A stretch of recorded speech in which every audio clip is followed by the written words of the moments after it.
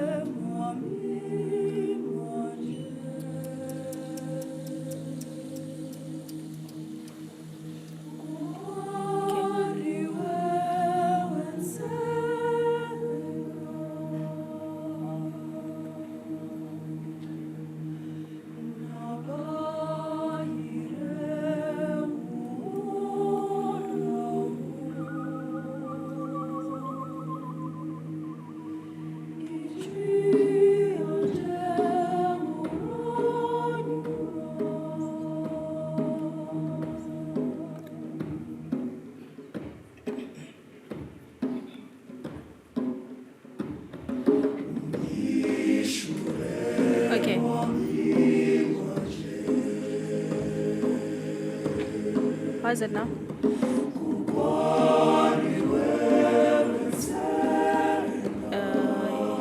Wait. Okay.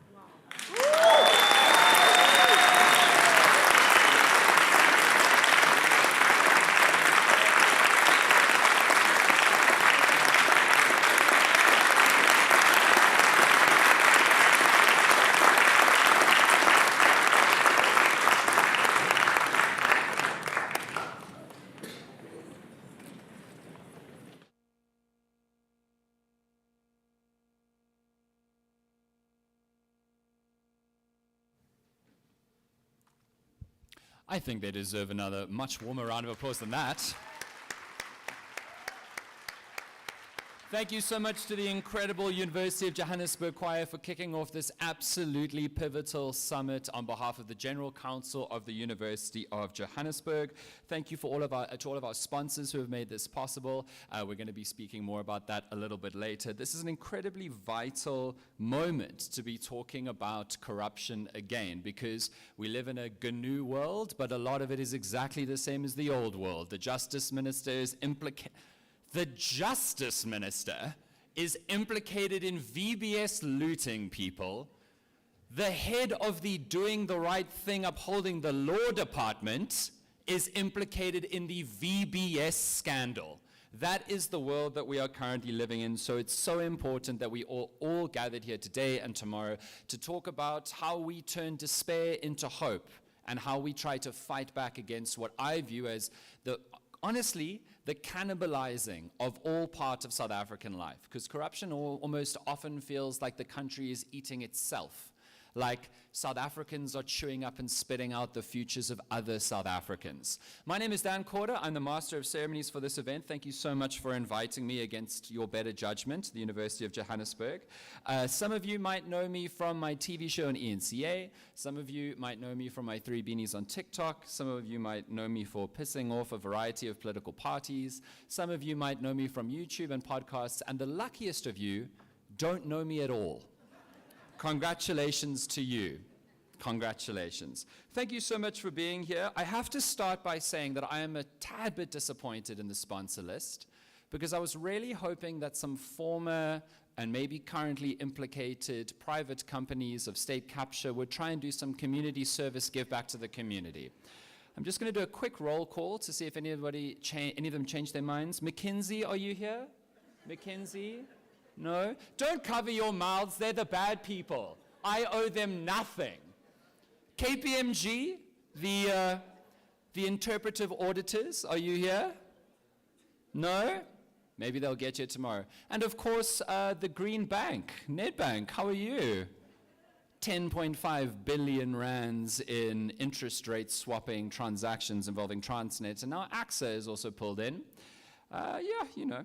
Happy with Standard Bank since I was 14. They've got a great student achiever account. They didn't pay me to say that, but it just felt like a good joke. Thank you so much for being here. I really appreciate it. It does feel a little bit odd to have this many police at the Anti-Corruption Summit, I have to say, but I've been assured that you don't need to worry about anything you say on stage. They are here for people who might be upset about what you say on stage. Are we good? Are we good? I think a fundamental problem that the country is facing is that a lot of terrible things have become normal. Do you remember when we checked Eskom's push every single day? Like load shedding became completely normal. I went to Cape Town last week for 4 days, and I came back and there were 3 new potholes on my street. Like, that is extraordinary. They happened in 4 days. I don't know if there was a committee waiting for me to leave who were just like, let's be extra annoying to Dan's non-SUV when he gets back to Johannesburg. And I think another thing that we are really struggling with in this country is that corruption is so normalized. I work in the media. We're so desensitized people. Sometimes we talk about corruption cases now, and if it doesn't break 100 million in the story, nobody even cares. They don't remember. And that is a real crisis. It's a symptom of a disaster in our country. And that is why it is so important that summits like these start a new chapter of the entire country working together. Because I know it's easy to blame the government, but there needed to be a bank to move the tender money out of the government. I know we like to blame the government, but KPMG and others said their books were lekker clean when they were not. I know that there's so much corruption that goes on in business. And I also know, I mean, in a room full of lawyers, there are plenty of scuzzy lawyers, guys. And I mean, what's his name? Ralph Mhlanga in Durban. He's an acting judge right now. It's extraordinary to me. And as somebody who's in the media is also complicit. We also know how many media houses are bought and paid for spokespeople of certain people and love to run propaganda campaigns to distract from what is really going on in this country. As somebody who got a career from social media, the bot campaigns, the networks to try and delude South Africans into believing things about this country that are just not true. It's really alarming. And so we need to have a society-wide collaboration, a new strategy to say, listen, do we want a country where we all just eat a little bit of our own and hope that nobody ever calls us? And by the way, the SIU is back, people. The SIU is back like Madonna. The SIU has discovered itself again. So are we all hoping the SIU will never call us? Or are we hoping that we can be part of the solution? And I think that we almost need to change the conversation a little bit. The conversation needs to be, look, this is terrible, but what can we do about it? And particularly the conversation needs to be, how do we change corruption from something that we're desensitized to something that really hits us and affects us and we're aware of? In my own small little way, and I know that this may not be the right crowd for this, but on my show, on ENCA, we have a fake corruption game show called Uyaluta 99. It's Uyajola 99 for corruption. And what we do every time there's a new looting scandal is we pretend that the person is a high achiever who's won a prize, and we put them on the leaderboard, like in Top Gear. And in that way of laughing at them, and our live studio audience claps them like they are Tyler, right? It makes us remember and find a piece of entertainment in this latest awful corruption moment so that we can really remember these terrible, terrible stories. And I would just like now to enjoy with you one little thing that we do on the show, because humor is a really important way of making people listen, and entertainment and storytelling is an important way of listening. So we've got a catchphrase on the show, and when I shout the catchphrase, the audience shouts it back. And this is my only piece of audience interaction I want from you for the next 2 days, and I will tell my dad if you don't come through. Okay? Cool. So on the show, when we get a new corruption champion, we shout the catchphrase of the show, which is a luta continua. Can you shout that with me? So I'm going to shout a luta continua, and then I want you to shout back like it's Oprah and you've got a car under your seat. A luta continua. Okay? Cool. A luta continua. Some of you sounded a bit reluctant. I don't know if there are some looters in this room right now. Thank you very much. Okay, let's get the program started. The first thing I'd like to quickly say is that if you're on our first panel, which is legislative framework and overview of fraud and corruption, could you please head outside so that you can be mic'd up? And now I'm thrilled to welcome Mr. Dries Pretorius of the General Council of the University of Johannesburg to open the proceedings. Thank you.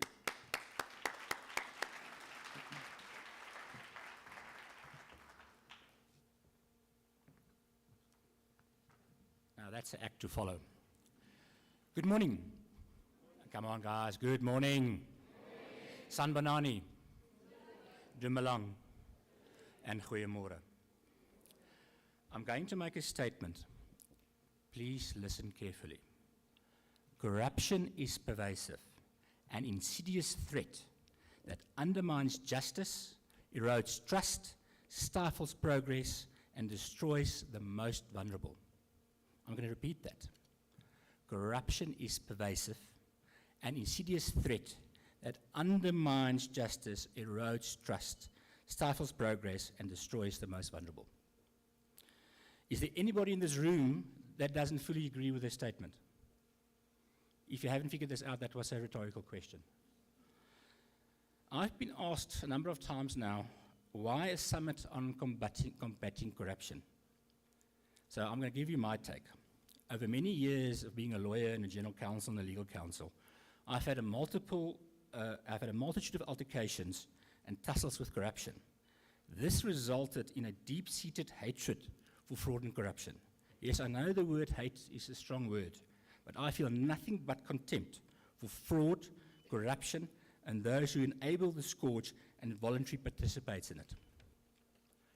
I'm going to share some examples over the years of these tussles that stays with me to give you some context. More than 20 years ago, I was a managing director of a sizable attorney's firm.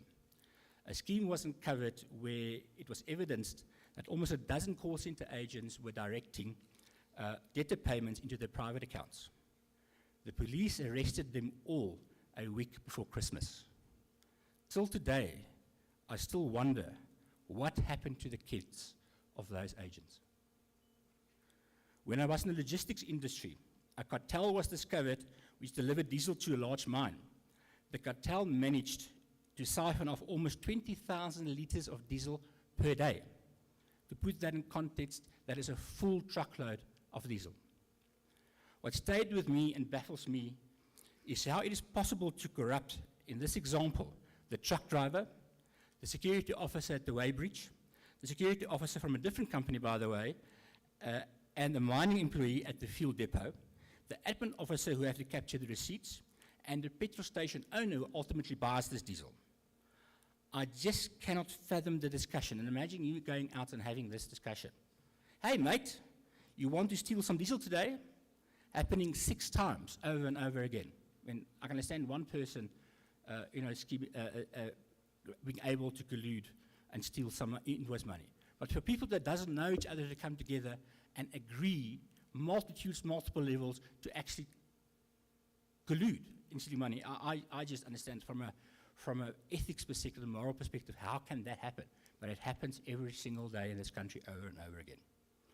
The last example I want to share is when I was the group legal advisor of Unitrans and recently being acquired by Steinhoff. You can see where this is going. I had a discussion with Marcus Jooste himself about his choice to house the then Steinhoff head offices in Alexandria with a beautiful view of Sandton across the N1, by the way. He replied to me and he said, Dries, it is to remind us of our humble beginnings and to ground us in everything that we do. I thought, what a man of principle. Some years later, I read in the news that Steinhoff moved their whole head office, not to Sandton, no, but all the way to Stellenbosch. I can still remember being slightly bewildered by this. The rest, as they say, is history. Billions of dollars wiped out, tens of thousands of jobs destroyed, and hundreds of thousands of workers with diminished pension funds. Let this be a reminder that no one is above corruption, not even the principled. This tells me that we have to be intentional about in our events and efforts to protect institutions, employees, our communities, our families, our bosses, our workers.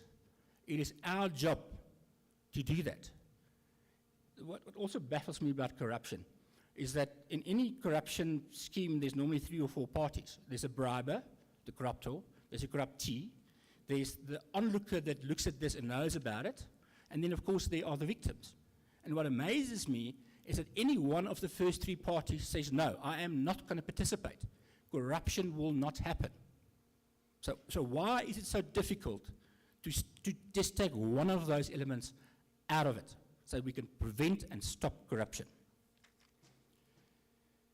Every single day, we read about fraud and corruption to the point of apathy, as Dan has already started to show.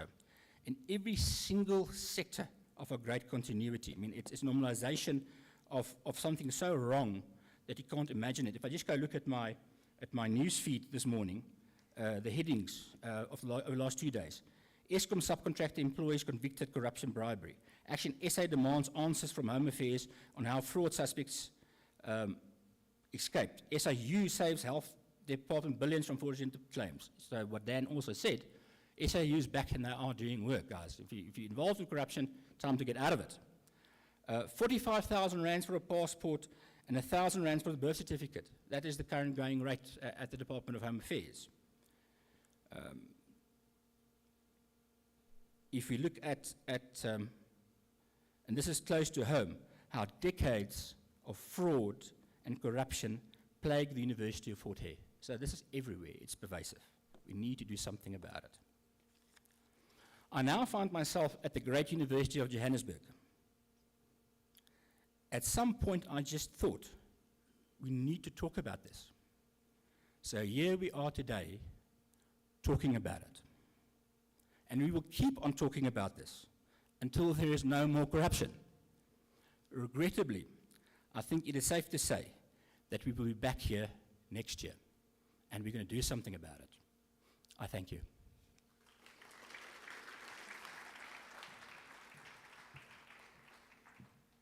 Thank you so much, Dries. And now I'd like to welcome for your first keynote Professor Letlokwa Mpedi, Vice Chancellor and Principal of the University of Johannesburg. Thank you.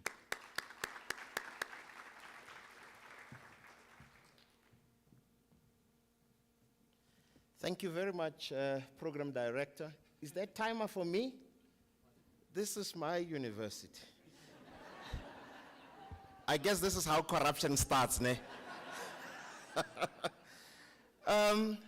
Ladies and gentlemen, the choir of the great University of Johannesburg deserves a much better applause. Let's applaud them again, please.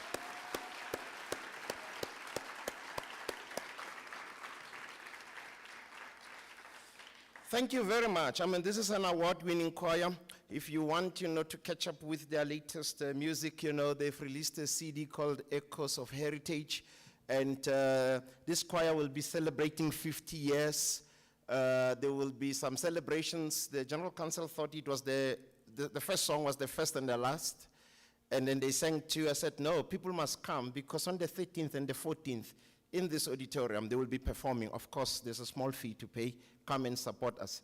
Now, you'll be wondering, how can these choirs be 50 years? UJ is only 20 next year. It's like that meme of two chimpanzees, one sitting there and the other one saying, how long did you work for this organization? I think it says 60 years. And say, and how old are you?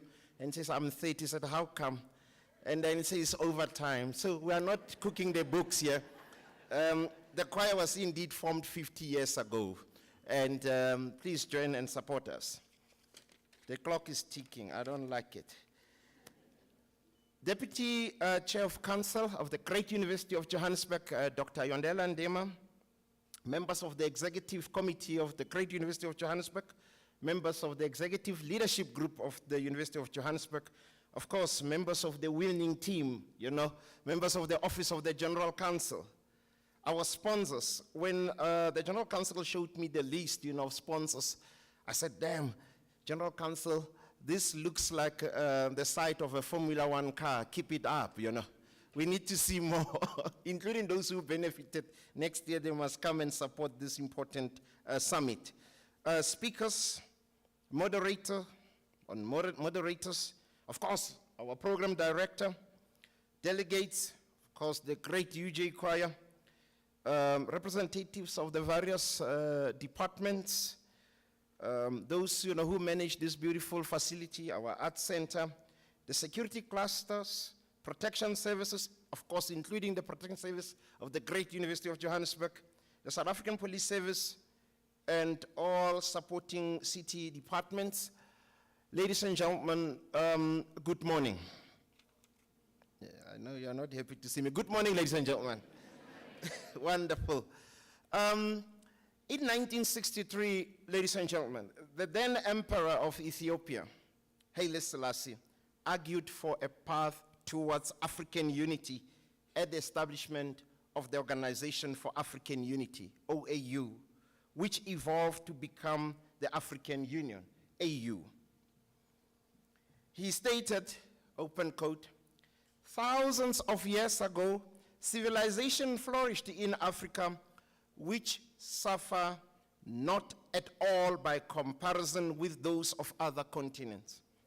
In those centuries, Africans were politically free and economically independent. Their social patterns were their own and their cultures truly indigenous, close quote. Ladies and gentlemen, embedded in Selassie's impassionate speech was a vision for Africa predicated on African beliefs and systems. When I began writing From the Baobab to the Mosquito, I was really trying to conceptualize what African leadership should entail. Those who may not know is a book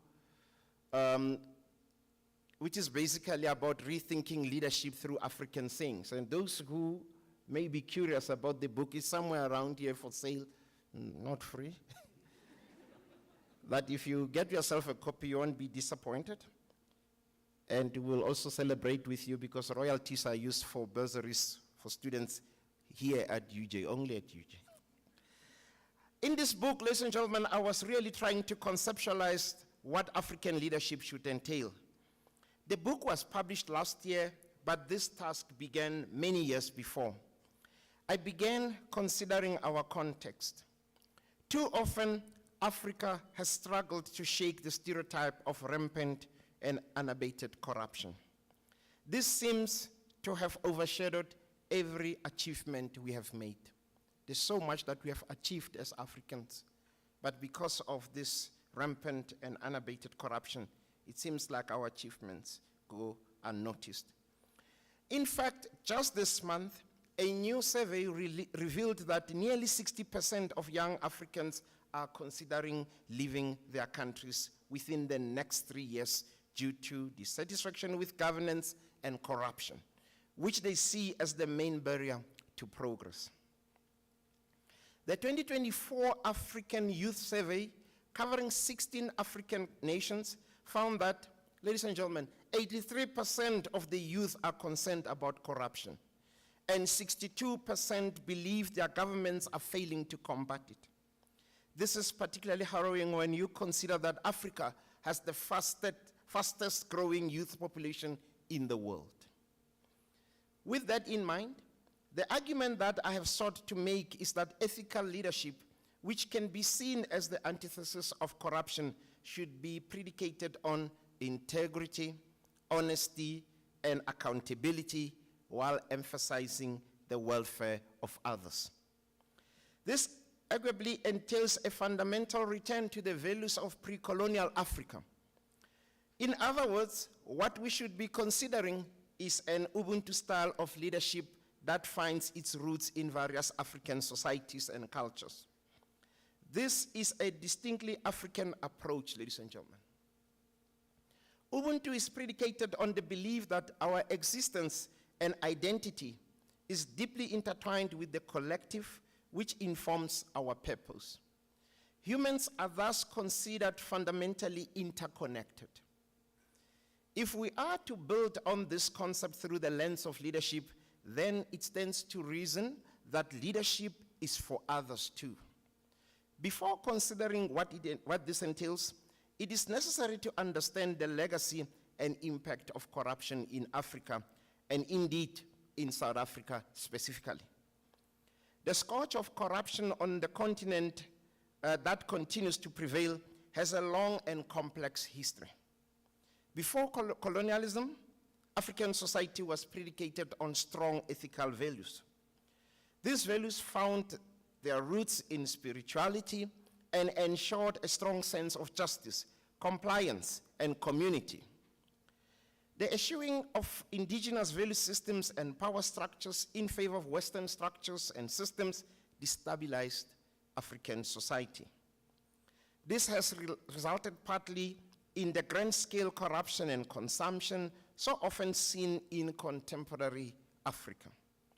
This is not to say that other factors have not contributed to the emergence and persistence of corruption, including but not limited to an over-reliance on extractive resources, poor governance frameworks and institutions, political factions, and an uncertain economic context. I was speaking to a friend earlier that I will be addressing you, and I'm like, but do you think our forefathers were corrupt? And he said, hell yes. But I'm sure they saved some, you know. They say in Africa when people steal, you know, they don't only take the eggs, they also eat the chicken. Of course, they had no Gucci bags to buy, and so on.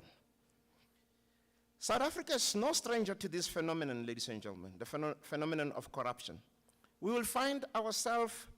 still find ourselves grappling with structural and systemic deficits and the siphoning of resources. The legacy of state capture and other corrupt practices has resulted in a deeply entrenched culture of distrust in South African society. In fact, ladies and gentlemen, in 2022, Edelman South Africa released the Cycle of Distrust, which revealed that 69% of South Africans do not believe information until they see trust with the evidence. I experienced it recently. I posted that UJ is #1 university on the continent, you know, #1 in terms of universities under 50. A number of people said, no, that's not true, until they saw proof, of course. But they never apologized. This is based on a lack of faith in government, that's a fact, and media institutions. I mean media, and I mean no offense to members of the media, then Koda. I mean, the media, It's no longer as trusted as it used to be, right? Nobody answered. Okay, there are good people in the media, but increasingly there are people you wonder how much were they paid to stick to one story. I mean, you can write about a story, but writing 6 times about one thing, it raises questions. But anyway, it's not for today. I know you're thinking about Vice Chancellor's salaries now.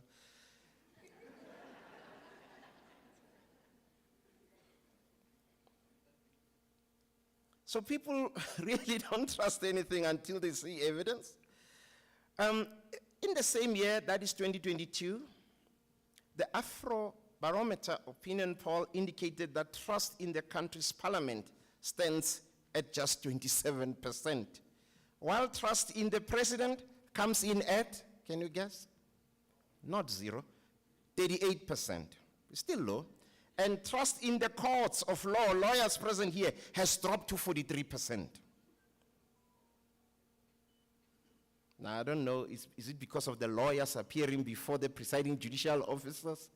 Or is it the court orderly? Or is it everyone? Beyond these difficult statistics, the effects of corruption in society are harrowing. Not only does corruption impact trust and social cohesion, but it also contributes to service delivery failures and infrastructure challenges. Research from the International Monetary Fund, IMF, even suggests that corruption directly leads to increased inequality and greater poverty. Tackling corruption, ladies and gentlemen, head-on is part of addressing these challenges. As leaders step into positions of power and influence, they must do so honestly and ethically. Increasingly, you see people, they want to hold certain positions because they want to eat, not to serve. So we need to remind us leaders that the aim should be, must be, to serve honestly and ethically. At the heart of my book, From the Baobab to the Mosquito, are leadership lessons from African proverbs. It stands to reason then that I must deploy some of these proverbs this morning to make my argument. For instance, proverbs such as Bukhosi Buataha, I know you are wondering what that means. It means kingship is often intoxicating. How often do we see leaders that are power drunk? One who relates with a corrupt person likewise gets corrupted. And you can never sow rice and expect to harvest maize. Warn about the danger of corruption and encourage ethical leadership and accountability. Throughout Africa, ladies and gentlemen, this has degraded the very notion of a capable state. If we have a thorough understanding of what breeds corruption, the question then begs, what characteristics define an ethical leader? Historically, African societies have entrenched moral values that guide social interaction. Leadership theories generally state that ethical leadership refers to a value system based on morality. Proverbs such as "Homo itshwarwa ka lenaka, motho o tshwarwa ka leleme," meaning when you want to catch an ox, you catch it by the horns, but you catch a person by his sayings. How often did you see somebody speaking on television and say, "Oh, liar. Oh, he did it." I know it's not scientific, innocent until proven guilty. I mean, if people say things such as, "It's our time to eat." Anyway. So, there are many other sayings, like "Lefoko ha le bue ho bua monwana," meaning it is not the what, but the how that can make or break you as a leader. And he who tells the truth is never wrong. These sayings demonstrate some of the necessary characteristics of ethical leadership. Typically, ethical leaders prioritize transparency, fairness, and the rule of law in their decision-making process. They establish and enforce clear ethical standards, codes of conduct, and anti-corruption policies within their organizations and communities. This is the very tenet of what I'm referring to as Ubuntu leadership. In understanding organizational leadership through Ubuntu, Chiku Malunga argues that Ubuntu calls for leaders that determine the way for others based on African values such as honesty, sincerity, dignity, and respect for others. This goes beyond the traditional hierarchical notions of leadership and focuses on building strong relationships, fostering social cohesion, creating a purpose, and encouraging environments that promote the collective well-being. In Ubuntu leadership, an explication of an Afrocentric leadership style, Eugene Laloux argues that there now needs to be a view to encompass traditionally African leadership theories such as Ubuntu. As he asserts, open quote, now is the time to refocus on its further development and refinement to bring this leadership theory into the fold of general leadership discourse, close quote. It could be argued that mutual respect, a central tenet of Ubuntu, is the lens through which discipline and conflict and harmony in the workplace should be analyzed. Yet, as Kwame Asamoah and Emmanuel Yeboah Asiama argue, our current context is at odds with this theory. As the authors state, the siphoning of public resources and the widespread corruption in Africa is paradoxical as Ubuntu calls for the promotion of the welfare of society as a collective. They argue, open quote, the preponderance of corruption and poor leadership in Africa is anti-cultural, anti-human, anti-ethical, and anti-Africans. Hence, those individuals who indulge or encourage leadership paralysis are not true Africans by deeds, but merely profess to be, close quote. If we consider the impact of this approach globally, Ubuntu as a leadership theory promotes social cohesion and thus offers insight into how leaders can promote sustainable development. Ladies and gentlemen, Ubuntu intrinsically emphasizes the importance of taking a long-term perspective and considering the impact of decisions on future generations. This leadership style encourages responsible and sustainable use of resources. Sustainable development thus emerges as a pillar of Ubuntu leadership. Incorporating Ubuntu into leadership discourse and practice could well be the key to the emergence of a cohort of leaders who can contribute to inclusive and equitable development, leaving no one behind. In establishing an ethical framework, ladies and gentlemen, leaders have to emphasize honesty and integrity because it enables them to build trust, promote ethical behavior, enhance their credibility, foster transparency, and hold themselves and their followers accountable. If we have any hope of building a strong and capable state once again, predicated on ethical leadership, the priority needs to be on building trust through demonstrable honesty and integrity. This is my free advice to the government of national unity, and I'll repeat this. If we have any hope of building a strong and capable state once again, predicated on ethical leadership, the priority needs to be on building trust through demonstrable honesty and integrity, not the stories we hear about renewal all the time. This calls for a stand against corruption in every form. As we emerge as African leaders, we must ensure that we do so with a distinctly African approach. We no longer have to contend with imposed structures, systems and approaches that do not work or make sense in our own context. As Africa continues to grapple with developmental challenges, policymakers and institutions alike have to be mindful that their policies have societal impact and are fundamentally human-centric. This, ladies and gentlemen, is the very spirit of Ubuntu in the realm of leadership.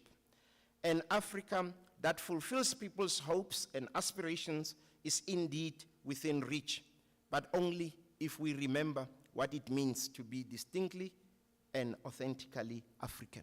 Thank you very much for your attention. I wish us a successful summit. Thank you, ladies and gentlemen.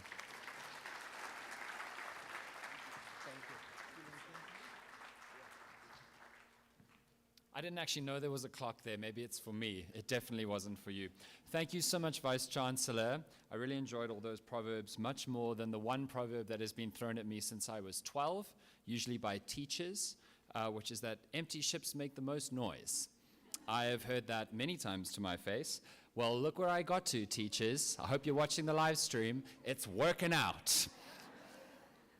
You guys are too kind. Okay, the main reason why I'm so thrilled to be at this summit is as a fan of people, of experts. And I often say on my own TV show that we as a society around the world are incredibly good at being thrilled at and losing our minds over the presence of actors and musicians and TV stars.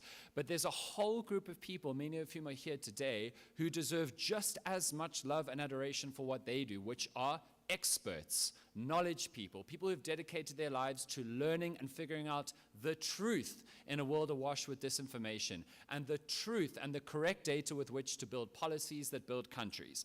And so I'm not going to ask you guys to lose your minds like Kendrick Lamar is here, but please be warm and affirming of these people who've dedicated decades of their lives to being excellent, and we are lucky enough to have them here today. Is that good? Does that make sense? Right.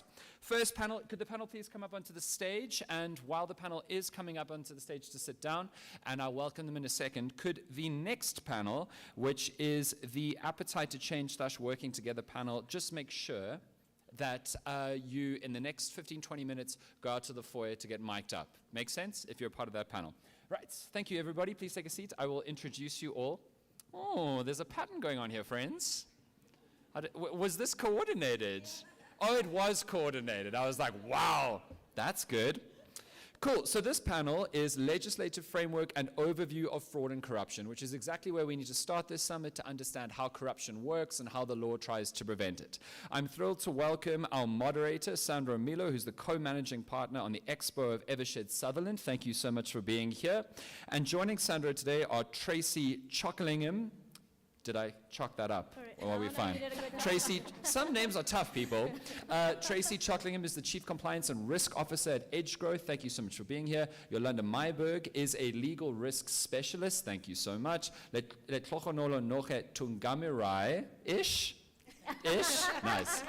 Is the CEO and founder of Lift Women, as well as Executive Director at Sticky Barbecue and a seasoned, is that a joke about Sticky Barbecue? A seasoned Executive Director. And finally, Tamrin Sass, who is the General Counsel at the Nelson Mandela Foundation. Thank you so much, everybody. Take it away. Morning, everyone. It's a really privilege to be here and to participate in this conference. Fraud and corruption continue to pose significant challenges to South Africa's socio-economic development. The fact that the University of Johannesburg has seen fit to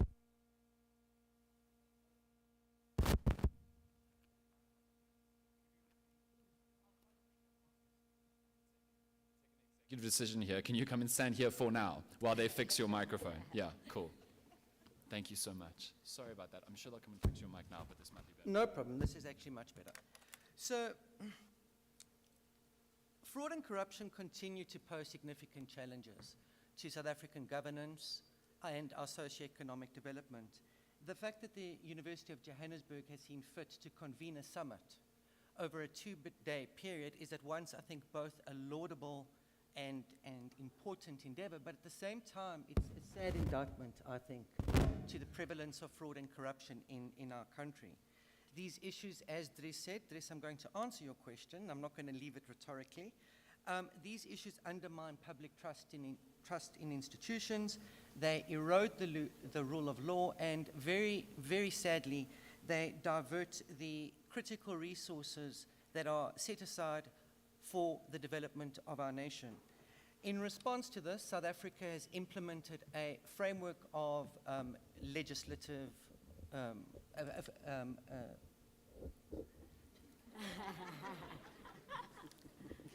In response to this, South Africa has implemented quite a substantial legislative framework, and they have specialized oversight bodies and institutions aimed at giving effect to the legislation.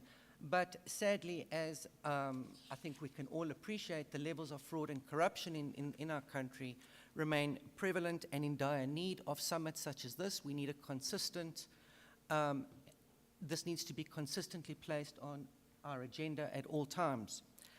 This is the first panel discussion in a two-day summit, and it's appropriate then that this session provides a broad overview of fraud and corruption in South Africa, the legislative framework in place to address these issues in order to prime the other panels to be able to delve into these issues that are brought up here. And in providing this overview, we will examine the adequacy of the South African legislative framework. The format of the presentation is that I will ask each of my panelists, all of whom are exceptionally experienced in this field, and if we have time, we will take some questions at the end of the discussion. So I think, as lawyers tend to do, we like to set things out consistently and logically, and I think it's important at the commencement of a summit to understand what is fraud and corruption. So my first question, which will be for Tamarin, for those who don't necessarily know what is meant by fraud and corruption, can you explain these concepts to us? Thanks, Sandra. Good morning, everybody. Thank you for having me as part of the panel. It's really appreciated. So, you know, the two concepts of fraud and corruption are really synonymous with each other, and often you see people confuse the two, but there are nuances that exist between the two forms of, a crime actually, you know. So in the context of fraud, it really is where we are intentionally and unlawfully misrepresenting a set of facts that causes harm or has the potential to cause harm. So if we try and translate that into something really basic, if you're a financial manager and you are doctoring invoices in such a way that service providers' banking details are changed to yours, so when the payments are made, it gets made into your account. I mean, you've committed fraud, right? And corruption in its most simplistic form is abuse of power for gain. So you accepting bribes with the aim of a particular individual getting a contract. You are committing act of corruption. So these two generally work hand in hand, because more often than not, if you're engaging in corrupt acts, in order to execute them effectively, if you will, you're actually committing fraud in that process too. So they always sit alongside each other, but there are those nuances that exist between the two. Thank you. Yolanda, could you expand on some of the consequences of fraud and corruption in society and outline why it's important to address fraud and corruption through legislation? Thank you, Sandra. Good morning, everybody. I'm sure we all, at this point, have a good sense around the consequences of fraud and corruption. But as we kick off the 2 days of the summit, we thought it's important just for us to, again, remind ourselves around the impact. So if we think about it just very high level, we see it having an economic impact, we see it having a social impact, a political impact, and of course, a legal and administrative impact. If I double-click just a little bit, if we talk economic impact, it's the obvious misappropriation of public funds, where we see those funds not going to the essential services that we need. That's your education, your health, your infrastructure. We also see projects coming at a higher cost, which inevitably leads to inefficient use of resources, and in many cases comes at a cost to taxpayers. It also, from an economic perspective, negatively impacts investment. So high levels of fraud and corruption, both for local as well as foreign investors, they get deterred by it, and therefore it negatively impacts our economic growth.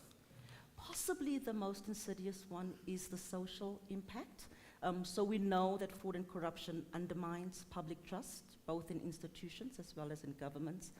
But also what it does is that it exacerbates the inequalities, because what you do is you take away not just resources, but you take away opportunities from areas where it's probably most needed. If we think about it from a political perspective, it undermines democratic processes, and where you have high levels and it actually gets acted on, what we do see is a high turnover from a leadership perspective, and that disrupts policy continuity, which is not ideal. And then if we end off with the sort of legal administrative burden, we see delays in processes, it results in inefficiencies, and quite possibly the worst part of it is that it overburdens your law enforcement bodies, who are already overburdened with all the other challenges that we are faced with in society. So really the consequences are dire. 2-day summit is probably what we need to reinvigorate the debate. Why law? Well, you know, we're lawyers. We think everything is solved by laws. But more importantly, what laws tend to do, and I'll only lift the two elements, what they tend to do, one, is that when you have clear and enforced anti-fraud and anti-corruption laws, you create a business environment that is predictable, that is secure, and that gives investors as well as business entrepreneurs comfort to actually want to invest, to actually want to grow. And that definitely is a positive economic growth. And then, of course, international standards. Once we have standards that are internationally recognized, we improve our reputation as a country. And importantly, we become more competitive at a global scale.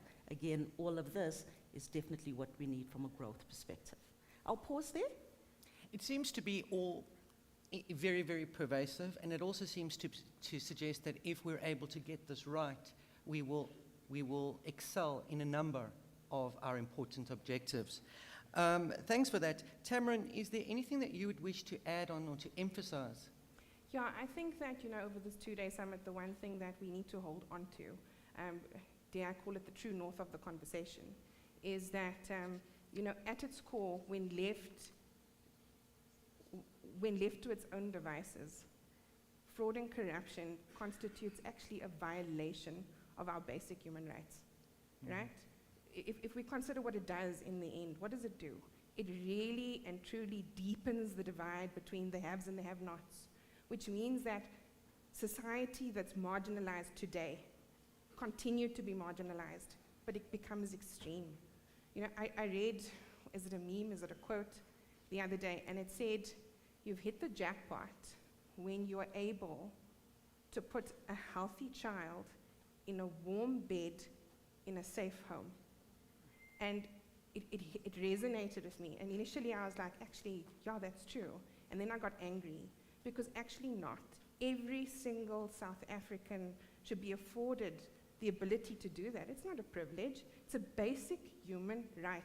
And when fraud and corruption is not dealt with, that's what ultimately starts to unbottle. So yeah, I'm very happy that we're actually part of the first panel discussion, because I really hope, and the previous speakers that spoke about ethical leadership, Ubuntu leading, how we do, it's so true. So I truly hope that as these conversations unfold, and for all the things that Yolandi said, because all of it is true, that we remember that. We remember that we can't stop fighting against fraud and corruption until actually everybody's human rights are realized.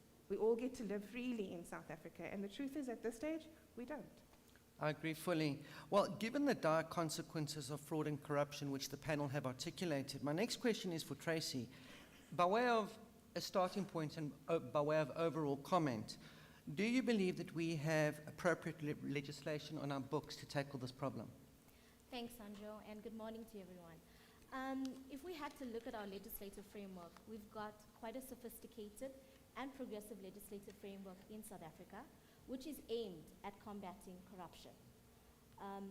As pivotal to that, corruption, however, has the potential to still undermine, like my colleague mentioned now, you know, your fundamental rights in the Bill of Rights. There are several pieces of legislation that obviously we can discuss, but we're going to focus today specifically on the core pieces of legislation that's relevant to fighting corruption in South Africa. And to start off and to kick off, one of the foundations for, you know, building on our anti-corruption laws is the Constitution of South Africa. In it includes the Bill of Rights. And the Bill of Rights encompasses socio-economic rights, as well as the right to dignity, the right to equality, you know, and to equality and freedom, amongst others. And the state has a duty to respect, to protect, promote, and fulfill the rights under the Bill of Rights. Arguably, one of the core pieces of legislation drafted and enacted to tackle crime is the Prevention and Combating of Corrupt Activities Act, PRECA. Can you explain what this act seeks to achieve, and perhaps provide an overview of key takeaways of the act? And in doing so, could you expand on the relevance and impact of this piece of legislation in your role as in risk and compliance? Okay, happy. I'm just going to ask the audience to stay with me. It's going to be a lot, but stay with me. Yes, and obviously the acronym that most of you are familiar with is PRECA. And obviously it is South Africa's primary piece of corruption legislation. Its aim is to provide a framework that can assist in dealing with corrupt activities, to prosecute offenders, and to also ensure that corruption's persuasive effects on society are actually mitigated. It also addresses corruption in both the private sector and the public sector. And by doing that, it also recognizes the ability of corruption to go beyond just the government because it affects all facets of society. It has a broad range of corrupt activities that it covers in an attempt to ensure that nothing's left out. It could be broad enough, but in the same breath, it's to create a culture of accountability and stability, and also, that plays a huge role in, promoting integrity and stability of the nation. And if we had to look at some of the key aspects under PRECA, because it is fundamentally, and I know we're going to be reminded of this over the 2 days, but it's aimed, and I'm saying aimed because there are many elements and components that would make legislation successful or not. But it's aimed at eradicating corruption and promoting transparency. And some of these key aspects under PRECA are, example is to strengthen anti-corruption measures in both private and public sector, to provide for a framework around establishing a register for tender defaulters as an example. It allows for and provides for people who are in a position of power, a duty for them to actually report on corruption. And we've seen that that's been far and in between. It also provides for extraterritorial jurisdiction as an example, specifically with the offense of corruption, and so on. But specifically, these are the key fundamental aspects that we look at under PRECA. But what's even more specific to PRECA is that the general offense under PRECA is that if a person, I'm saying a person, if a person gives or offers to give someone something in a position of power, I'm saying something but it's gratification, in a position of power that could influence the way that person could act or influence a decision. And gratification specifically under PRECA could be money, it could be in the form of a donation, it could be influencing a vote, it could be influencing a service or a favor, or even employment contracts as an example. These are just examples, they aren't limited to that. But what PRECA does a little further is that it criminalizes specific offenses, right? And some of these specific offenses could extend to offenses relating to sporting events, as an example. Offenses involving a public official. Offenses involving tender contracts, or also just involving contracts in general that could influence the balance of power and the direction that we take. It could also involve offenses of conflicts of interest that aren't disclosed that could influence the decision taken. It could also involve offenses relating to judges, magistrates, or the tampering of witnesses as an example, as we have seen in the country, in the media. And whilst that happens, and if we enforce correctly, using the correct measures, using the correct oversight bodies, the Act then has the ability to impose hefty prison sentences and fines. But again, enforcement, one part. Act, legislation, another part. So again, I go back to say that it is sophisticated, it is progressive, but there is a dependency on enforcement to ensure whether or not this piece of legislation becomes enforceable. But I'm sure everybody in the audience is also aware of a very notable introduction to the legislation under Section 34, Section 34 is probably the most notable, or arguably the most notable, change delivered under this new legislation. And what that is that it is the prevention of corrupt activities. Make no mention that it isn't a new piece, there's just an addition added onto it. But with that being said, under this offense, any person or any member of a public sector or incorporated state-owned entity is guilty of an offense if the person associated with them gives, agrees to, or offers to give any gratification that is prohibited under Chapter 2 of PRECA to any person for the intention to obtain or retain business or an advantage of the company concerned, as an example. The new legislation is applicable to current, ongoing, and future acts of corruption. Historical corruption, however, can be prosecuted under the Criminal Procedure Act.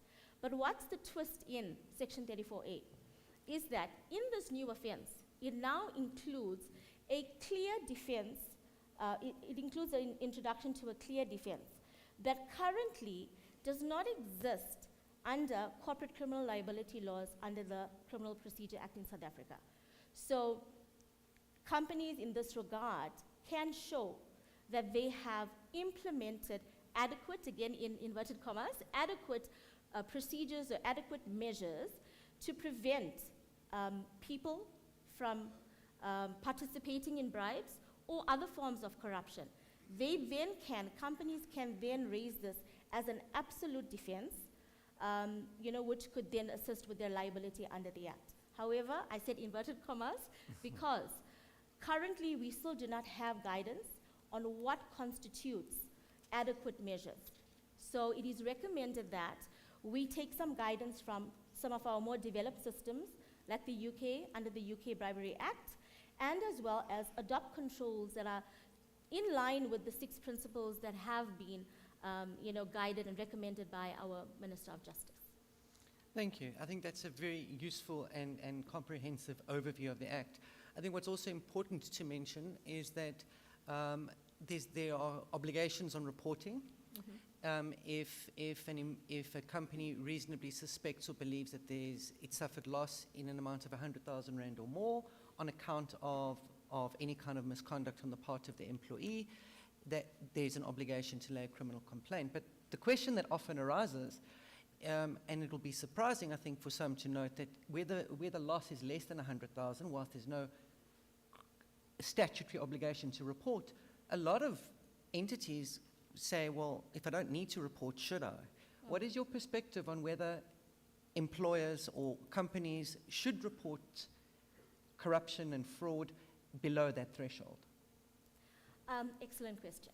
When you look at your ethical and your moral responsibility as a corporate citizen of South Africa, you have the POCA legislation, which we're also coming to just now.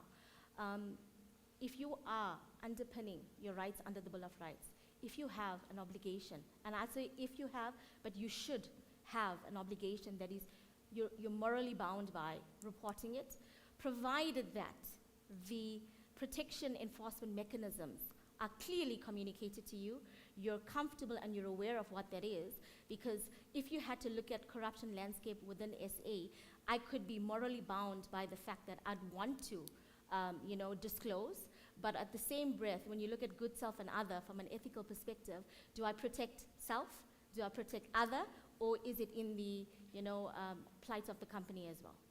I would agree with you, but from our perspective, if we're all serious about combating crime, we should all report it regardless of thresholds. That's my perspective. You mentioned the Prevention of Organised Crime Act. Could you give a very concise key takeaway on this piece of legislation? Okay, happy. It was introduced to prevent organized crime, and it also serves as a preservation and forfeiture of property that is generally implicated in these offenses. And I think it's important to note that POCA criminalizes activities relating to any benefit or proceeds of a crime. That's important. And under POCA, and we're going back to that now, generally, if a person knows or ought to know or ought to reasonably have known that the property in its possession is in relation to an unlawful activity and still goes ahead and choose to conclude the transaction, he or she will be guilty of a criminal offense under POCA. So again, the right to disclose and to be part of this process is, it's an affirmative yes. Thank you very much, Tracy.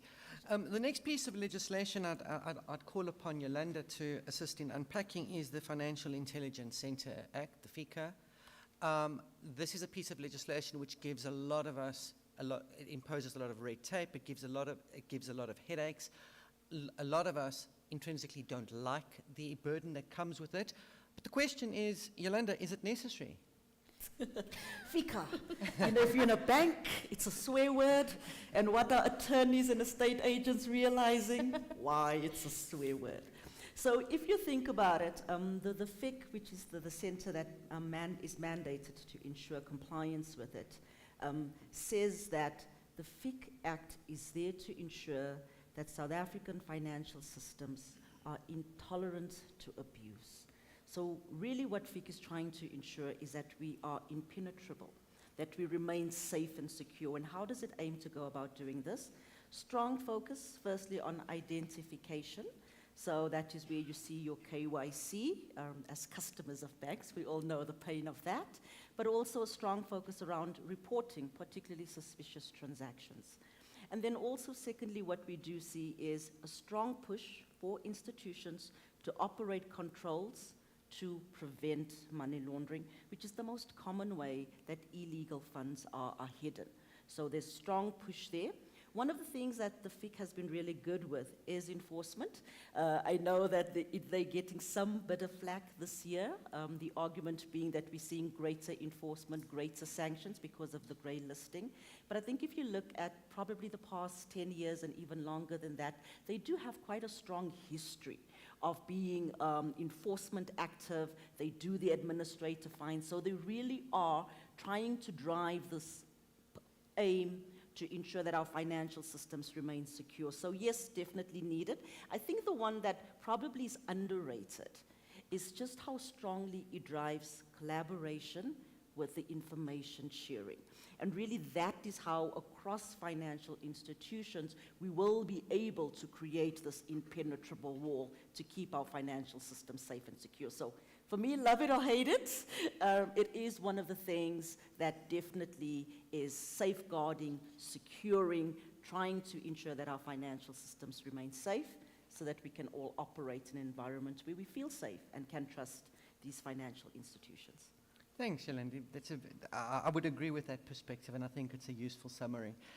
Tracy, anything to add to the discussion on FICA, particularly from a perspective of what we should be doing operationally within our organizations to give teeth and to make this piece of not only to comply with it, but to give it some teeth? Excellent question, Sandra. But again, like my colleague said, hate it or love it, it's here. We have to comply. But some of the things that organizations practically, operationally ought to do is, an example is, do you have an RMCP in place? And if you're hearing it today for the first time, it's okay. But it's a risk management and compliance program that organizations ought to have in place that mirrors their risk-based approach in terms of how they would engage with customers, how they would risk rate their customers, and how they would essentially screen them. Second to that, operationally, would be, do you have a sophisticated and reliable, I think reliable also being key, KYC system that's actually screening your customers?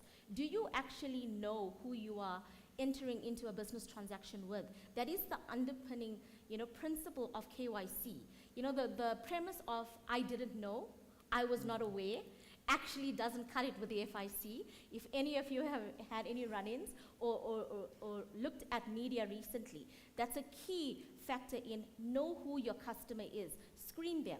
And screening means, are they screened against UN sanction screening lists, global sanction screening lists? Have we fully determined that when we enter into a business relationship, we are comfortable that we're aware of the background, we're aware of source of funds, we're aware of associations. And are you screening them against a PEP base as an example? Under FICA, you are not precluded from entering into a business transaction with a PEP. It actually shows the FIC that you're able to demonstrate enhanced due diligence. But obviously, key takeaways from associations and the likes of corruption could obviously deter the appetite of the business, but that's a key takeaway. And I think fundamentally, one of the most, as I close on this subject, is do you have, or you should have, I wouldn't say do you have, you should have a training program and intervention in place, which clearly sets out the organization's appetite towards corruption. You cannot be in an organization and not understand corruption is wrong. It needs to be clearly communicated. And together with that training, raising awareness, clearly conveying the organization's appetite, it is also ensuring that you include the adoption and acknowledgement of ABC policies in the organization. That's an obligation that clearly rests on any ethical organization. Sandra, may I add? Sure.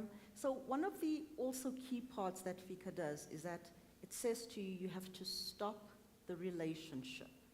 And we have seen from a South African perspective just how powerful and impactful that is when financial institutions terminate these relationships because it stops the flow.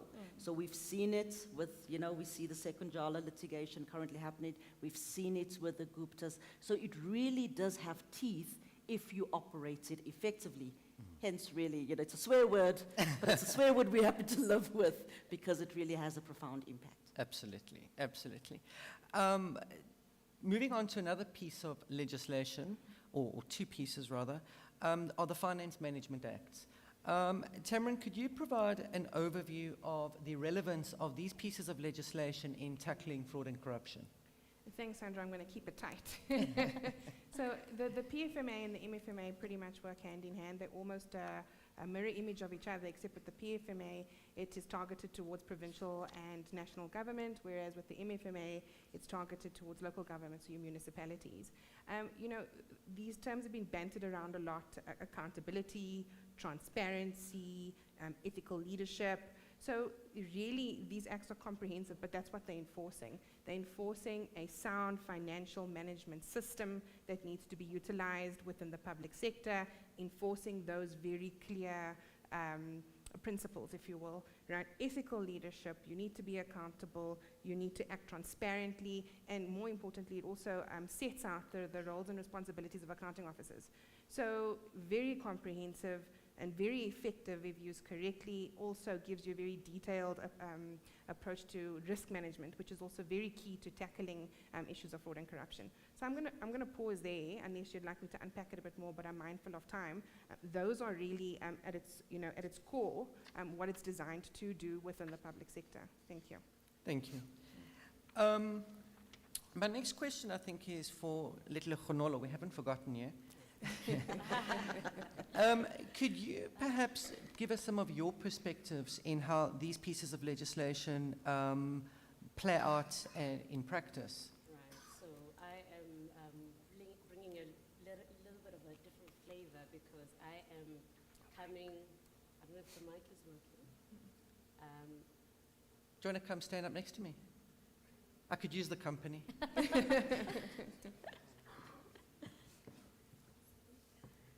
I hope you can all hear me. Yes. So I am bringing in a slightly different element. I'm not a lawyer.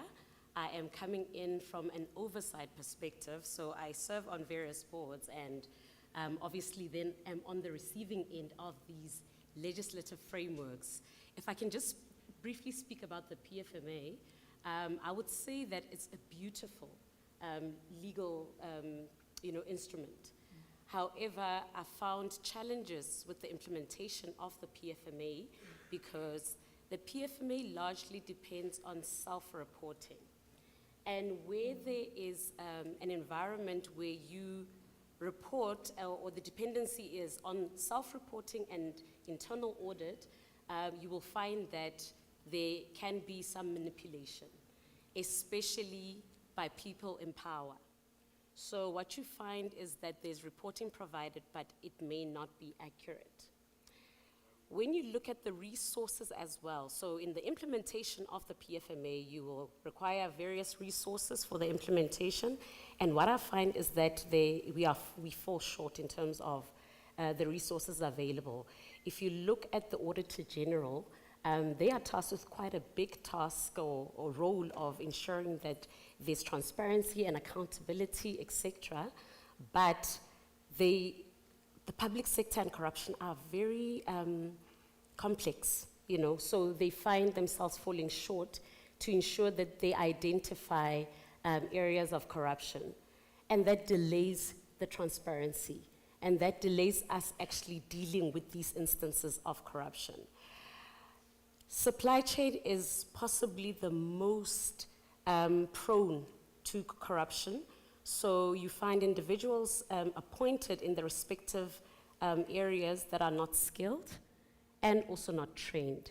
So the various ways in dealing with these is to ensure that we have adequately trained individuals who are continuously educated on what it means to perform in an ethical environment and how they are expected to perform. So the PFMA gives guidelines of how one ought to conduct themselves when dealing with public funds and resources, and the responsibility is then on the oversight bodies to ensure that there's adequate implementation of it. So it's fantastic, but those limitations are ones that hold us back in ensuring that it's adequately implemented. Thanks very much for that. I think, stay here. I want to ask you another question. There are, of course, other pieces of legislation and other policy documents which are relevant in tackling these issues. Could you share with us some, or touch on some of those policies? Sure. So one of the very fundamental legal instruments is the Companies Act, and that one directs organizations on how to perform, how to conduct themselves as well. As a non-executive director or an oversight body, it deals with the responsibility, the fiduciary responsibility one has to make decisions in the best interest of the organization or entity. And otherwise, then you can be held liable, both independently or severally.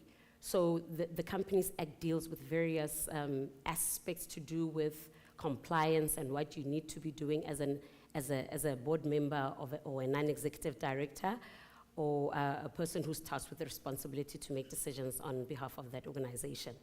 There's also the Protected Disclosures Act, which is also a phenomenal legal instrument that is meant to ensure that, or enables whistleblowing without fear or favor.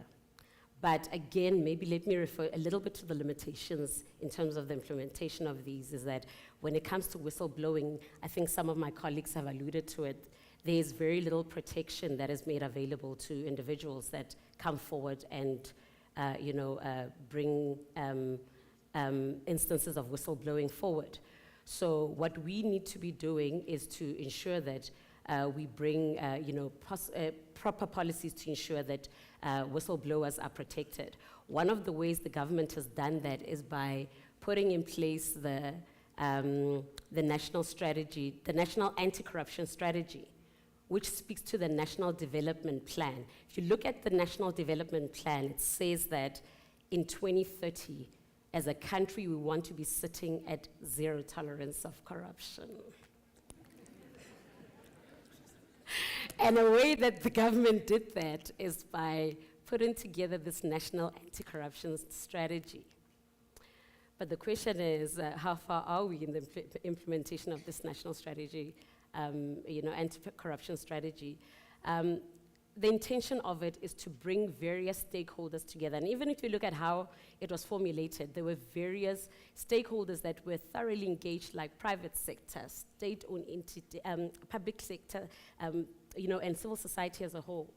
But, and the intention is to say that corruption doesn't only lie solely with a particular body, but is a collective effort to ensure that we all work together to ensure that there is that zero tolerance that the government foresaw for, or planned, or had visions for 2030.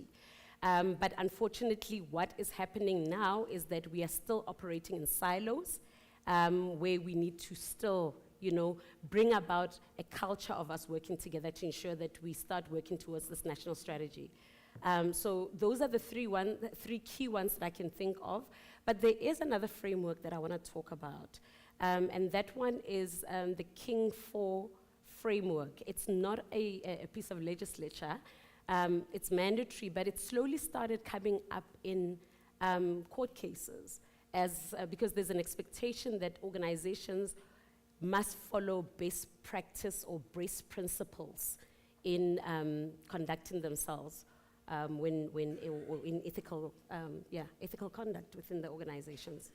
I've seen that as well. Judges often look to the King Commission reports and hold directors accountable. 100%. Thank you very much. If you want to just Can I take s- a can I sit? you're welcome to take a seat. I'll call you back when All I need you. Perhaps a final piece of legislation we should touch on is hot off the press. There's a new piece of legislation that was assented to on the 18th of July this year, the Public Procurement Act, which some of the audience members may not be familiar with. Yolanda, can you perhaps share your perspectives and provide a brief overview on this piece of legislation in the fight against corruption? So I'm sure we're all having an Oliver Twist moment, like really more, particularly as we've just shared with you the plethora of legislation that exists. We've also had Tamron tell you just how detailed the PMFA and MFMA is. So yes, no, we always need more. And what the Public Procurement Act is aiming to do is to really to create one set framework for public procurement. As is standard with these pieces of legislation, it talks around greater transparency, it talks around fair and equitable distribution, it also talks about cost effectiveness, as we know that these inefficiencies or the economic impact of fraud and corruption does impact on that. But the part that's got me excited about it is that it is aiming to create the Public Procurement Office.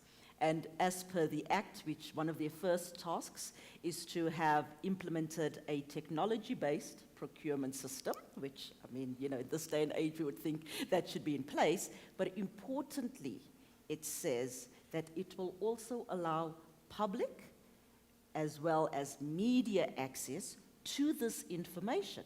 And, you know, in the country that we are in, where the media is quite active, this could possibly be the turning point for us, because we know that even our public institutions are quite good and can be robust. And if we then add the media access to it to scrutinize, I live in hope, maybe very naive, that this might be the one that actually turns the dial, that gets us to the goal of zero tolerance. Watch the space. We hope so, and we'll check in with you at a later stage to see if it's working out. Tracy, apart from the legislation that we've discussed, are there any other issues that you think our audience should be aware of? Yeah, I mean, I don't think they'll want to hear or digest any more pieces of legislation. That's why there was a disclaimer, stay with us. But it is an important aspect to the conference. But I think in addition to the pieces of legislation shared and conversations around it today, South African legislators have placed a burden on companies to enhance anti-corruption measures currently. You know, considering that, you know, if you look at South Africa's history with corporate corruption and state capture, it could be seen that we're trying to treat, you know, the cause at its root. But viewed differently, between my panelists and some audience members, it could also be seen that, and it could be viewed that, you know, it is it could be viewed as a symptom, of South Africa's failure to also prosecute prosecutors specifically. You know, if you had to look at South African prosecution authorities, they've failed to prosecute obvious and clear cases of corruption in not just the public sector, but in the private sector as well. So, you know, if I had to draw an analogy, whilst we look at the attempts of the country's, you know, aids in combating corruption, you also have to look at and maybe address the Fat F, you know, listing South Africa on the Greys list in 2023.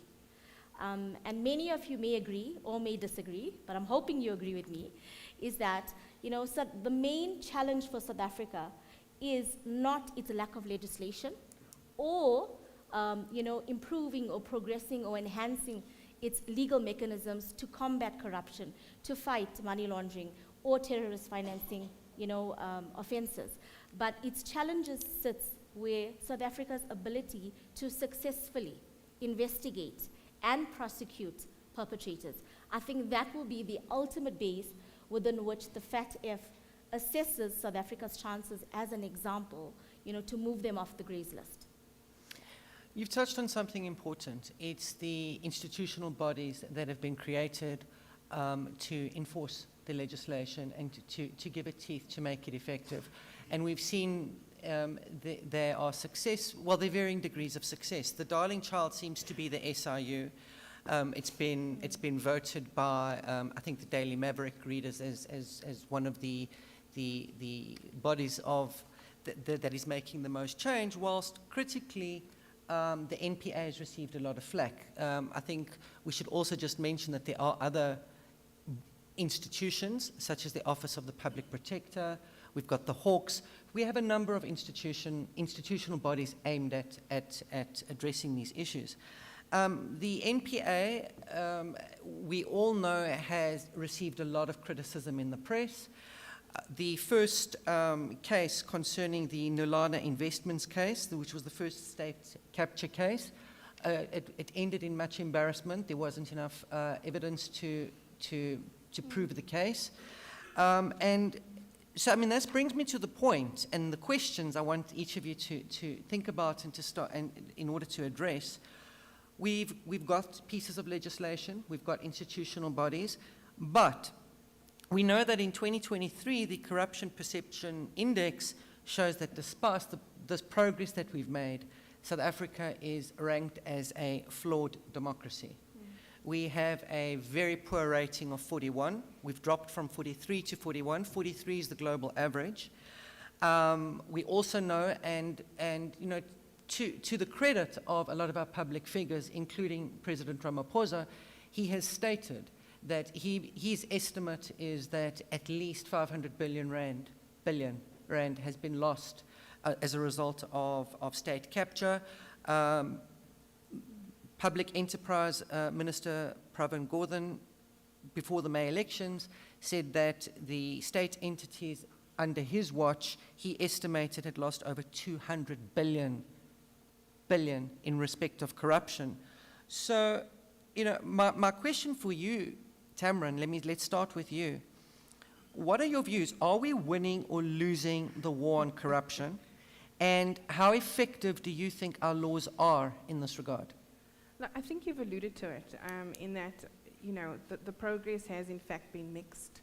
We do have noticeable success cases, but I do believe we have a very long way to go, specifically in the context of enforcement, public confidence and trust, and then systemic reform.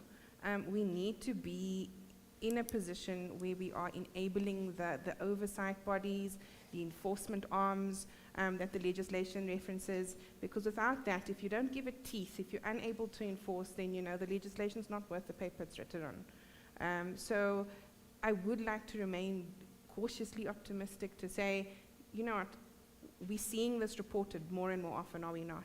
It ticks the box of potentially transparency to say we're showing it up, it is here, hopefully we can take account for it, and people who need to be prosecuted are prosecuted. I'd also like to see, going forward, better protections for whistleblowers. I mean, we've read one too many articles in the papers where whistleblowers get assassinated. Yes. You know, so an area of vulnerability that I think that we need to address going forward. Thank you very much. Thanks, Sandra. And let Logonolo, if your mic's not working, I'm going to ask you to come up here. It's actually working. Awesome. Let Logonolo, what are Yeah, your views? I'm What and perspectives? Are we winning or losing the fight on fraud? I am really hoping once we leave the conference, what we do afterwards is intentional, and we follow up with some sort of task team that's going to take the learnings from here and actually implement them as one of the ways to fight corruption. As far as I'm concerned, I don't think that we're doing better. I think we're doing worse. I'm sorry to be the princess of doom and gloom. We are not doing well, and I'll give you various examples. You have lives lost, like in the Babita case. She's lost her life, but the investigations are coming to a conclusion. Are there any arrests? I don't know of any tangible arrests.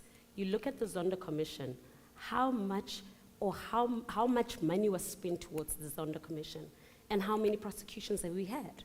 So for me, I always say what you allow is what will continue. The reason is because there's no enforcement, there's no accountability, and follow through on certain cases. If you look at the current parliament right now, if you look at the members of parliament, we are well aware that there are individuals who have been accused of crimes who are sitting as members of parliament. And we are entrusting these individuals to formulate policy for this country. So I think, you know, in as much as it would be great to say we're doing well, you've already spoken about the CPI that has indicated that we've dropped low. But if you ask the average South African whether they are comfortable to walk around at night, you'll get the answer whether we're doing better or not. Are children safer? You know, you can answer that question yourself. So I think the proof is in the pudding, that we have a lot to do. But I think the responsibility that must come from that national anti-corruption strategy, if implemented, could actually get us working together as private sector, public sector, members of society to curb corruption and ensure that we build a safer South Africa. But it's going to start in enforcement. Until we do, we say what we do and we enforce, we'll be talking here next year and the years coming thereafter. Thank you for that perspective. I think that there are many, many in the audience who would have the same perspective as you do. Tamarin, I mean, there seems to be a widespread consensus, even if I consider what Dres Pretorius mentioned, what the VC mentioned in their opening addresses, that we have a deep-seated problem. Yeah. But my assessment from the talk of the panel has been that we nonetheless have a progressive and legislative framework to address this. What role do you think the private sector, social justice NGOs, and indeed society collectively can play utilizing these pieces of legislation in addressing fraud and corruption? So I think you've touched on the key word, and I think that it's worth referring to it again, collective. This, in my view, is a collective problem. You know, it's not just a legal imperative. We have a moral duty here to address this thing collectively and to address it head on. So, you know, I mean, I'm in the NGO space at the moment, so Sandra, I'll comment from that perspective. I know some of the other panel members may comment from the corporate space. But there's a lot that NGOs can do and do, especially social justice NGOs, you know, be it in the space of policy reform, advocacy, litigation, education, and the list goes on. And so it is a key role player in fighting corruption and fraud, and really, in many respects, a supporting arm, and a supporting arm to all parties, be it corporate, be it government, be it the man on the street, you know, in terms of educating and understanding as to what these concepts are and what can we do and what are our rights and what avenues are available. If I see it, how do I report it? So a strong role to play in that context. Thank you. Thank you. Tracy, anything to add on the private sector? Yeah, you know, not to repeat what my colleague has just said, but it is a collective effort.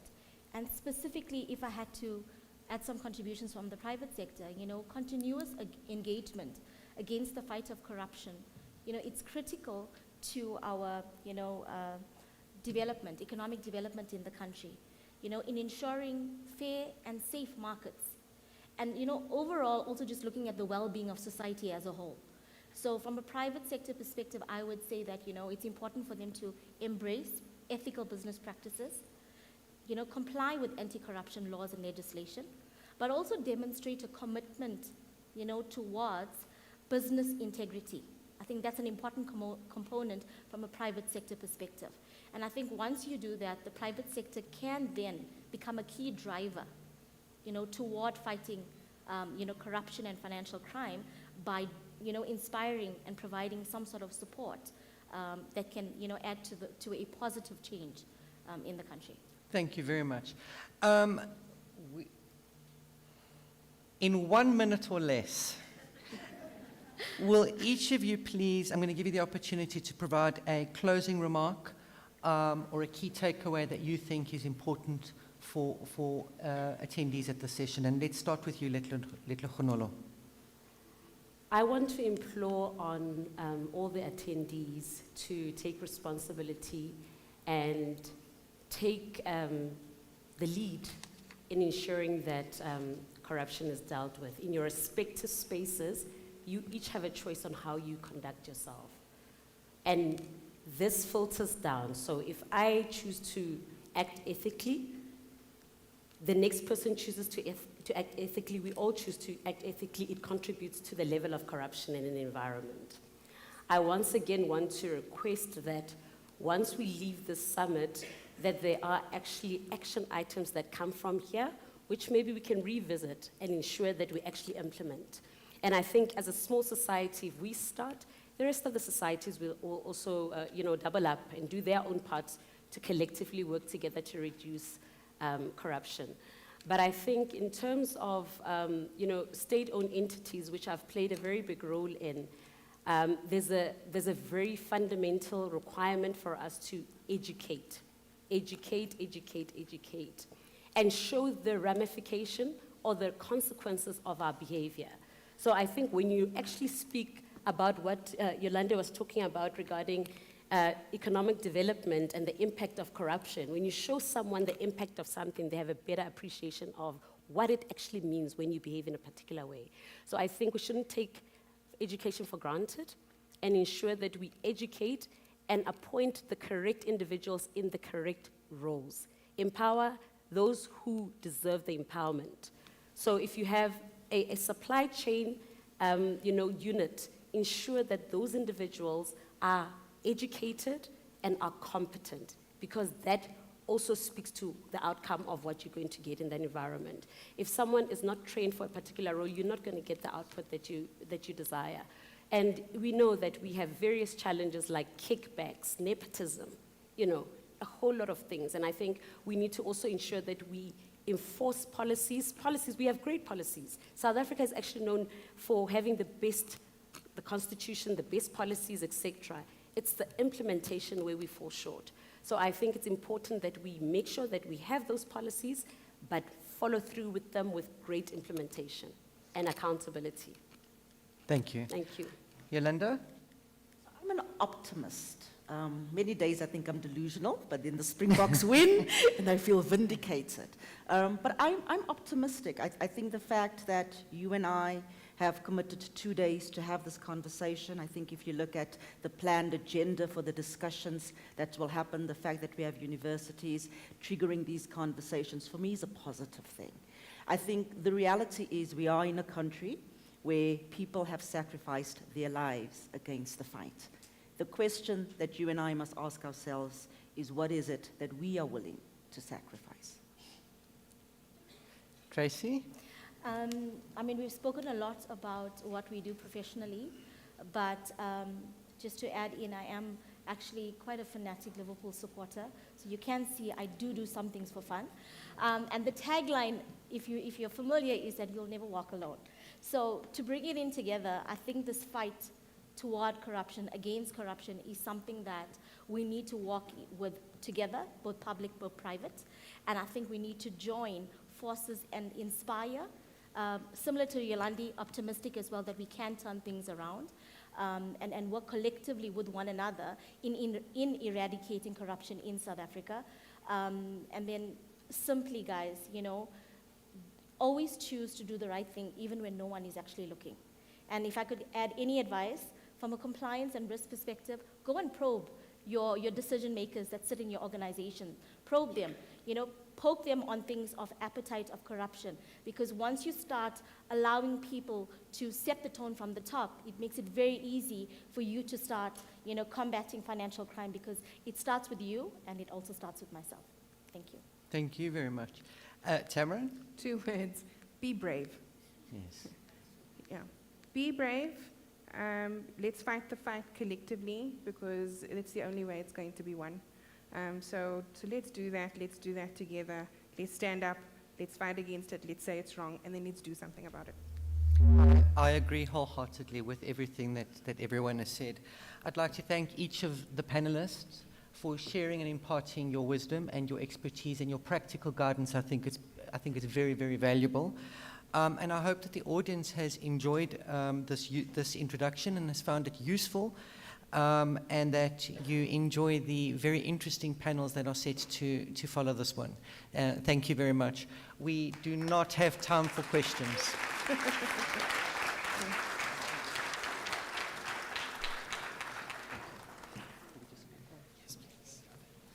And a quick round of applause for our moderator, Sandro's knees, because he stood up for 55 minutes. Phenomenal work. That's great. Thank you so much for everybody for attending that. We have one more wonderful panel now, and then after that panel we will break for coffee, and if you're anything like me, you'll be thrilled to hear that there are medical hospital drips with caffeine, double espresso in them outside, if you'd like to mainline them straight into your veins. Sure, we're all very thrilled for that. Thank you so much for that really, really compelling opening. I think the line that I enjoyed the most from the speakers' discussions was about what should one do if one spots evidence of attempted corruption and fraud below the legal threshold to report it. And the answer was, what is your own moral code? What is your own feeling about how to root out this kind of behavior? Hopefully it is, no matter what the size of the thing, we try to deal with it, because corruption, like all crimes, it snowballs, right? First, there are a few little crimes that people get away with, then the audacity raises, and South Africans have a lot of audacity, and it's usually a good thing, but when it comes to corruption, we need to root things out from the start. I'd like to welcome our next panel. I'm really thrilled that we move on to this next section. This panel is about the appetite to change and working together. And I'm sure that you can imagine a lot of companies and people who you may have met in your business life who wouldn't want to come to this, because the status quo is treating them real nice.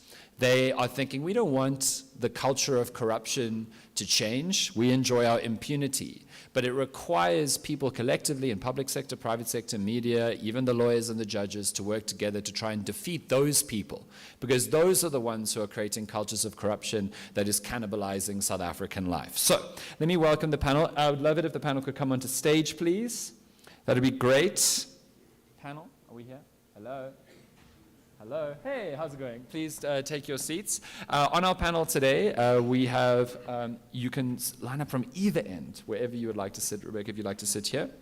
I'm also going to ask them to do that time-honored old mic check question that we used to do on the radio a lot, which might expose them all, and I'm looking forward to their answers, and you can ask them Q&A about what they ate for breakfast directly at the coffee break. Firstly, Rebecca Thompson, who's a partner at Baker McKenzie. Thank you so much for being the moderator. What did you have for breakfast this morning? I skipped breakfast this morning. Can you all hear that? If you can't hear what breakfast she got, the mic isn't working. Does everyone hear what she had for breakfast? Did you hear? Tell us again, Rebecca. Intermittent fasting, guys. Oh, good. Then we have Dr. Tony Iboamulu. I hope I pronounced that correctly. Tony is the Executive Director at Osmotic Engineering Group. What did you have for breakfast? Obviously a coffee. Excellent. Going to have breakfast again in 55 minutes. Then we have Faisal Dokrat, who is the NED and board member and the MD of DocCorp, as well as a chartered accountant and an MBA and an ICT and risk leader for DocCorp. Thank you so much for everything that you have done. That is a very long list. What did you have for breakfast? I'm not a chartered accountant. Chartered director? Thank you. There it is. Good. Accountability starts now. With the MC of this event, people. I am walking and talking the walk and the talk. Great. Cynthia Skuman is an ethics monitor. Thank you so much for being here. What did you have for breakfast? Coffee. Coffee. Did everyone hear coffee? Excellent. And finally, Christelle Fol-Marais, who's the executive director at Lucidum. Also nothing. Also nothing? No. Okay. If there's a blood pressure dip at any point, I'll come through with Coca-Colas. Right. Enjoy the panel. Good morning, everyone, and welcome to our panel discussion this morning, aptly titled Appetite to Change or Working Together. I'm Rebecca Thompson. I'm a partner and the head of Investigations, Compliance and Ethics at Baker McKenzie, South Africa, and I will give a bit more of an introduction to my esteemed panelists shortly. What is the definition of appetite? You don't have to answer that because I happen to have the Oxford English Dictionary definition in front of me. The word appetite is a noun, meaning a strong desire for something. The word change is also a noun, meaning the act or result of something becoming different, or the process of replacing something with something new or different. Working is defined as the action of doing work, and together is an adverb meaning with or near to someone or something else. Corruption is a complex, multifaceted challenge that seeps into the very fabric of our institutions, hampering development, and perpetuating inequality.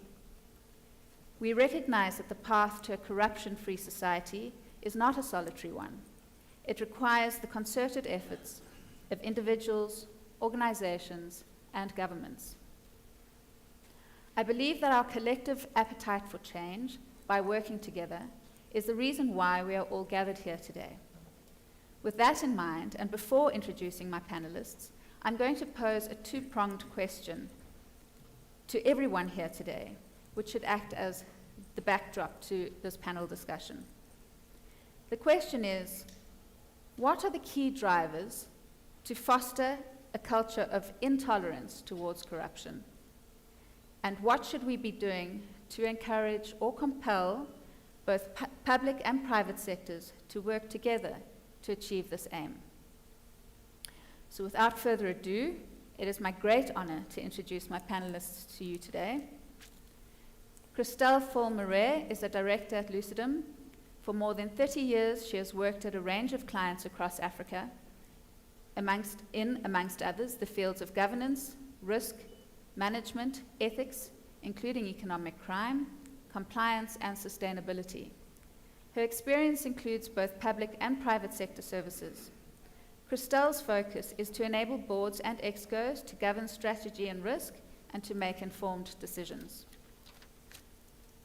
Dr. Tony Igboamalu, or as he prefers to be called Dr. Tony, is a professional chemical engineer specialized in water and wastewater engineering.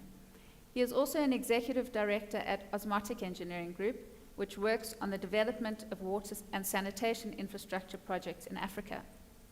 In 2022, Dr. Tony obtained a Global Excellence Stature 4.0 Research Fellowship here at UJ and received the Future Leader recognition at FIDIC.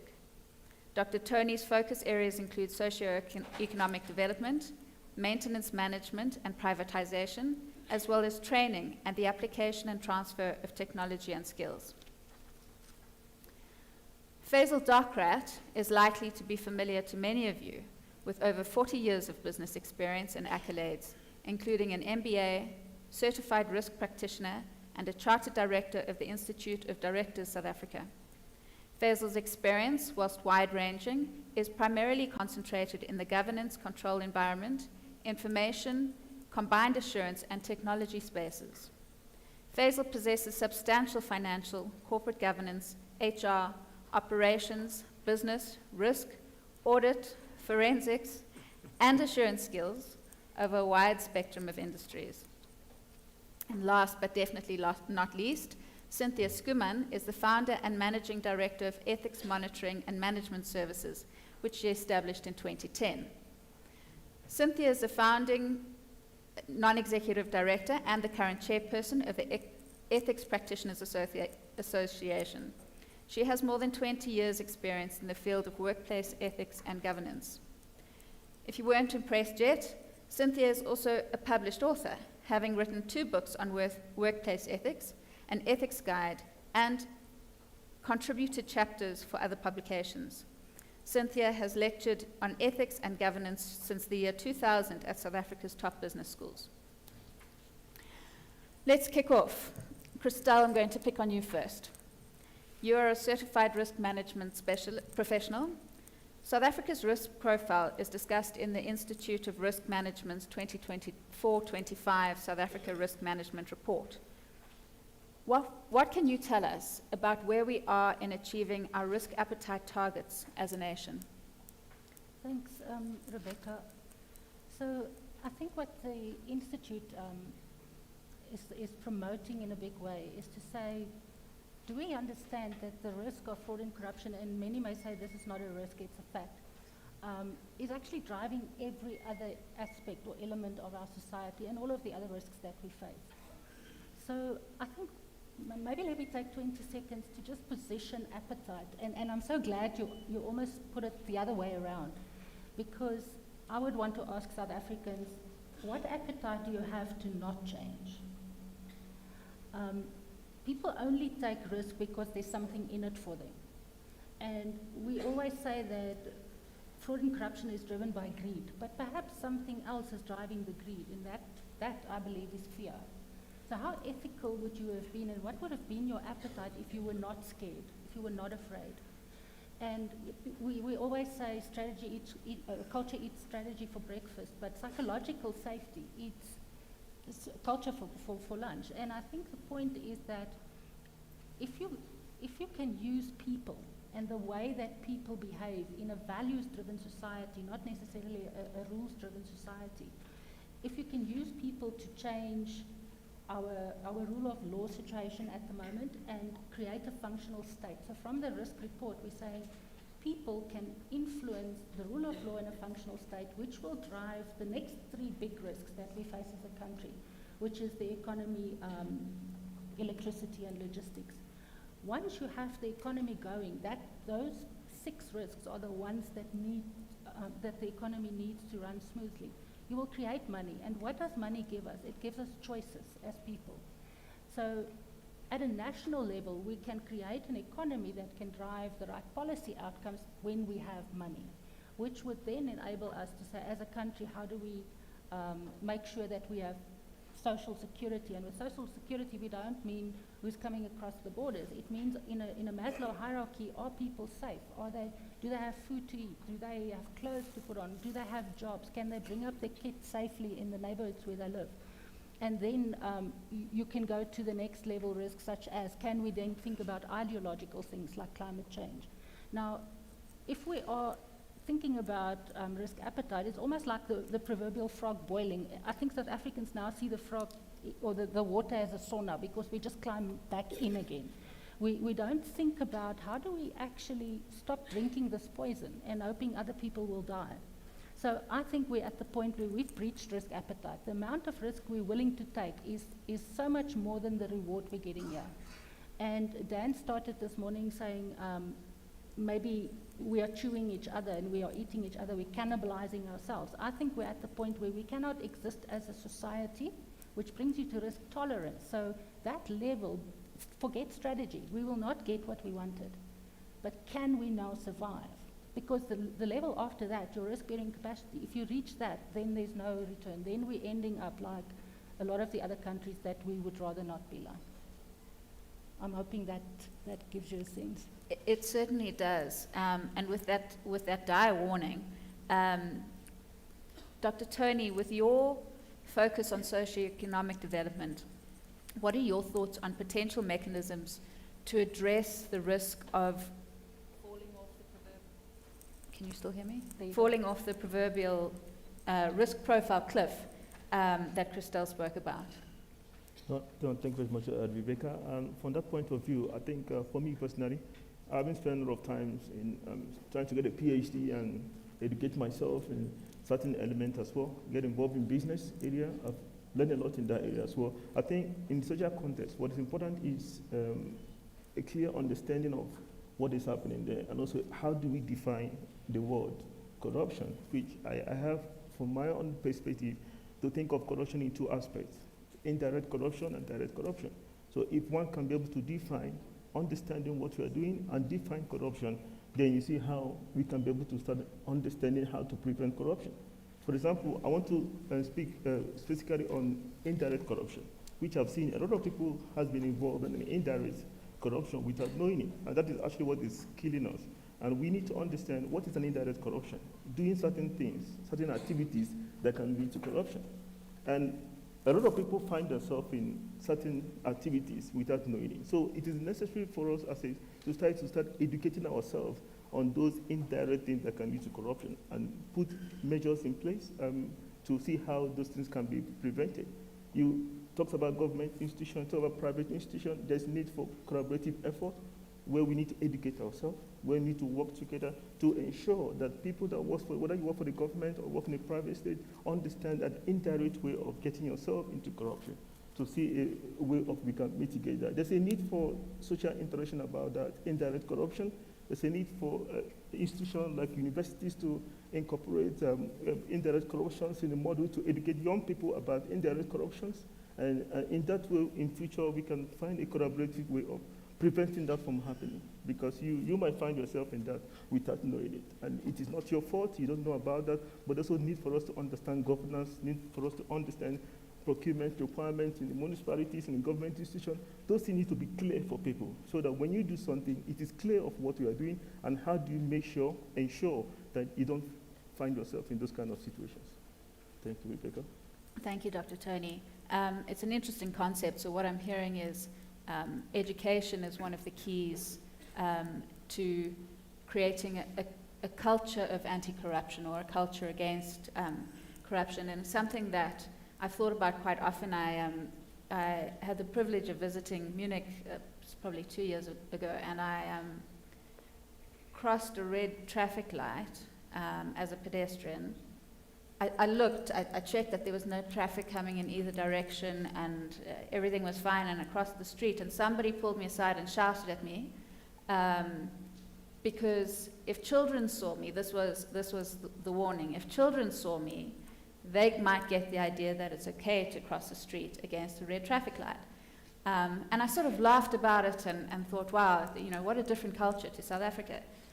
And we're not talking about corruption in that example, but what we are talking about is leading by example, starting from the bottom or starting from the top, but creating a culture that is intolerant to breaking the rules. Cynthia, we chatted a bit beforehand about the concept of organizational ethics and reducing misconduct in organizations, and how that relates to or interlinks with the idea of creating a culture against corruption. What can you tell us about that? Thanks, Rebecca. I think obviously, as the speeches preceding us have said, tackling corruption is a no-brainer. But certainly what we're experiencing in my organization is a very significant focus on, as I just say, tackling corruption. And of course that's necessary, for which we have rules, regulations, policies, procedures. Sometimes we have implementation, and even less so we have accountability, but let's not go there. In theory, that's all in place.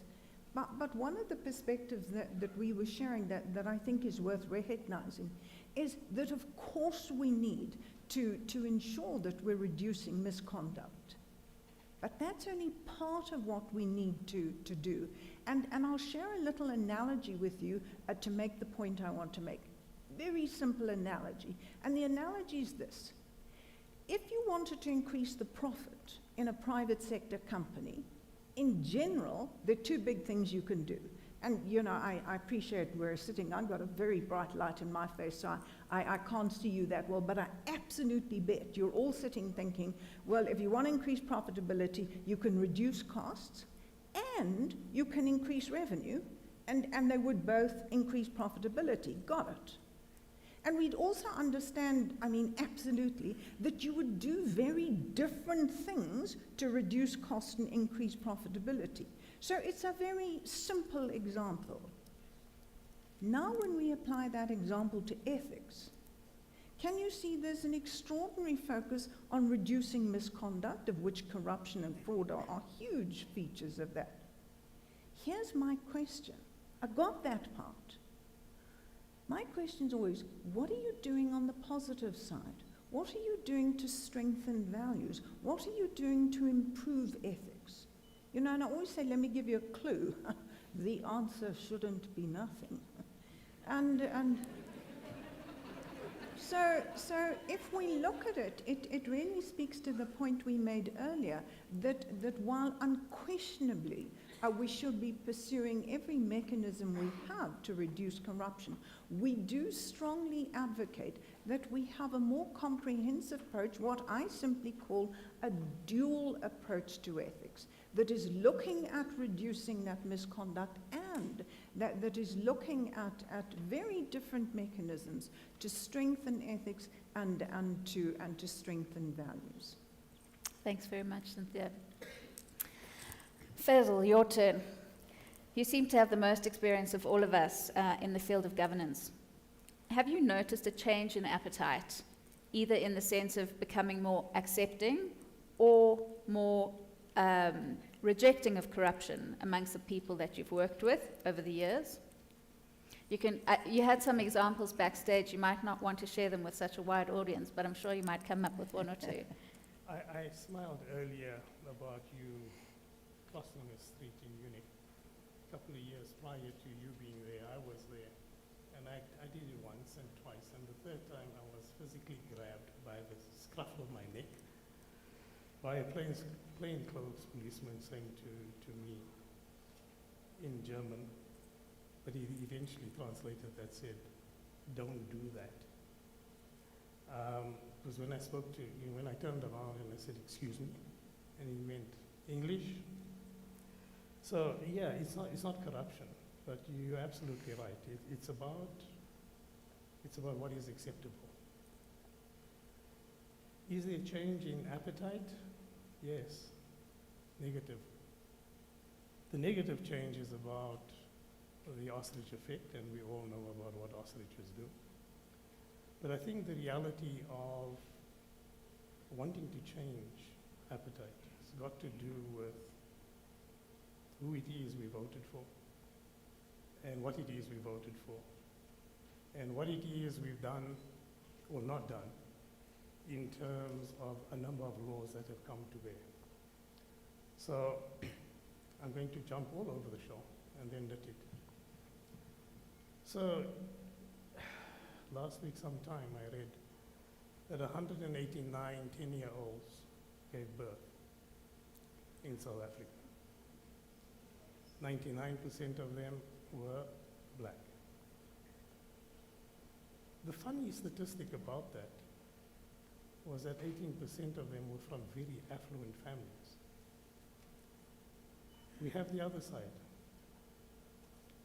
We allow our 12-year-old girls now to have a legitimate abortion. We go to the other end.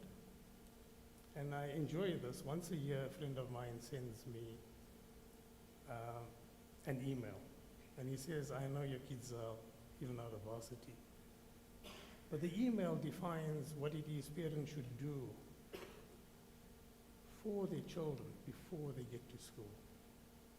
Greet, brush your teeth, smile, don't be rude, give others a chance to speak, etc., etc. And I send this to many of my friends who have kids, right, for their children. And I always get an affirmation reply on this. But if you look at the law that governs our schooling, where children are concerned, who can beat up their teachers, who are not allowed to defend themselves, who can be disgustingly rude with him, then you start understanding that what it is we see as a nation has been entrenched in the very recent past. That entrenchment has to do with the values that are being spoken of. And I did quite a bit of research in terms of African culture values in relation to religion. And both of these are the primary drivers of, let's call it, good governance. So from a Semitic point of view, people of the book, don't steal, don't lie, don't cheat. And when I looked at the African value systems, you find exactly what it is we talk about in terms of good governance sitting in this value system. Now, with democratization came freedom, and with freedom came the ability to rule as long as those that are being ruled can be manipulated. And I'm saying to all of you, you all vote. Why is it that we did nothing when the pass rate was reduced to 30%? None of you will hire somebody who only gets 3 out of 10 right. And then we agree for this to the point that eventually our children get to sit or attempt to sit in this auditorium. Not only can they not read for understanding, and I'm talking about what has been manipulated in such a manner that we talk about it but do nothing about it. And of course, those that manipulate the modern bourgeois, their kids are at St. John's and St. Martin's and wherever else, and all are being educated overseas to take over the reins of the current manipulation. What does good governance teach? That you do to others as you'd like them to do to you. In terms of profit margins, Cynthia, we all want to have such that we lead what we believe is decent lives. And I said to 3 CEOs last week, Wednesday, tell me about the cars you have at home, not the cars you have that comes to work. Because I really want to know, and you guys will excuse me, I worked for a French company a couple of years ago, so sometimes I use French words. And I said, how many bums can you get into your car? And the one CEO said to me, 2. And I said, and in the other 3 cars that you have? He says, 7 in the other 3 cars. And I said, so in how many seats can you sit at one time? 1. And when you have been satiated, how much more can you eat? And the phraseology of it's our time to eat has nothing to do with feeding themselves. It's got to do with greed. And when you look at the religious practice about greed, and it doesn't matter which religious practice you follow, with the African virtues of culture, it says do not overeat. This, excuse me, rubbish that we tolerate about it's my time to eat, it should be converted into it's my time to thump on your toes. But not on the big toe, because it's the strongest toe. On the smallest toe, so that you lose your balance and you feel the pain. I'm going to stop there now. I enjoy those analogies. So again, a theme that I'm hearing that's coming out of all of these discussions is education. But I feel like we're in a situation where you almost want to throw your hands up in the air and say, what can I do? There's too much. There's too much of a culture at the top that unfortunately infiltrates down, and everybody chomping at the bit to get there. It's a matter of greed. It's a matter of this desire for self-preservation. So the question really, and it's one that we should all be pondering sitting in this audience today, is what can we do? What can we do as the little individuals? What can we do as corporate South Africa? You mentioned, Cynthia, the idea that you asked the question, how much of your budget do you attribute towards ethics, or how much time do you attribute towards ethics? And the answer shouldn't be no. Shouldn't be nothing, rather. How do we create a culture where there's an actual desire, an actual appetite to root out corruption, which would be to the benefit of the entire country? And I'm asking all of you, I'm happy for anybody to jump in with their thoughts on the topic. Yeah, I was actually, I want to use this, or what most of you guys have said, because part of what we've said in the UMSO's risk report was the only way we can change it is if you create a national culture change. Now that's easy to say. What does it mean? Yeah. What is culture? Is the phantom thing, right? But a vacuum gets filled. We've allowed, or we've stepped out of our leadership roles as individuals. People always say who we voted for, like Faisal just said, but it's more than that. If I can create a values-driven culture in my house, I remember, I'm old enough to remember that when I came home saying that I got a hiding at school, my parents would give me another hiding because obviously I've done something wrong. But nowadays, the parents go to school and say, how dare you give my child a hiding? Now, I'm not saying, it's got nothing to do with punishment at school, but what I'm trying to say is, it's so easy to be rules-driven because you don't have to take accountability. When you are values-driven, you need to decide. Now, if I try and make the red light, or just at the tail of the yellow lights, and my son is in the car, what do you think he's going to do? So trying to get at home, and then where do I go to work? Am I prepared to hang my bag on the, take my bag when I've had enough, when this is not working? Or am I so scared of being out of a job that I'll just look the other way and let them do what they do? So values, I think, or let me say rules, are very dangerous because it almost allows us to step back and say, they said we must do this. So when you forget that you are taking charge, and I think the biggest risk that South Africans took, and it backfired in our faces, is to not hold our leaders to account. That in itself is a leadership failure.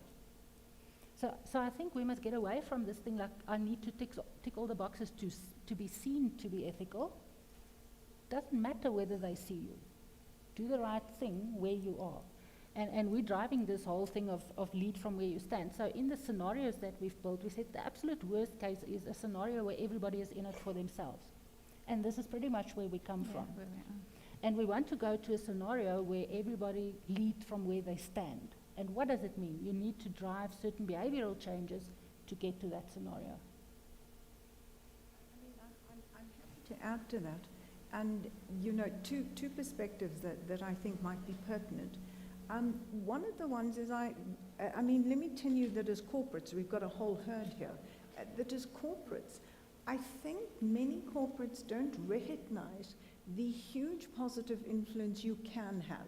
Now, that doesn't mean when ethics is some sort of ghastly little tick box thing. I'm talking about if you're really meaningfully doing something to not only promote an ethical culture in your organization, but to really try and share it with your people.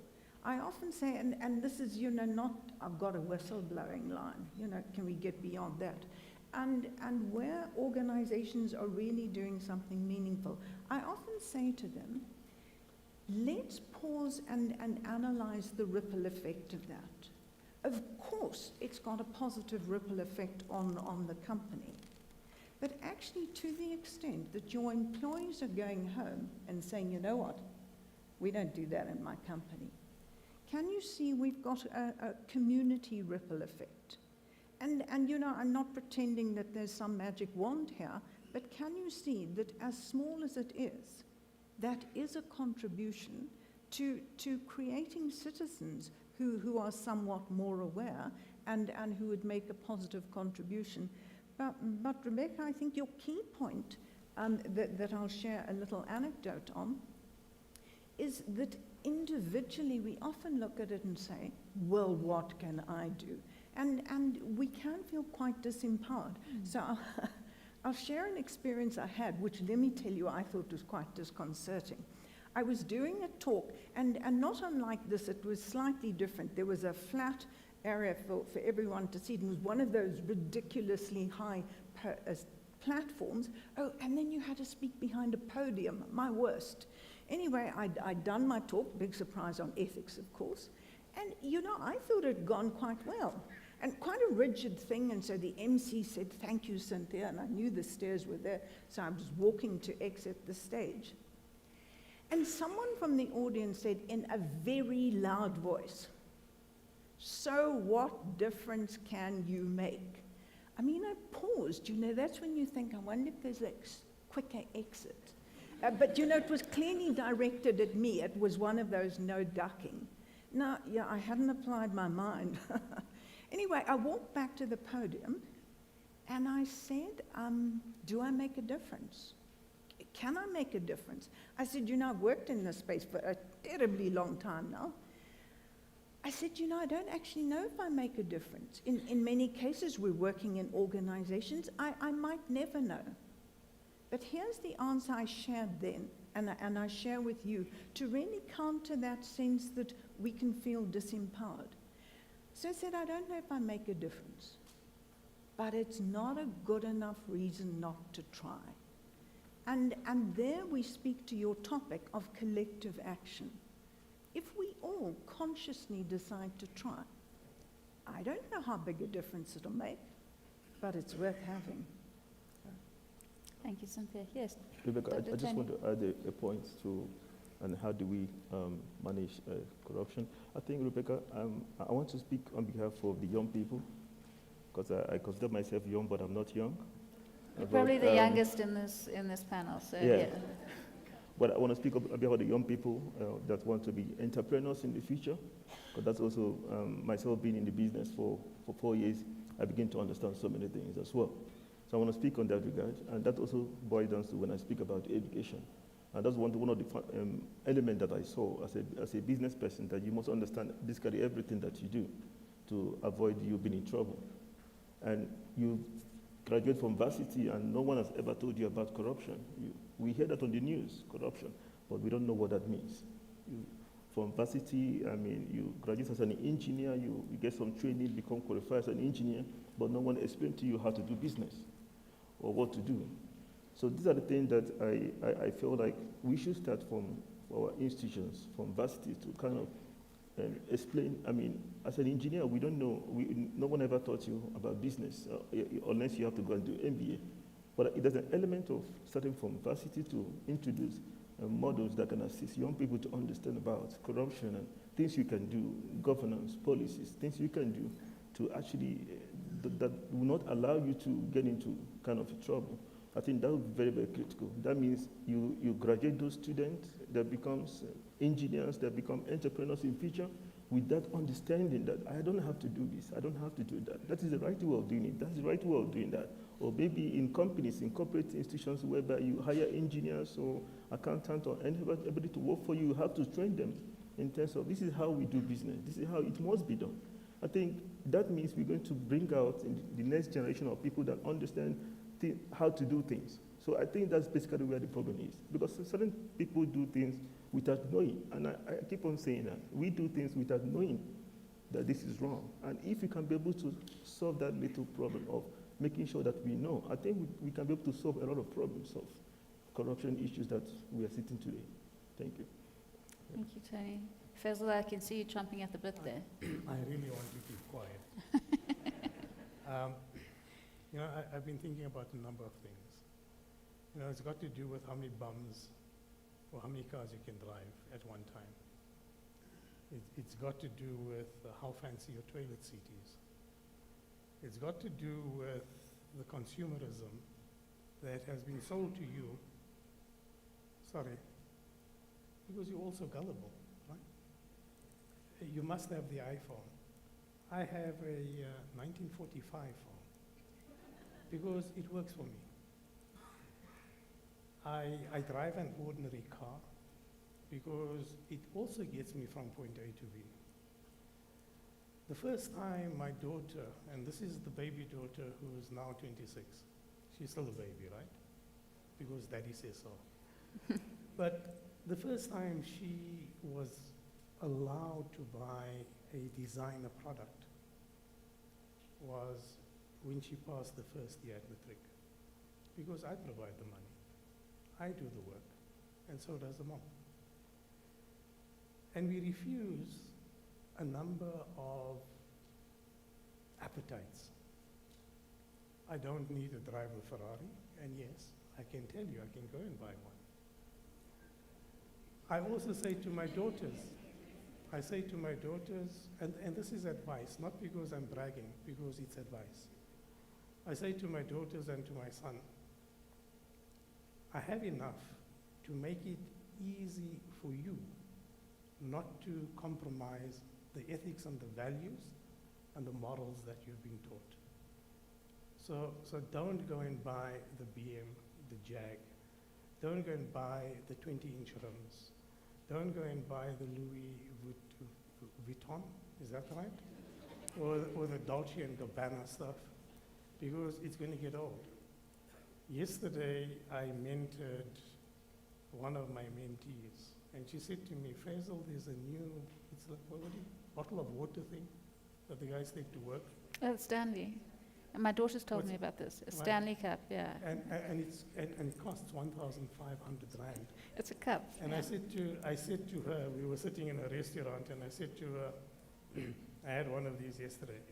I said, you buy one too, and you tell her to use it until it breaks. And if it breaks before a month's usage, that she must buy her own one.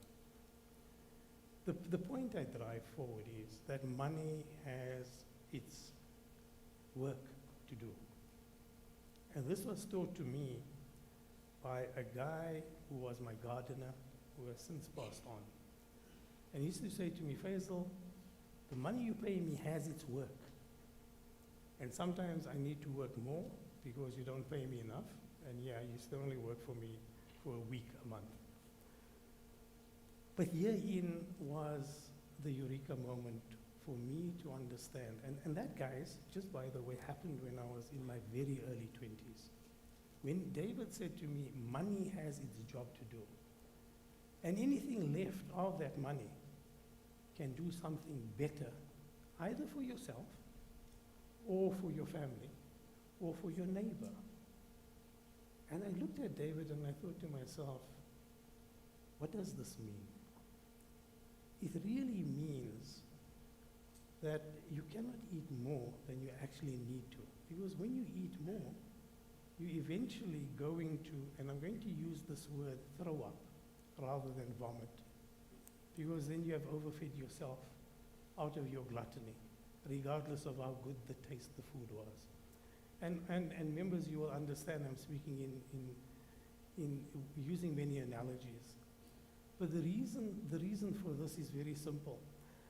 My wife and my mom normally says to me, we still want to wash your mouth out because of the words that comes out of your mouth. Members understand that it is your accountability to educate your kids, that they do not need to compete with anybody, number one. Number two, I don't compete with anybody, and I have more than 98% of the people in this country. And yeah, you guys, SARS, if you're here, you audit me every year, and you've not been able to find anything. My turn's coming when I start auditing you guys. But herein is the reality.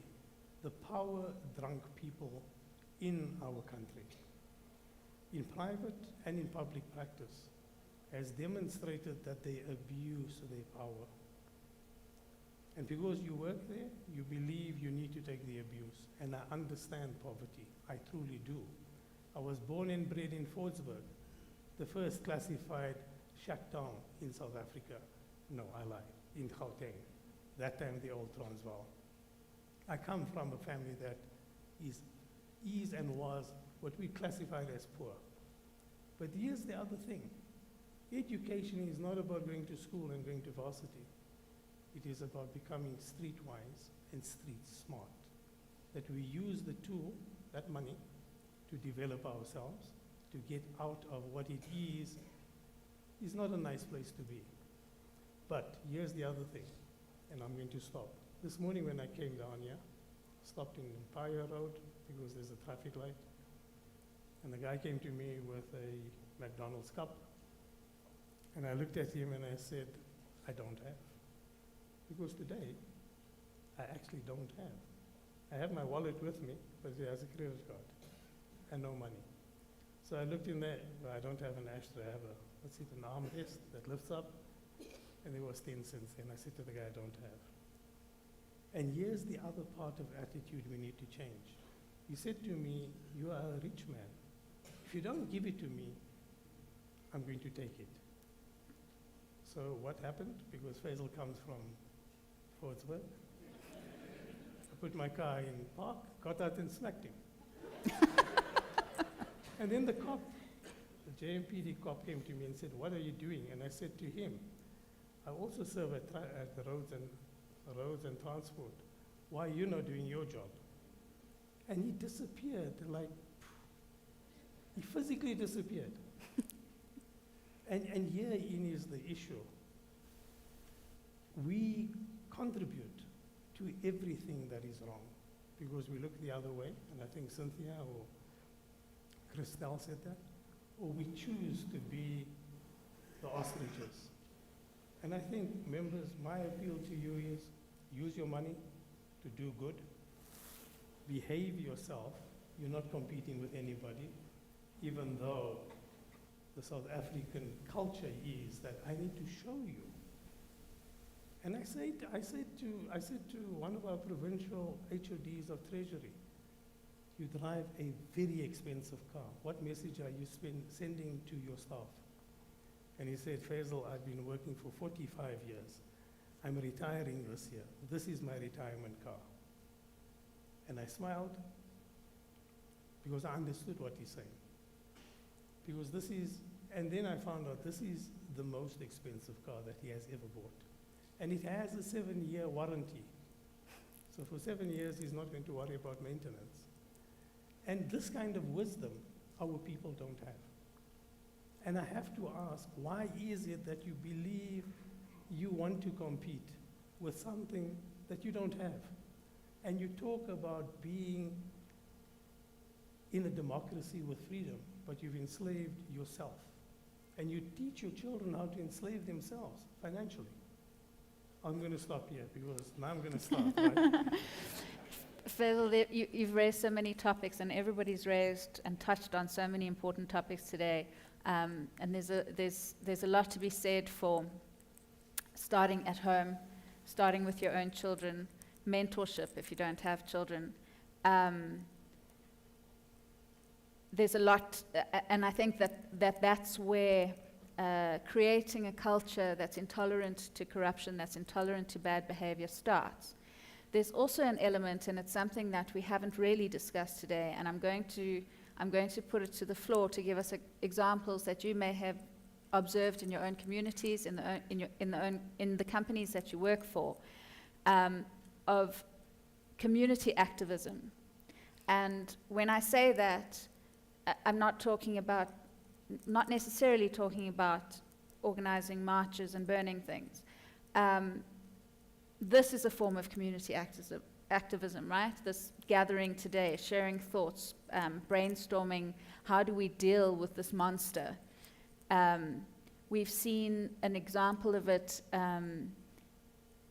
in the Republic of Cape Town, where if everyone remembers how close they came to day zero, I mean, we were sending Woolies containers of water to Cape Town on buses. I remember I've got family in Cape Town. I remember visiting at the time, and everybody was so strict about flushing toilets and not having baths and how long you could shower. And I remember the complex that my in-laws lived in, they had sprinklers on the verge outside, and they had a big, borehole in use sign outside the gate. But women would walk past with their dogs and stop at the gate and look for somebody to shout at about wasting water. And it became this real, this huge community involvement. And I think because it posed a tangible threat to everybody there. Everybody understood, if we don't save water, this is going to affect me personally. I'm going to have to go and stand in a queue and wait for water. And I think that's the message. When we talk about corruption, it's this big concept that hangs in the air, and it's somebody else's to deal with. How do we create a sense of community involvement or spur a sense of community involvement? And I'll give you one example that springs to mind, because I'm going to give a shout out to the firm that I work for. Is we have it's almost like an employee of the month type of concept, where somebody will get rewarded, thanked publicly for some exceptional contribution. And that's not just in the sense of who brought in the most fees this month, which is what we as lawyers live for, but it'll be for exceptional acts of kindness. Something that stands out as going above and beyond what we typically see day to day. And it's such a small thing, but it makes such a huge impact on every single person who works for that organization, because when they go home, They have a sense of belonging to something, and they have a sense of how personally rewarding it is. And I don't mean financially rewarding. I mean that the warm fuzzies that you get doing the right thing and behaving in the right way. And so I'd like to pose the question to the audience. Has anybody seen anything, any examples that they can share with the rest of the audience as to what we can do, what else we can do, aside from, as individuals, what we teach our children, what we teach our mentees, how we behave in public, how we behave in the workplace? What can we do? What can corporate South Africa do to bring more of a spotlight to the idea of ethics being at the center of anti-corruption? I don't know if there's a microphone doing the rounds. Where's Dan? Otherwise, you're going to have to stand up and shout. You might have to stand up and shout, unless we have, oh no, we do have roving mic. There, we've got a mic. Good morning. Oh, it's afternoon, but I'm sure it's good morning somewhere in the world. Dumelang. Goeiemorgen. Assalamu alaikum. Tobelang. My name is Sandile, and I like what you said. I grew up in a very interesting community, and what I was seeing sort of affected what I wanted to be, right? In my community, by the age I was 7, murder was a normal thing. So I wanted to glorify that lifestyle. However, because my grandmother was a very religious person, and like Dr. Faisal said, it doesn't matter what religion you're from, it teaches morals, she was against all of that. So I was in a place where in the streets, I had to be tough, but at home, I had to be respectful, right? And one thing that really changed my viewpoint was something you said about your company. A similar concept was explained to me. If you reward up statistics or production, you get more production. If you reward non-production, you get non-production. As a country, we reward non-production. So we get non-production. And in future, if we want a better civilization, we should start rewarding production. Make it popular to do the right thing. Because I believe that every single one of us here innately knows what's good or bad. You can feel it. You're born with it. It's not something you can...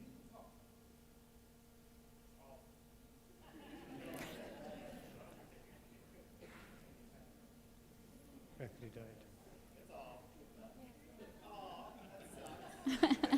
Well, I'm very loud, but anyway, what I was trying to say is we need to make it popular to reward production, because then we're going to get production.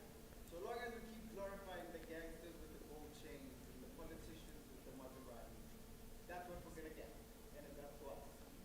Thank you. Thank you, Sandile.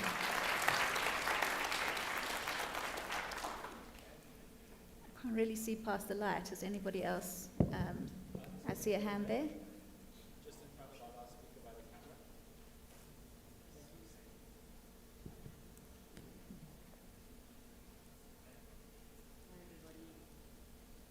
Hi everyone, and thank you for the talk. I have to say, get up and do the mother thing. Shout. I'm short anyway, so. Yeah. Thank you for the talk. Just to address what corporate South Africa can do, and it's an unpopular statement, but it actually starts with, are you paying fair wages to the employees that are actually the backbone of the organizations and driving those high profit margins? Are you looking at the bonuses that you pay out to executives versus the lower end employees in your staff? And then I would also look at all of us individually. When you are late and you are inconvenienced, are you willing to take a ticket for actually contravening road rules and not pay a bribe? Are you willing to stand in the queues in the traffic department rather than pay a guy to get it sorted for you outside of the system? So it's all good and well to say, you know, who's doing the right thing and what collective needs to do the right thing. But I really think it starts with us and upholding our own laws in South Africa as active citizens. Thank you.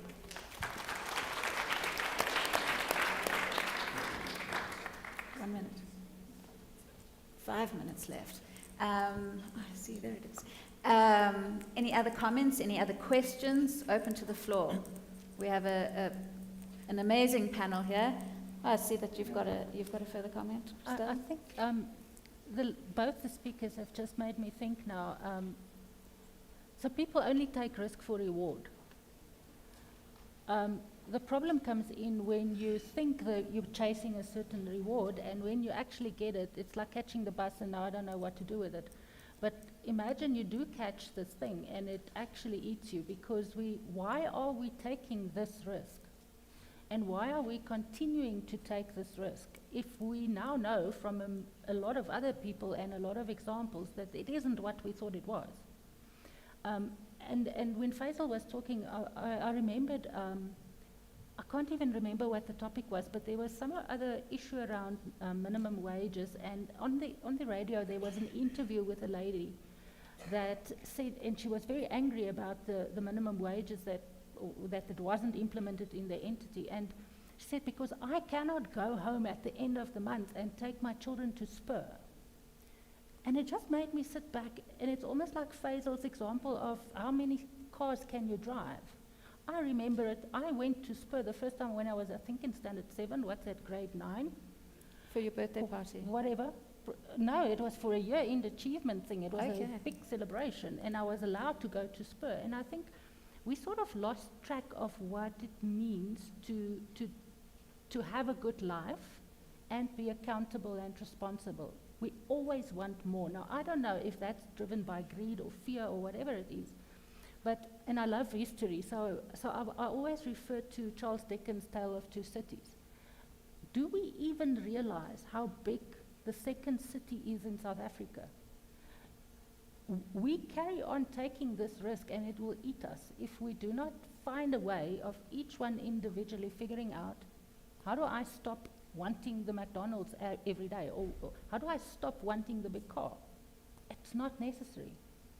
So I think our biggest risk is not bringing equality into the equation, like you rightfully say, is just give up something and give more than you take. That's the only way we're going to fix this. Very, very valuable thought. Yeah. Cynthia. I'm going to add to your point about being an activist and share with you that, in fact, if you look at my email CV, signature, I call myself an ethics activist.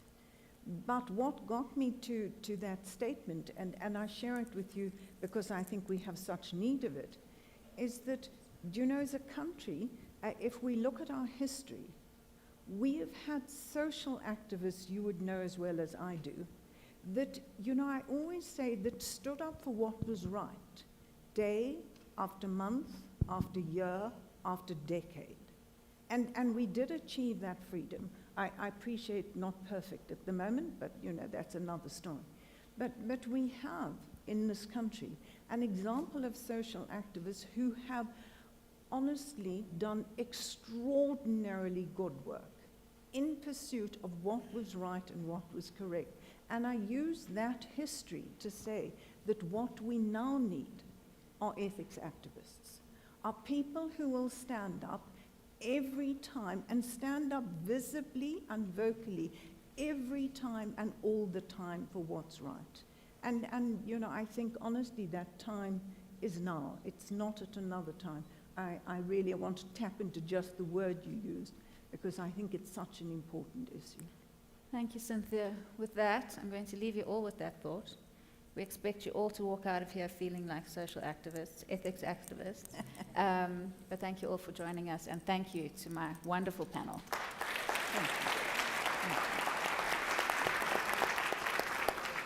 Thank you so much again to the panel. That was wonderful. We're going to take a quick 15-minute coffee break so people can refresh and get the energy back. I personally am really excited for the two panels that we will have after coffee and before lunch, because the first thing we're going to talk about is my people, the media's role in combating / exacerbating corruption sometimes, and some names may be named. I'm also particularly nervous for it because this is the first time in my life that I'll be on a panel that also on the panel will be my boss, the managing editor of ENCA. So you can expect a far more nerve-wracked version of me in about 15 minutes' time. We'll be back in 15 minutes. The time now is 12:12, so 12:25:6, please. Thank you so much, everybody.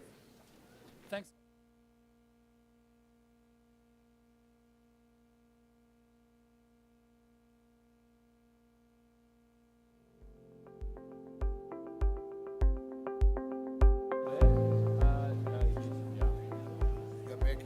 My bad. They've already been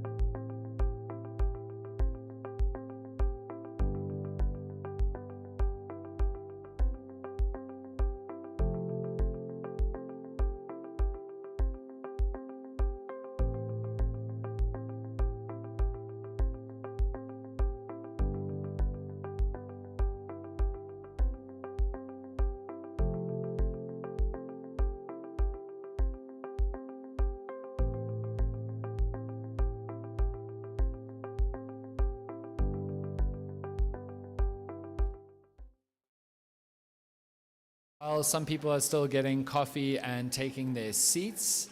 I wanted to thank you guys for being on time, which is great. Something that I definitely wasn't in high school, but I'm learning to do better.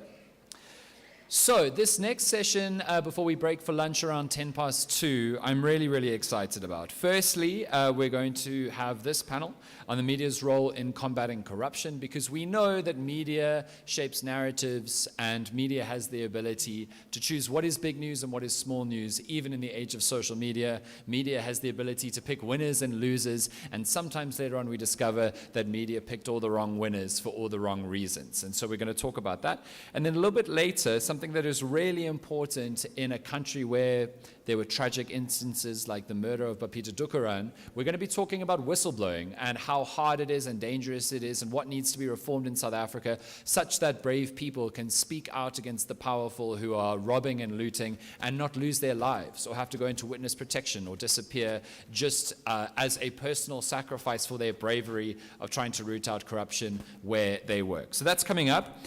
So we're going to have a 45-minute panel now. I'm going to quickly introduce everybody, and then I'm going to go and take my seat next to my boss, John. Panic? It'll be fine. So the moderator is Natalie Delport-Lowe, who's the chairman of Swift SA. Hey, Natalie, could you chat to the crowd quickly? What did you have for breakfast so we're sure your microphone is working? Hi, everyone. A wonderful croissant outside. Oh, brilliant. Very, very late one. Sipiwe Matebula is the head of media agency sales at Aleph Holding. Sipiwe, what did you have for breakfast? Just had some water. Whoa, we're all banting. Summer body needs to come through before the weather changes. Need to get our beach body pics. Then Gashua Brooks, who's the former head of Mandela Day and current communications consultant. What did you have for breakfast? I always skip breakfast, always. Yay, guys. We need to get a nutritionist in. And finally, John Bailey, the managing director of ENCA. John, what did you have for breakfast, sir? More than enough, thanks. More than enough. Perfect. Let's get this started. I had a bagel. Yay. I was going to ask, what did you have, Dan? I had a bagel. Thank you so much. Hi, everybody. It is indeed an honor to be here, to sit on this stage with people of this caliber, who I've worked with before, and others I know of. My name is Natalie Lowe, but I use the Delport because that's how industry knows me. You know, as women, we can't get rid of that previous name. I am currently the board chair for SWIFT, that's Sisters Working in Film and Television, and we advocate for the rights of women, equality, fairness, and safety on set, film, television, and all the other forms of. So I am also an ex-board member of the MICT CETA and worked with the MAP CETA, so you're already starting to pick up where some of my experiences come from. I also was previously chair of SACIA, the Southern African Communications Industries Association, and that's a professional body, and many other things, but those are more relevant to today. So I'd really love to introduce you to this amazing panel, and I'm going to start on the other side with Sipiwe. And we have Sipiwe Matebula here from the Aleph Group, and you're the head of media agency sales? Correct. Just making sure the title hasn't changed in the last few days? No, still the same. Sipiwe is an experienced head of partnership and client solutions, driving revenue growth and new client acquisitions, building strategic client relationships, and transforming the digital media landscape. I found this interesting. Sipiwe is also a partner director of TikTok SA, and previously worked for Trace, Kwesi, and DSTV. Correct. That's amazing. Thank you. Including Million Guardian. I think you might want to mention that as well. Oh, there we go. I think that's probably as relevant today as well. Definitely, it says an experienced and performance-driven sales, marketing, and partnership manager, proven track record. You definitely have a lot to share with us today, so thank you so much, Sipiwe. And then we have Gashua. Gashua Brooks is now an independent communications consultant, but until recently head of Mandela Day and public outreach at the Nelson Mandela Foundation. Yeah. And you've worked in the fields of social justice for years, until recently was employed by the South African Human Rights Commission. It's fantastic, and also previously worked for civil society organizations. He wrote in his personal capacity as a communist, a columnist. It was not a Freudian slip. Or was it? He wrote in his personal capacity as a columnist for the Daily Maverick and presents radio shows for Prime Media's Radio 702 and Cape Talk. Am I right? All right. Thank you for that. And then we have John Bailey. John Bailey is the managing editor of ENCA, the privately owned news station. He is an experienced managing editor with a proven history of working in the broadcast media industry.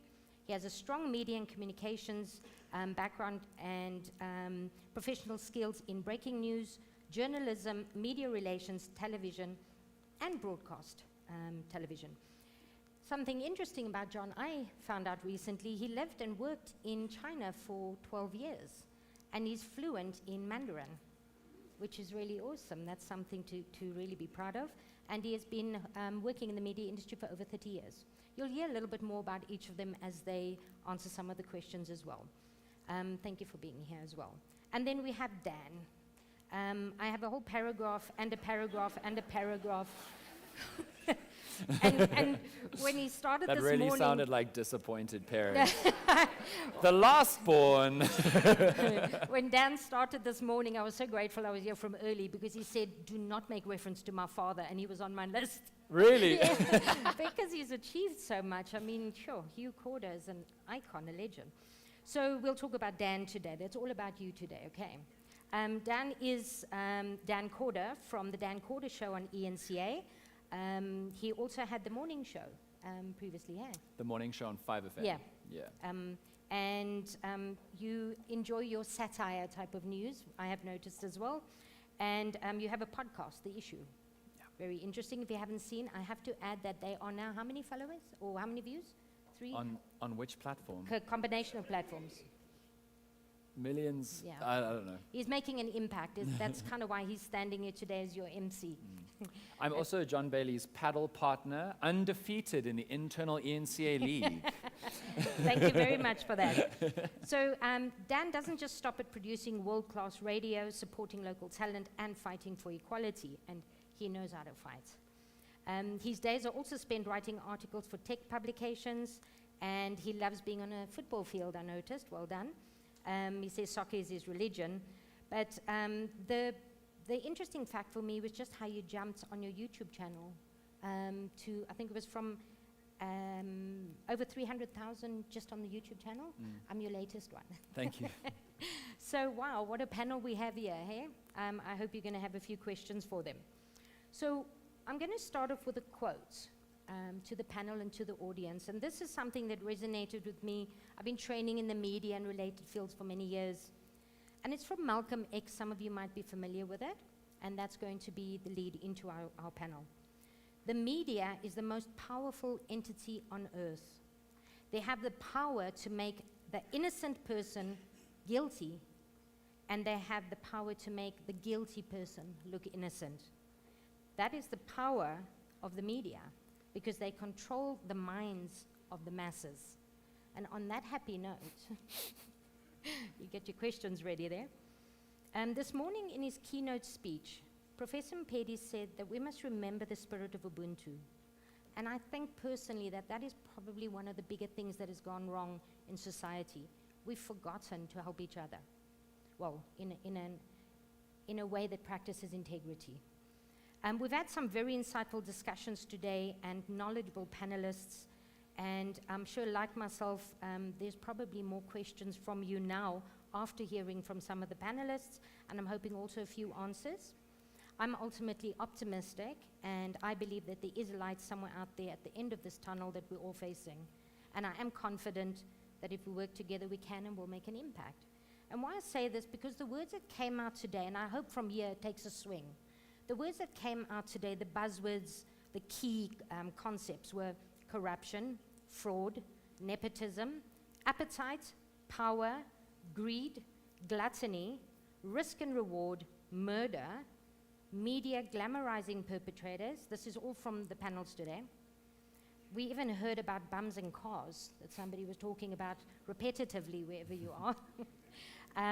Integrity, transparency, kindness, trust, education, ethics, collaboration, change, and impact.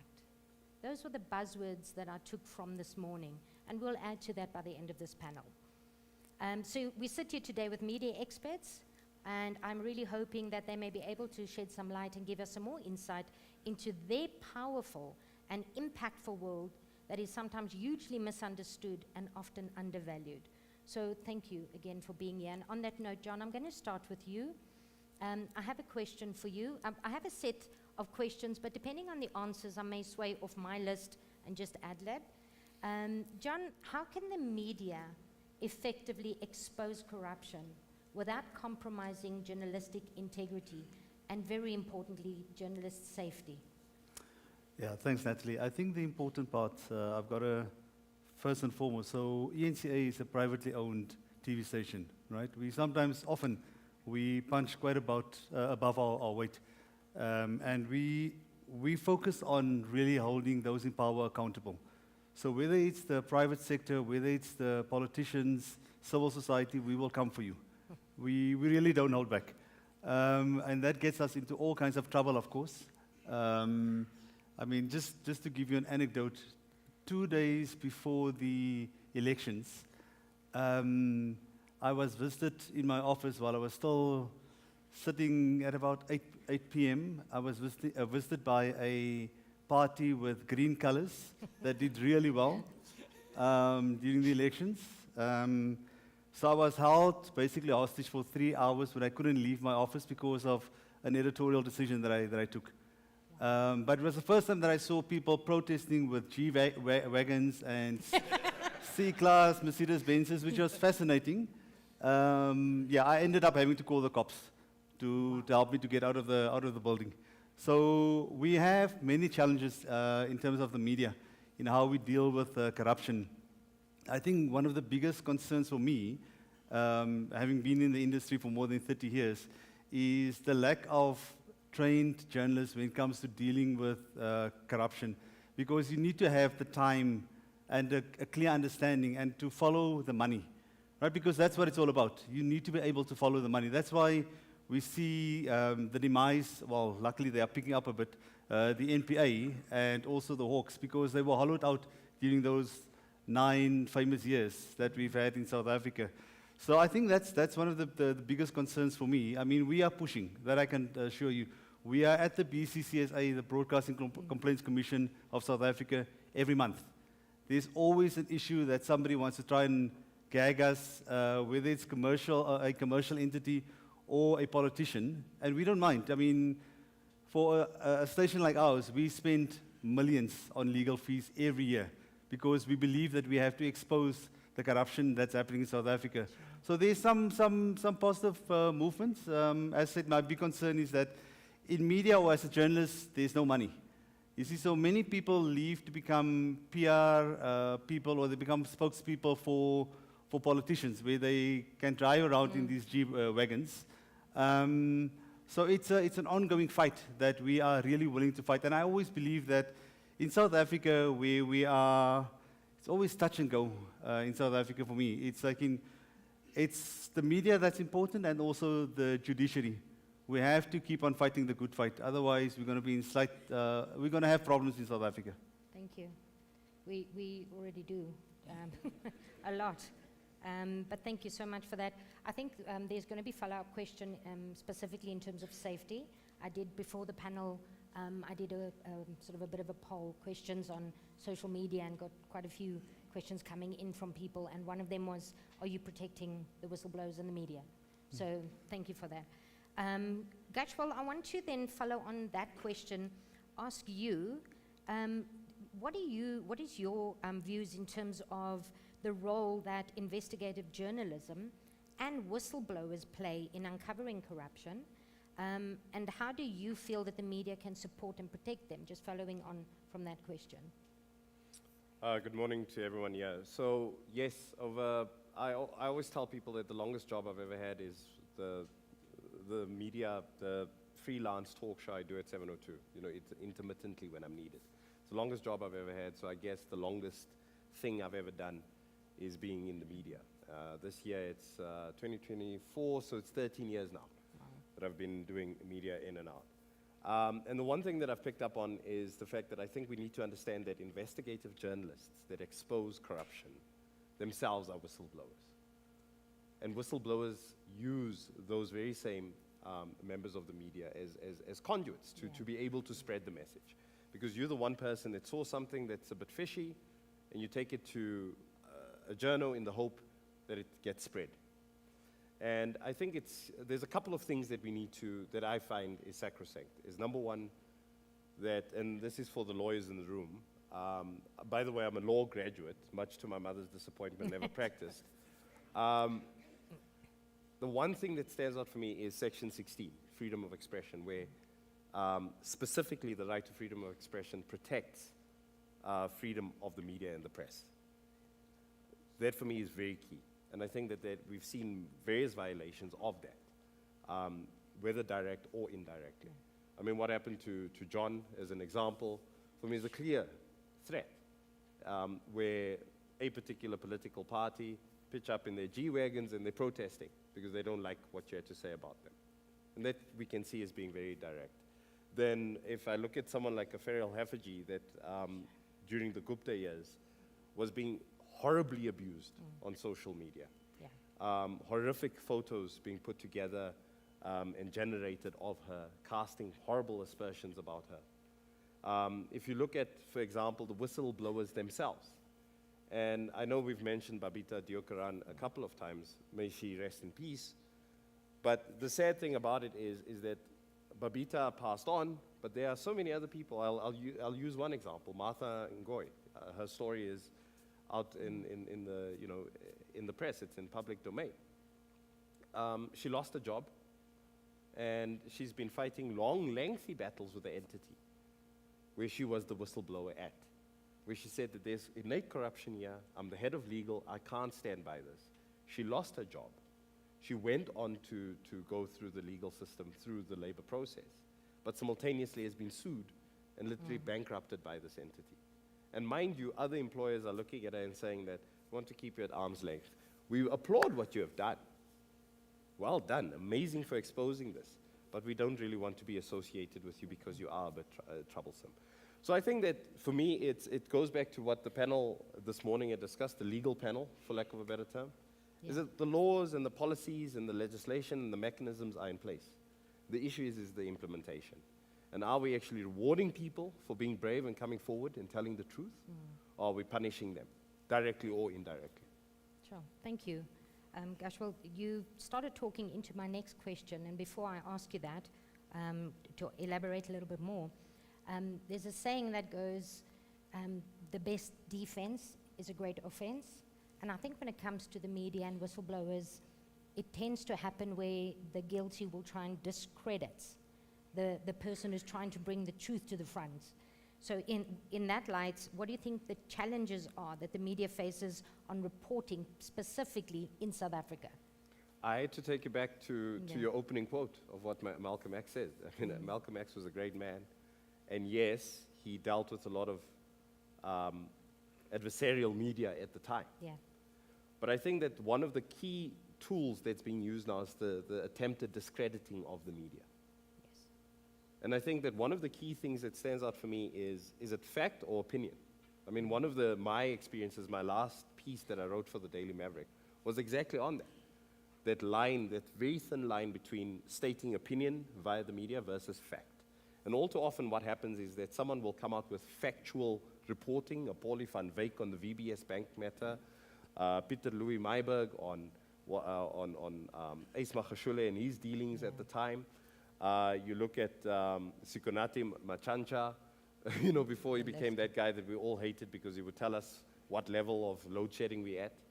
But I mean, he was the person that came out and factually showed us what was going on at Eskom. And in all those particular instances, some of which I haven't even mentioned, what is the key thing that happens? You question the legitimacy of the media. So immediately, the first question that we're asking ourselves is, who owns ENCA? And that is not the question. The question is, what has been exposed? And you need to respond to that, as opposed to wanting to find out who is supposedly the shareholder at ENCA. So I think for me, that is one of the key threats. And I don't think it's a direct threat. In South Africa, we have freedom of the press, as I mentioned. I don't see too many politicians agitating for the arrest of journalists or successfully pulling it off. But the one thing that's definitely happening is questioning the legitimacy of the media, and then in turn, spinning sort of a counter-narrative around that. And then that's how we see these people supposedly being glorified, and you have massive crowds outside courtrooms supposedly applauding and cheering for a guy that stole millions of rands from the populace, the very same people cheering for him. So, thank you. I just want to tell the audience that the panel, every answer talks to my next question. Thank you for doing your homework. Very proud of you. Because that does, and thank you, Gashwal, bring me to you, Dan. Gashwal was talking about ownership, and my question is around that. How do you think media ownership and political influence impacts on the ability of journalists to report on corruption cases? I think it does massively. I have a BCCSA complaint against me right now from a media organization that was not pleased with the way that I factually reported on them for a very long time. And that speaks to what both John and Gashwal spoke about, which is that a key problem right now is if there are media organizations which are agendaed to a specific propaganda position, who have extraordinary amounts of money to use lawfare against journalists. Because massive media organizations can afford to take all these journalists to court. And fortunately, I have ENCA's legal team, but 6 months ago I didn't. And I don't have the personal money to survive that kind of attack, even when I am right. And that's really, really important to understand. But the other thing that I wanted to mention about this and the way that media houses are sometimes now engaged in insidious behavior is how, and this is true of the whole world, how most of the people in the whole world fundamentally don't understand how malleable the truth is right now. I know we all abstractly understand misinformation and fake news, but if you look at particularly Twitter, we're not going to call it X, it was ours before it was Elon's, but if, no, genuinely, screw that guy. Don't applaud that, he won't watch this. But if we particularly look at Twitter, and I'm obsessed with Twitter because it worries me greatly, particularly in this country, right? Because Twitter was formed a bunch of years ago and it became this magical town square where the media and journalists and politicians and business people would go to talk, right? What we didn't realize at the time was that the old owners of Twitter were doing incredible work to prevent misrepresentations of fact and the truth. And since our dearly beloved ex-Pretoria Boys High alum bought the place, you know, he paid people to stop telling that that was the case. He paid the school to stop showing off about him, although I think they would have got to that resolution themselves. Yeah. But in the last 2 to 3 years, he has fired tens of thousands of moderators, and bots have flooded the platform. Completely flooded it. And what that has allowed for is very, very capable, highly sophisticated networks of bots and paid-for influencers to spread nonsense. And I know that we all abstractly know about radical economic transformation. And I know that for many people, those arguments are compelling. But the truth is the proliferation of this appearance of the popularity of RET on Twitter has duped South Africa. Because over 80% of the people with blue ticks, purchase blue ticks, who tweet about that, if you actually go and look at those accounts, only auto-tweet about that and nothing else. And there is no evidenced sign of a real human being, an authentic human presence on 80 to 90% of those accounts. Because they have been programmed to act on an agenda to dupe South Africa into believing that everyone in South Africa is thinking about this. Does that make sense? Yeah. And a more recent example is the xenophobia. The average, the stat is crazy. So the Put South Africa First xenophobia, which has aided and abetted a ton of politicians in the last 2 years, one of whom is now standing next to the Springboks every chance he can because of how well he did in the election. That proliferation of fake news about xenophobia and about the fear of the foreigner has caused 75% of South Africans to think that there are more than 15 million foreigners undocumented or documented in this country. There are less than 4 million, right? It has led, Herman Mashaba tweeted that criminality Olympics. Do you remember that tweet? Which seemed to suggest that foreigners out like remarkably more than average commit crime in South Africa, when that is absolutely not true. The vast majority of crimes are committed by South Africans, even per capita, on average to the number of people. And I think that the crisis that we're facing right now in the country is the average person doesn't have that level of media literacy, but also the average journalist doesn't. And what we need is journalists to learn this whole new thing, which is the assault on the truth by the fabrication of popularity that can happen on Twitter, which, by the way, is a massively unpopular platform. Like less than 6% of South Africans go on Twitter. But I can tell you today that tomorrow morning I can make any hashtag tweet because I only need 500 tweets and it will go top of the trending list, and then a journalist will write an article about it as though everyone's talking about it. That's something that we as a country need to fix now, because there are media houses with alternate agendas and alternate fake facts who are behind those kinds of misinformative truths. Does that make sense? Yeah. Thank you, Dan. Thank you so much for that. Sipiwe, I know you know what the question is, but I'm going to add a twist to it based on Dan and what he had just said. So the question is, how can the media better engage the public in understanding and responding to corruption? But before you answer that, something that I picked up a few years back, what ENCA was doing is traditionally you would take a journalist out of journalism school because they'd studied how to be a journalist, and you asked him to go out and tell stories. And then on one of their first earlier journalism boot camps, they said, no, we're going to take economists, we're going to take financial people, we're going to take legal people, and we're going to teach them how to be journalists. And I saw a change in the way stories were written, because these were people who were true to the subject and then, of course, were taught how to tell the story, as opposed to someone who was taught how to glamorize without knowing the content. Back to your question. So how do you think then the media can better engage the public in understanding and responding to corruption? So, of course, education is key. Yeah.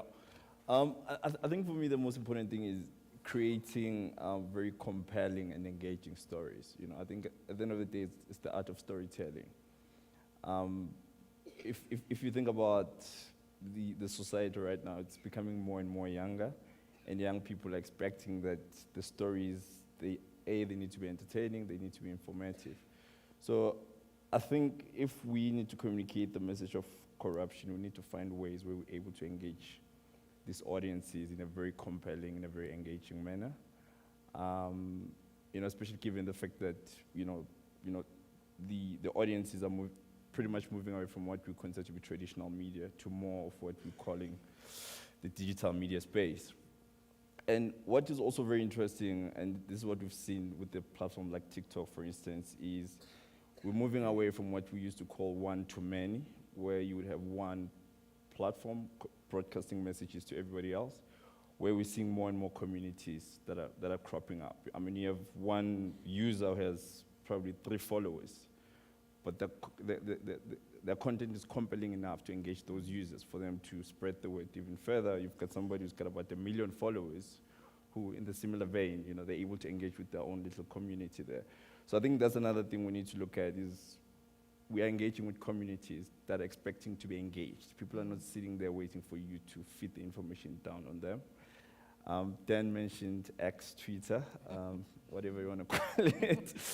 I think the beauty of a platform like Twitter is, for me, the fact that from a conversation perspective, it's one platform that you want to have these conversations. I mean, there's communities, there's spaces, as much as, yes, there are challenges as far as, misinformation and disinformation, but I still believe that the communities themselves, they're able to moderate some of the conversation. They're able to call people out. If you're spreading false information, that for me is the strength of the platform. So just sit the conversation there. Let people have the conversation. And yeah, that is what I strongly believe. It's all about the art of storytelling. We need to be able to tell these stories a lot better. Thank you so much, Sipiwe. Dan, back to you, and leading on from that, before I ask the question, I just want to share with the audience. So on Monday past, I celebrated my 55th birthday, and I was reflecting back on how I got to where I was, started my first job as a cashier and so forth. But along my journey, I didn't realize how vulnerable and ignorant I was talking about corruption. Where I worked for a computer company, one of my early years. In fact, I even worked for the Defense Force. And you'd sit opposite the table with somebody and they would say something as easy as, I can make that happen for you. And you get excited because you think this person cares. But you don't know that there's something attached to it until the something that's attached suddenly becomes, oh no, that's not okay. So it's so easy, and leading to the next question, ignorance is unfortunately, I mean, it's a big deal. It's people just don't know. So furthering on from the education, how do we educate people? What strategies can be employed to ensure that stories of corruption, and not just it was government again, but other things that really makes the public more aware and has a lasting impact on them, but also that they feel like they want to action. Dan, what do you think we could do? Uyaluta 99? No. So I've already spoken about how I, in my material, use a degree of satire to engage people's enjoyment of a story that they would otherwise not do. I'm not saying that's the only strategy, it's just one that I happen to have the skills for. But I think that there are two things. The first one is, as I said earlier, we need to take the anonymity or the desensitization out of stories of corruption. We need to really understand that even if somebody, if somebody steals 5 million, it's not 100 million, it's not the Guptas, but it is 5 million rand. It's like so much money, you know what I mean? And so I think that there are two things that I always enjoy. The first one that I think is really important is that when people hear about a story of corruption, they need to hear how it happened. It can't just be the total value and the charges. It needs to be, so there was a Freda dairy farm, and there was a tender, and there were fixes, and there was somebody handling the emails. And then this money was distributed in this way, and these politicians went to Cuba. And then they evaded this court case. So that's really important. To tell the full story is hard. And I know that we live in a very ADD generation. I know that the algorithm makes us want things in 10 seconds. I know that even in TV media, we don't have a lot of time to tell stories. And so the art of being an efficient storyteller is very important. But at the same time, if you hook someone strong enough, they will sit down and watch you guys. Like, I don't know how many people have watched a John Oliver 40-minute on a boring part of US life, because he's just such a good storyteller. That's a really, really impressive thing. So I think we need to get back into the habit of trusting that people will hear a full story about how something happened and really understand how it happened, so they can see almost the scale of the evil and how these things happen. But the second thing that is really important is I think that people struggle to understand how a corrupt act in this department affects their street. Does that make sense? Yeah. When there is a robbery, the victim has a house, and the victim can go, I was robbed. But whenever whenever corruption is committed, we all lose, all of us. But it's harder to see how this new story about corruption involving social grants is literally threatening tens of millions of South Africans for whom 350 Rand a month is a life-changing amount of money per month. And we need to get back to teaching people how to understand that corruption has real victims, and they happen to be us, and showing how if there's a corrupt department, that causes a budget shortfall, which causes a project to collapse, which causes a smaller budget next year, which causes a minister to be removed, which causes upset of the projects that were running underneath that minister, which causes these things not to happen in real South Africa. I think it's really important that we do that. Thank you so much, Dan. Awareness, it's key. And I love the idea of tell the whole story, not just the tail end. And yes, it does impact on all of us.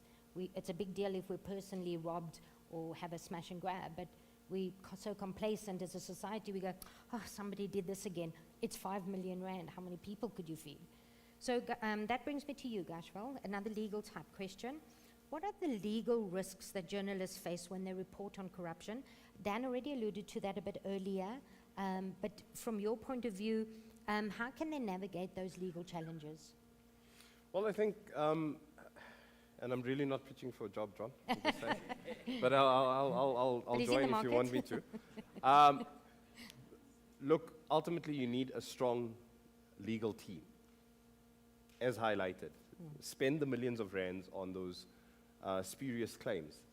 Because as Dan had highlighted, if he didn't have that backing, this is the type of lawfare that bankrupts you and leaves you with nothing. And I think we have, the example of Martha Ngoyi that I gave earlier on is a typical example of someone that, as spurious as the court case is, as much as those judges are sitting there and saying, in this instance, the complainant or the plaintiff doesn't have a legal footing. The fact of the matter is they're the ones with all the attorneys and the counsel that find really interesting ways of just kicking this thing to touch and moving the goalposts further and further and further and locking someone into this lengthy litigation battle. If you have a legitimate case, by all means go to court and deal with it. If I feel that I've been defamed by Dan on his show, then by all means I have the right to go to court and I can take those particular actions. I can go to the BCCSA and take the necessary action if I have a legitimate claim. But the problem is that to a large extent, and I hate to say it, but we have a former president that has turned our court system into another opportunity to kick it further down the can. And if that is happening at that particular level, then why do institutions with deep pockets then also not take that opportunity? And I think that is, for me, the biggest legal risk. I think we also need to understand how a newsroom works. And maybe we also need to understand that there is no such thing as this amorphous body just called the media.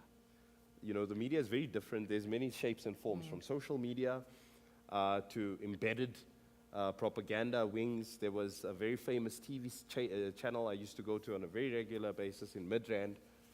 There was nothing else but propaganda.co.za. At a very difficult time, during those 9 years, by the way, none of that stuff ever came up about money going missing and so on and so forth. But they were doing their thing. So what I'm saying is we need to, number one, understand what happens. But within a newsroom, you have sub-editors and you have editors. And then you have someone like a John that has to take the final accountability for when a story goes out. And unless you have your sources and you fact-checked it appropriately, et cetera, the thing is not going to go out there. And even if you state opinion, even if I'm sitting there as Gershwell Brooks doing my own show, and I say, but this is my opinion on 702. If my opinion is unfair, it's inflammatory, and I'm not within the confines of freedom of expression, of course I'm going to find myself in trouble. Sure. And the issue is that we have professionals in the space that tend to know what they are doing. The individuals that are messing around, and some of them have been exposed. There was one that was a reporter, meanwhile he was on the counselor list for a political party. He didn't have to bother coming back to the office. He didn't have to get fired. He disappeared. So what I'm getting at, and I mean not in a weird mafia way, he just left.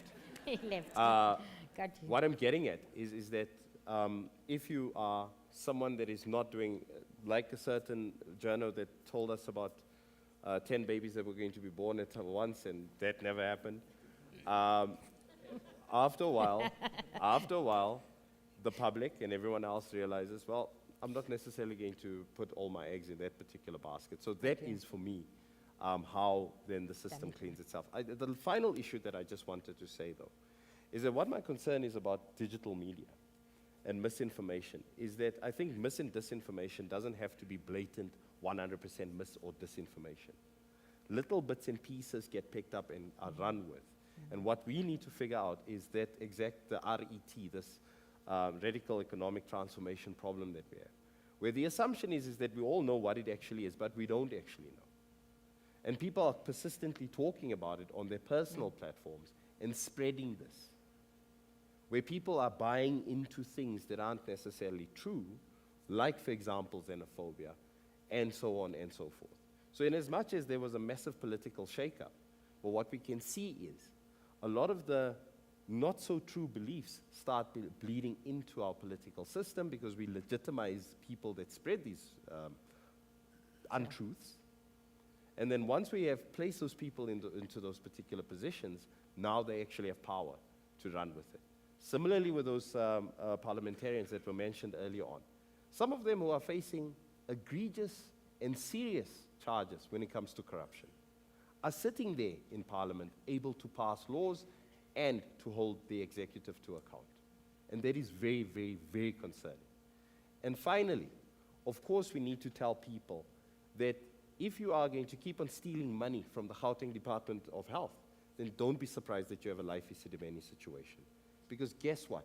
Because people are busy trying to claw back bits and pieces of budgets, and then we send people with severe mental health concerns to someone's backyard to starve on pieces of plastic and cardboard. Thank you. That is the impact of corruption, and that's what needs to be reported. Thank you so much, Gashwal. You raised something that I've been exposed to for many years, and that is a concept called citizen journalism. And not everybody has the media powerhouses that perhaps the panel here has behind them. So when that young person in the community wants to expose the truth to the community, for the community, by the community, who supports them? So it's at this stage a rhetorical question, because I want to go through this, but I'd really love to hear from any one of you, so remind me just before I conclude, all right? Because what about the non-represented whistleblowers and media? Thank you for that, Gashwal. John, this is for you. How should the media balance the need for transparency with the potential for defamation? And again, we go back to the legal repercussion, because that is a significant thing. So how do you think the media should do that? Yeah, I think the important thing for the media is that we should also always aim to be transparent. And I was actually talking to somebody before we came in here to say that it's actually quite easy for the public to hold us accountable, because we are so open. I mean, if we report on something like the 10 babies, and Dan is dealing with the same company at the moment, with the BCCSA, is that they can be held accountable. Yeah. That's why we at ENCA, we really invite people to say, if we have done something wrong, you must call us out. And we encourage people to go to the BCCSA so we can right the wrongs if we have.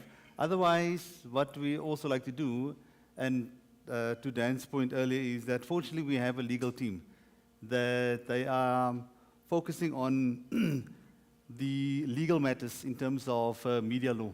So they, yeah, I mean, I've sat in before where there's one particular lawyer in South Africa that he belongs to the Red Party, but he also likes to represent the Green Party. Yes. And it was fascinating what this guy was trying to do. He had no, I almost used the F word. He had no idea what was going on. But he was there just to cast aspersions. So the whole issue about transparency, it's an important one. You cannot get away from it. So, and that's something that in our newsroom that I push very hard for. And we hold people accountable in our newsroom. We're not like Faulty Towers down the road where things disappear and nobody. Even the way that our newsroom is designed, it's one way you can see everybody. You can, if something needs to be done now, you fix it now. And we don't need to fold things in triplicate to get things done. No, we take decisions now. It happens. So transparency for me, it's a cornerstone that needs to be part of any newsroom and the way that the media operates. I quickly wanted to, just to Gashwal's point earlier about accountability, right? And I mean, it's interesting for me that we are owned, the majority of our shareholders, it's a trade union. Yet, if you look at what's happening on social media, how we are being branded, and this is because at some point we didn't go after the Red Party. The Red Party did that to themselves. We went after VBS. It just so happened that people involved with the Red Party are also involved with the VBS. And we unfortunately have no relationship with them because of VBS.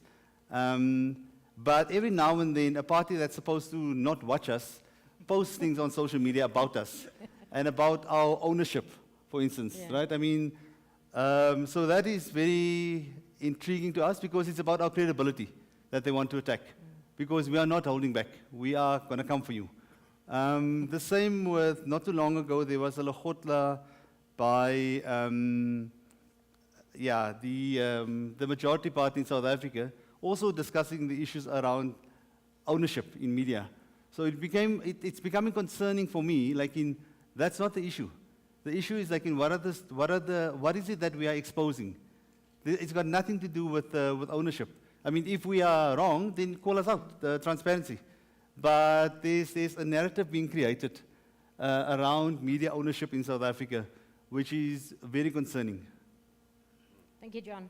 I go back to Malcolm X's statement, and unfortunately, it's the wrongdoers that make the right doers look bad. I want to move over to social media now, and Sipiwe, I'm going to come back to you on this. And Dan, please feel free to jump in. It's a lot more in terms of your forte. So my question here, how has the rise of social media changed the landscape of reporting and corruption? Is it a help or a hindrance? Look, reality in social media has drastically changed how reporting is done. I mean, on the one hand, obviously, I think the great thing about it, we talk about the fact that you mentioned citizen journalism, right? The fact that everybody now has the tools. Everybody can report. I mean, if you are in deep slot and there's corruption that's happening in your community, you can take a phone, take a picture, report that incident in real time. For me, that's an amazing power that we didn't have previously. And then there's things like data that I don't think journalists previously had. I mean, interestingly enough, all the people that are stealing money, they feel it's a good thing to go on social media and post about their ill-gotten gains, So that is a source of information that previously we didn't have, from a journalism perspective. So that is fantastic. On the flip side, obviously, the biggest concern is this disinformation that is happening. Yeah. Obviously, we don't have that editorial oversight that you generally have at big media houses, where everything has to go through the editorial team. It gets verified, it gets vetted, we make sure that the information is correct. That is something that currently is not the strength as far as social media is concerned, But like I said, another beauty is that everybody keeps everybody honest. There's a lot of moderation that is happening within that community. So, yeah, I think those are the two things. It's a good and a bad at the same time. I get you. Yeah. Thank you so much. Dan, do you want to add to that? No, I think you nailed it. You're good. What? No, you did. I meant the part you don't want to add. I know there's a lot to do, but we only have 5 minutes, so I'm going to filter through the questions that I have. Thank you for that, Sipiwe. Yes, it is both a help and a hindrance. Citizen journalism is fantastic if done right. And maybe out of this could come the idea of educating citizen journalists, as a social media program. So John here, again, it could be you, it could be any of the other panel, but what are the responsibilities of the media in verifying and amplifying corruption-related content that originates on social media? And before you answer, yes, 100%, you might have access as the media to that video or that information that might not have been released. But people have the ability to take a video and cut it at the right place, same like a WhatsApp message or whatever social media message, where they will delete what's convenient and only leave what they want. So this is a big deal because this, scaremongering, dissemination of false information. What can the media do about that, John? Can I give you an anecdote again? That would be This is lovely. what happened with us. It was 2020, so during the time of COVID. Yeah. So I think it was at the time of the budget speech. So I had a reporter in Cape Town standing outside Parliament before it was burned down. And so we had a strict policy when it comes to wearing masks. Right? All our reporters, all our camera people, all our guests had to wear masks because we wanted to convey a message to say, be responsible. This thing is real, right? COVID. So I'm in the control room, just by chance. I'm walking past and I'm like, okay, cool, let's hear what's happening here. So we have our reporter standing, and there's a parliamentarian coming from behind. So the finance minister finished his speech a lot earlier than what we anticipated. So now it's, of course, crisis time. We have to get reaction. Go, go, go, go, go. We don't have standby material. She has to be ready. So what she does is, this person, okay, so this is a color issue as well. It turned very, very nasty for us. Very, very nasty. And this is because of social media and how somebody manipulated a video. Yeah. I'm not going to say it's a red party, but yeah. There was a party. There was something there. So what then happened was that, so you see this image of somebody standing in front and you see somebody approaching. So we see somebody approaching, right? Somebody from the UDM at the time. But next to her, unbeknown to us, was somebody from the Freedom Front Plus standing next to her. And he had on his mask. I could see he had on his mask. As she starts the interview, he took off his mask, right? So here we do the interview, right? Quickly, wrap, go to the next person. And somebody, one of our technical people, then remember our policy. People must put on their mask. So tell the person he must put on his mask. She then tells the UDM person, oh, you must put on your mask before I ask the question.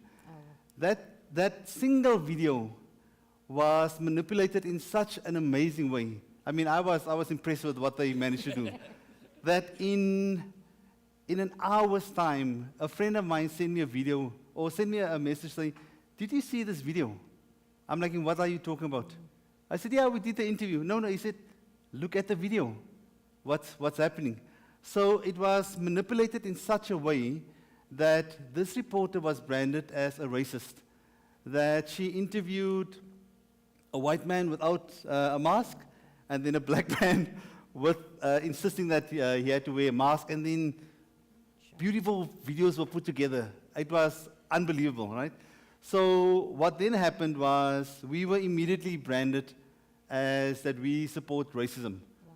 And we're like, well, this is bullshit, right? This is not true. We had the ANC marching to us and delivering, and I had to receive a memorandum. I was so sorry about what happened.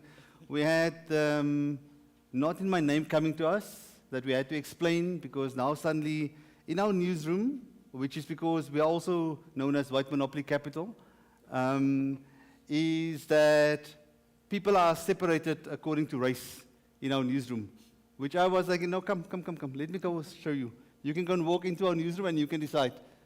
You make up your mind. I will wait outside for you. We had to go and explain. We were hauled before Parliament to explain our actions. We had the South African Council of Churches coming to us that we had to explain. My first question to them, they had these three very important, very dignified people sitting with their suits and what the religious people do, but they were sitting there, and my first question was like, okay, you saw the video, right? No, we didn't see the video. Oh. But our congregants told us that this is what you guys are doing here. So we had I had to go and appear before the Human Rights Commission because of this video. And for me, this really speaks to the issue around fake news on social media. So for us, we have to have 2 to 3 sources before we verify anything that goes on, that we put on it. Sure, thank you. I think that's an excellent example, well explained there, John, in terms of how social media posts can blow out of proportion. So in terms of, is it a good thing or not? That's a case in point. So thank you for that. We're going to have to wrap up. So thank you for touching on the citizen journalism. I don't need to go there. But so we're going to sum up essentially, and I made a few notes prior in anticipation of the answers. Thank you for that. But I'd just like to sum up how from this panel and also from the day, I see things from my world and also what the panel has brought to light. Do pardon me if I've already given some of these words, but these are the key things that stand out.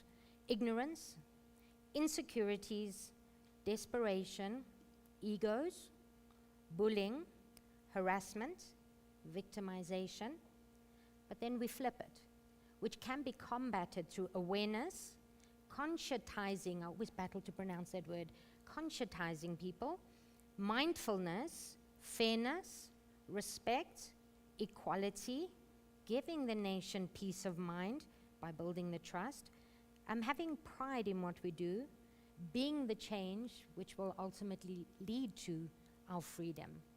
Thank you very much for today. Thank you, panel. You've been amazing. We're done.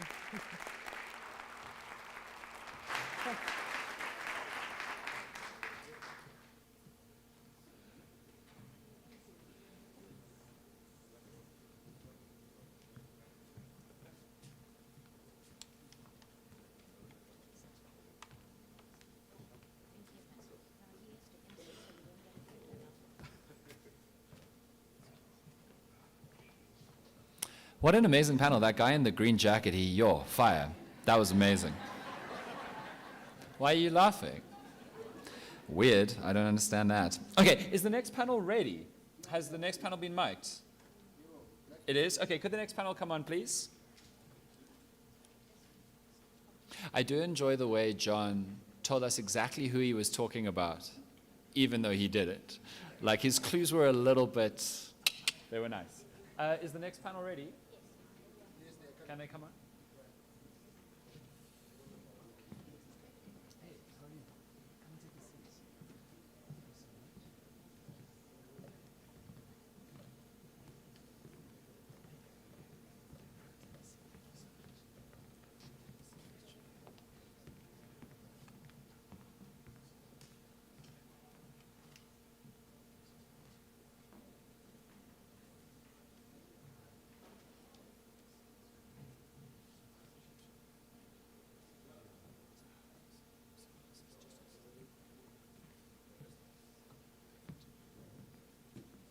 Cool, thank you so much. This is, I'll be honest, the panel that I've been waiting for all day. No disrespect to my own panel or the others, but this is a really, really important discussion because it's about whistleblowing, and many people have already discussed whistleblowing, so I don't need to give it any other kind of introduction. It's been cropping up throughout the day, but it's a crucial, crucial thing that we need to talk about because that's a fundamental thing that needs to work in the battle against corruption and all kinds of criminality. So first I'm going to welcome our esteemed panel, starting with the moderator Lulama Abaka, who is the Ethics and Anti-Corruption Specialist at the Ethics Institute. What did you have for breakfast? Cornflakes. What brand? Bokomo, it's cheaper. The economy, brother. Well, you're not going to drop a dress size if you don't go with Kellogg's. So, all right. Let's go next. Kyle Lamb is a partner at Evershed Sutherland, South Africa. Kyle, what did you have for breakfast? Not lamb. Can we check Kyle's microphone, please? Kyle, what have you had since breakfast? Coffee and water to keep you going. Outstanding. Cool. Then we have Cameron Dunstan-Smith, who's a partner at Herbert Smith Freehill, South Africa, LLP. Cameron, what did you have for breakfast? I have 2 kids. So I don't have much time, so I just had oats so easy. That sounds great. Then we have Nelisile Tanjekwayo, who is the head of legal for a listed entity and non-executive director of Gauteng Industrial Development Zone and Columbus Stainless Pty Ltd. Phenomenally busy. What did you have for breakfast if you had time? Actually, coffee right here. Oh, outstanding. Great. And finally, Mpumi Mazibuko is the general counsel at Coca-Cola Africa Pty Limited. Did you have Coke for breakfast? No. You have to say yes. You realize that. Don't get high on your own supply. No, I had coffee and morning traffic. Fabulous. Cool. Over to the panel. Thank you so much, Dan. But you look like a Pepsi guy. Touche. Okay. I see there's still a lot of people. It's because we haven't fed them. So we hopefully will keep you entertained until lunchtime. I just want to open with, before we even get into whistleblowing, yay. We need to look at ourselves as a country first, and I'm asking you this question. 1, are you an ethical person? And I'll ask you why. We are often very angry with our leaders and the stories that we read in the newspapers about unethical conduct, but yet, think of your own conduct. Is it always ethical? Let me bring you to a braai. You come back from your braai, you've just watched the Springboks. On your way home, Sergeant Kokobela pulls you over. You'd give him $50. But if your kid comes home because they were cheating in an exam, you'll be upset, right? So if you do that, then you must expect your leaders to be the same because they're from the same society as yourself. Now let's speak about whistleblowers. It's a pity that whistleblowers don't have a name anymore. They become whistleblower. Once you blow the whistle, you become whistleblowers. And I hear a lot of people when I consult with organizations saying the whistleblowing hotlines don't work. It's not that they don't work. It's just that we don't know how to report properly sometimes. So there's 3 types of issues with whistleblowing. First one is you use your company's resources to blow the whistle. It's easy to trace it back to you. Believe it or not, even though they say it's not true. Secondly, you've got those ones who actually tell the whole world. They blow the whistle and then, did you hear what happened to me? I got victimized, bro. You can't tell the whole organization. It's no longer a whistleblowing matter. It's public knowledge now. Okay? And then lastly are those who do it incorrectly because they don't know how. They haven't been schooled on it.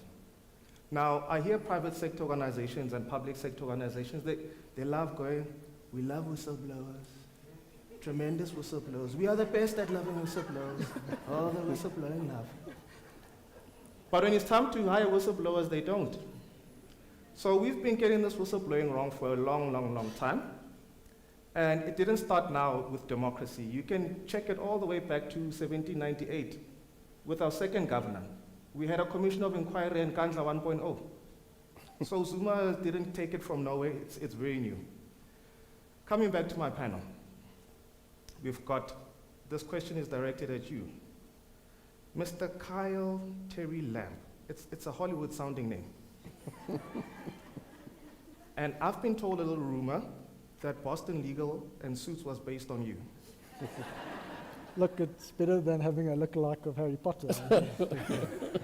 That's an improvement. 10 points to Gryffindor. Kyle, in terms of our whistleblowing in the private sector, why do we get much more attention in the public sector than we do in the public sector? What is the problem there? Is it because the media is just not paying attention there? What are your thoughts around that? Well, I think about it this way. Often the public sector is in the media, perhaps because it causes the most affront to the citizenry, who are seeing their taxpayer money going down the drain. Sure. And so I think that is what usually keeps it more in the realm of the media, and perhaps what's not seen behind private doors is not disclosed. I mean, you know, for those in the public sector, there's a lot of good public servants there, people who just want to do their work. And when you work for certain SOEs, you know, soon as you go to a braai and they ask where you work, you start coughing and you have to go to the bathroom because you're scared of disclosing. But it almost feels like the reporting is like, I don't know, when you're African and you've got a light-skinned cousin and the auntie finds both of you being naughty, they normally go, it's this dark one. And that's the public sector for me at the moment. So what do you think needs to happen in terms of the Protected Disclosures Act itself? What are some of the things that we need to build into place to build better protection mechanisms? Because as it sits currently, it's a nice piece of paper, but it seems like people are still able to skirt around it. Well, what do you think needs to happen going forward? Well, it's quite a broad question. I mean, I think in the first place to start is, this legislation was enacted in the year 2000. We're 24 years down the line. At the time that it was enacted, it was felt that issues of malfeasance could be raised and dealt with by management. And I don't think the depths and the pervasive nature of fraud and corruption, Dries, as you mentioned in your opening speech, was fathomed. And I also don't think at that time it was contemplated what the unforeseen consequences would be for those who blew the whistle. And I think we've seen in many books that have emerged since the State Capture Commission of what those sorts of unforeseen consequences are.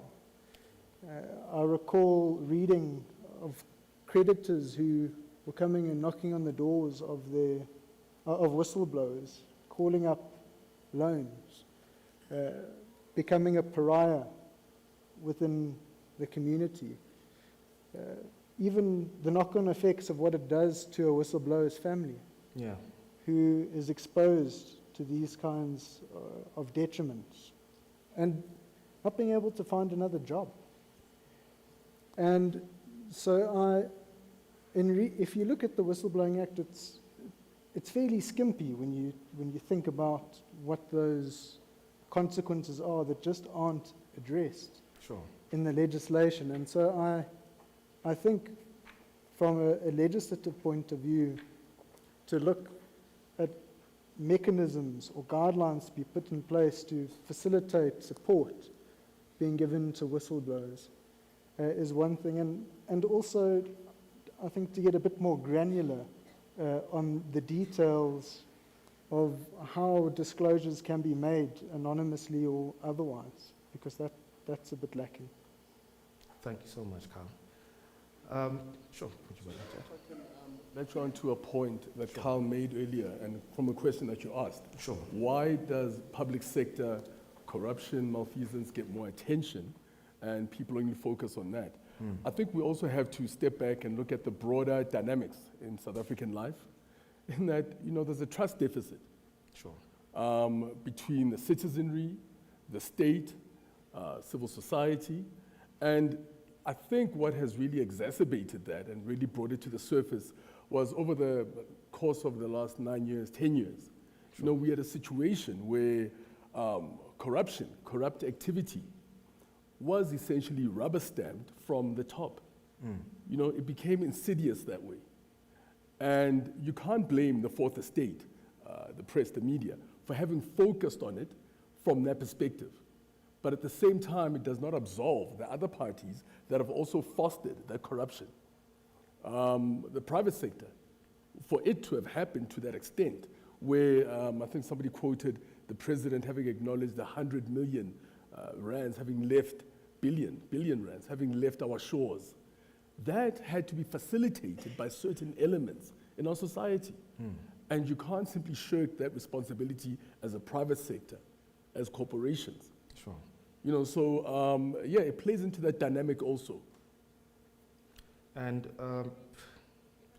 please go for it. Obvious parts also, right? We all pay tax. Yeah. So, and Hobotoko every month when we have to pay that tax. I know, right? So we'd all like our salaries before that tax goes off. So now when you actually do see wasteful expenditure, right? Like it's something that unites all of us as a country because we all pay tax. So that's why we would then, obviously the majority would have a bigger focus on just the public sector and how they spend our money. So and I think that also plays into it because it's something that we feel on a monthly basis. And even now we just did our tax returns, we thought we were getting some money back and now we owe them. So it's also just something else that we just look at and we just like, not with my money, absolutely not. I think there's like something that unites us in that. And that's probably why we also focus on the public as opposed to private. First. Yeah. And now since I have you there, what do we need to do to change that culture so that there's even kill? And that's a question posed to all of you.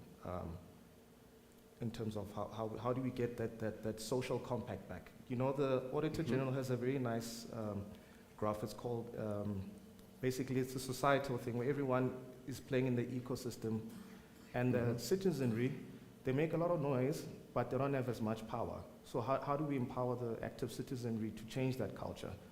And of course, it's not gonna be overnight. And South Africa being a heterogeneous population, we all have our different interests. I think we can't get tired. I think, corruption is something we're seeing so often in our country that we become numb to it.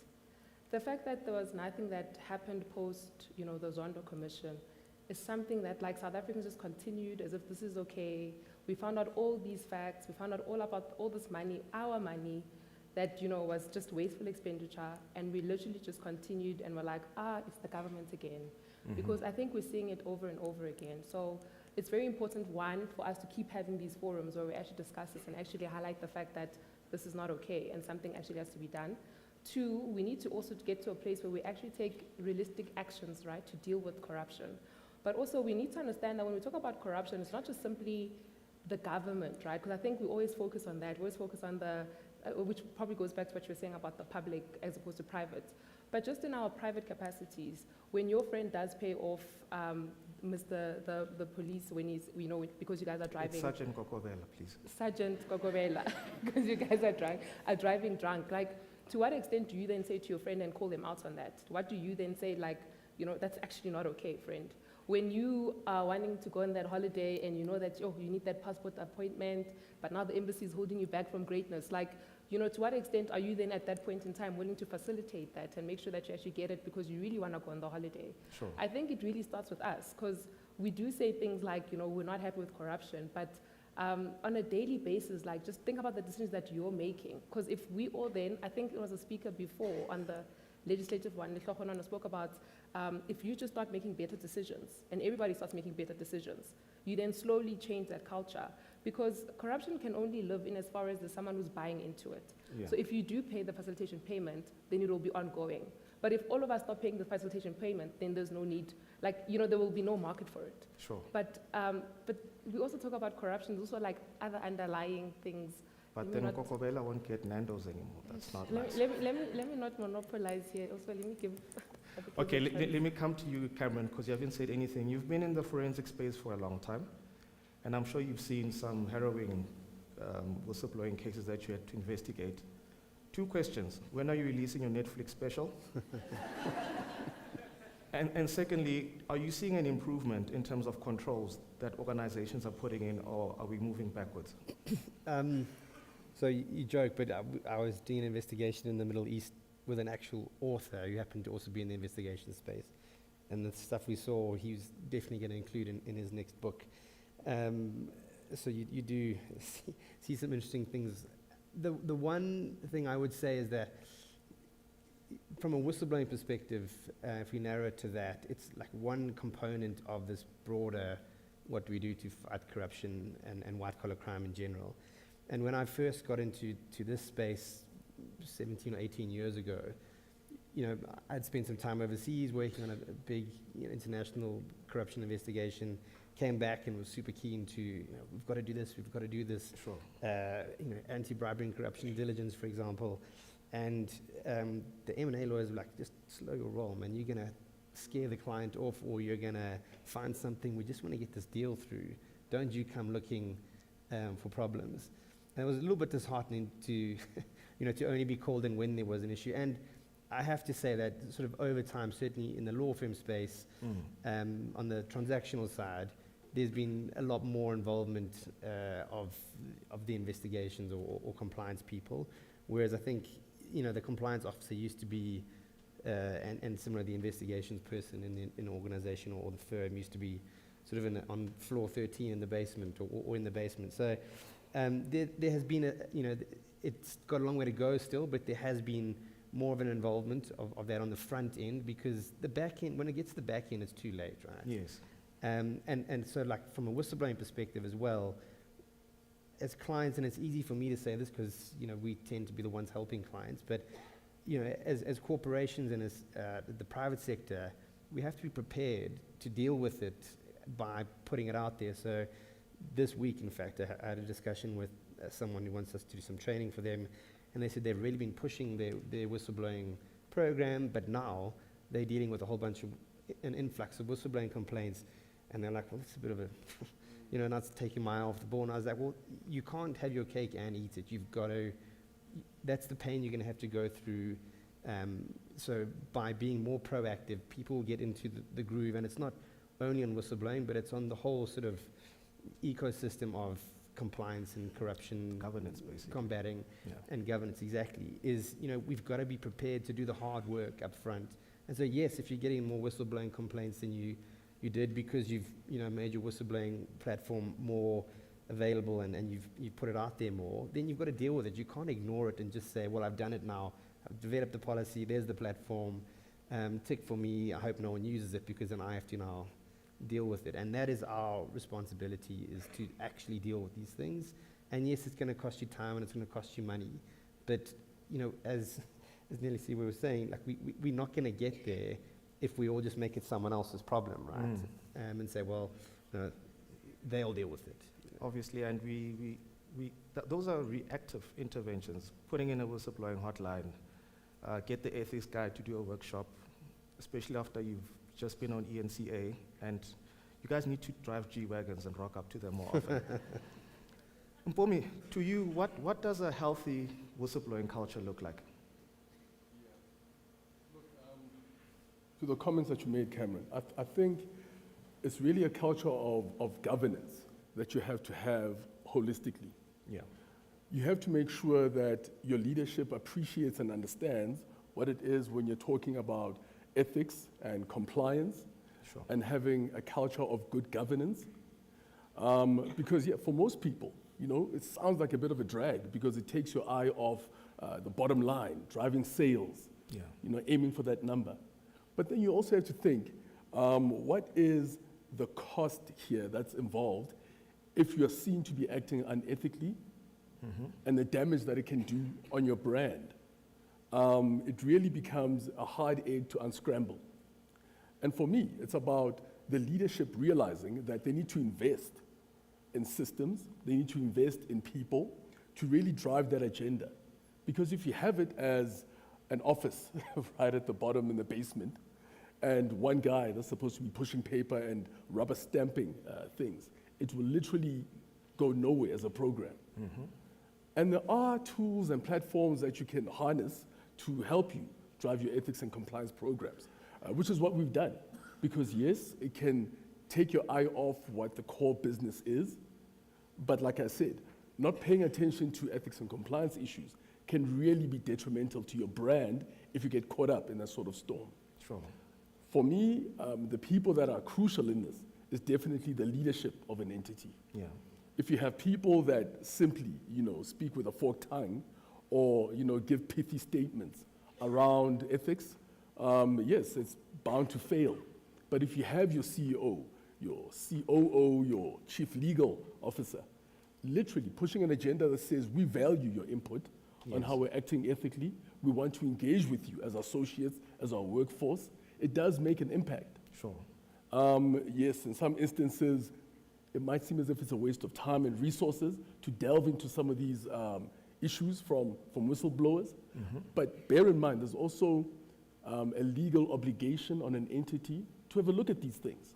Yeah. You know, it's not only under PRECA or, you know, corruption specific legislation. Yeah. Also under some of the labor law legislation, you know, competition law, there is an obligation on you as an entity to ventilate some of these things and to act in an ethical, compliant way. Absolutely. Kyle, if there was one thing you could do, if I gave you a magic wand from Gryffindor, what do you think it is that needs to happen so that we see an improvement? Well, you know, I think the challenge that whistleblowers face and the climate in which it occurs is one that can potentially have a chilling effect. I think a fundamental question that I would imagine goes through a whistleblower's mind is, you know, what's in it for me? Once I make this disclosure, you know, it's a brave act, but I'm alone once that occurs. And I think putting in structures in place, and it's actually a recommendation that had come out of the State Capture Commission to deal with whistleblowing complaints in a coordinated and strategic manner where learnings can emerge from complaints that come through and filter through a centralized body. That, you know, when we talk about having a proactive approach, what happens to the data for the country when whistleblowing is being dealt with in companies themselves? That data can get lost and does get lost. And to be able to have one's mind's eye in the future, inculcating the right kind of culture and preventing a potential worsening of issues, I suppose is one.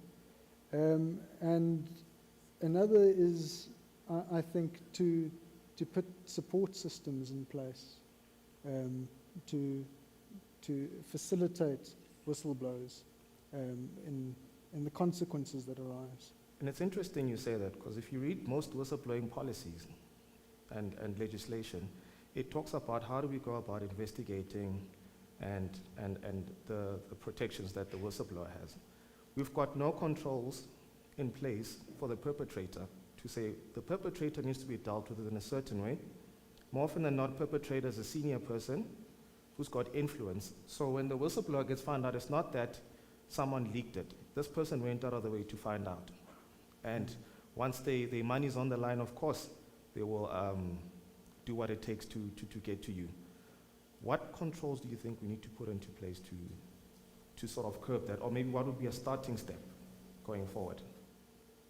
Well, it depends how and in what structures the whistleblowing complaints are dealt with.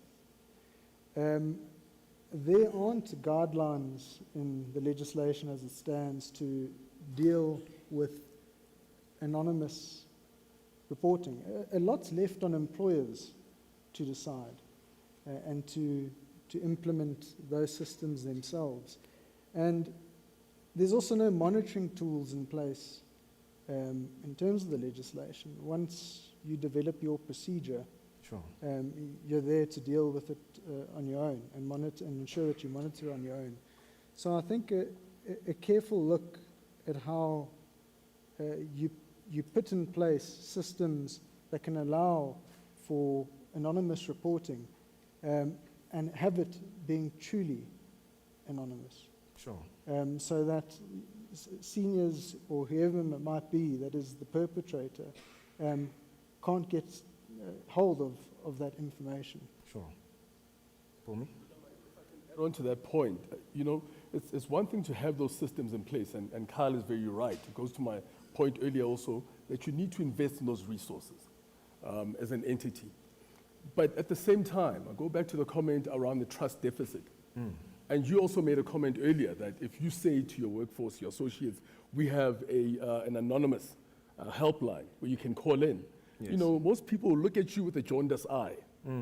But the fact of the matter is that, rightly so, how can you be the referee and the player at the same time? Which is often. And I would argue that you need to outsource some of these elements behind it. And then you also need to conscientize people about how it actually works. Yes. So we have an ethics and compliance program where on a quarterly basis we have in-classroom and virtual sessions where we talk people from A to Z on how our compliance program works.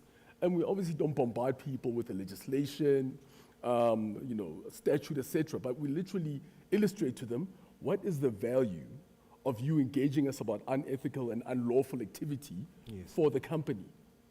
Sure. And then we actually show it in numbers, how much we have saved from an act that was possibly or was corrupt with the supplier or whoever it was, and the benefit that it adds to the bottom line at the end of the financial year. And are you seeing a buy-in, a better buy-in?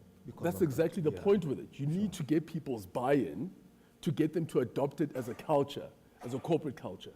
Sure. So it's crucial. Yes, you might have the AI behind it, the tools, the platforms. But if you don't have people's attention around the fact that it needs to be a business imperative, then you've already lost the race. It's gone.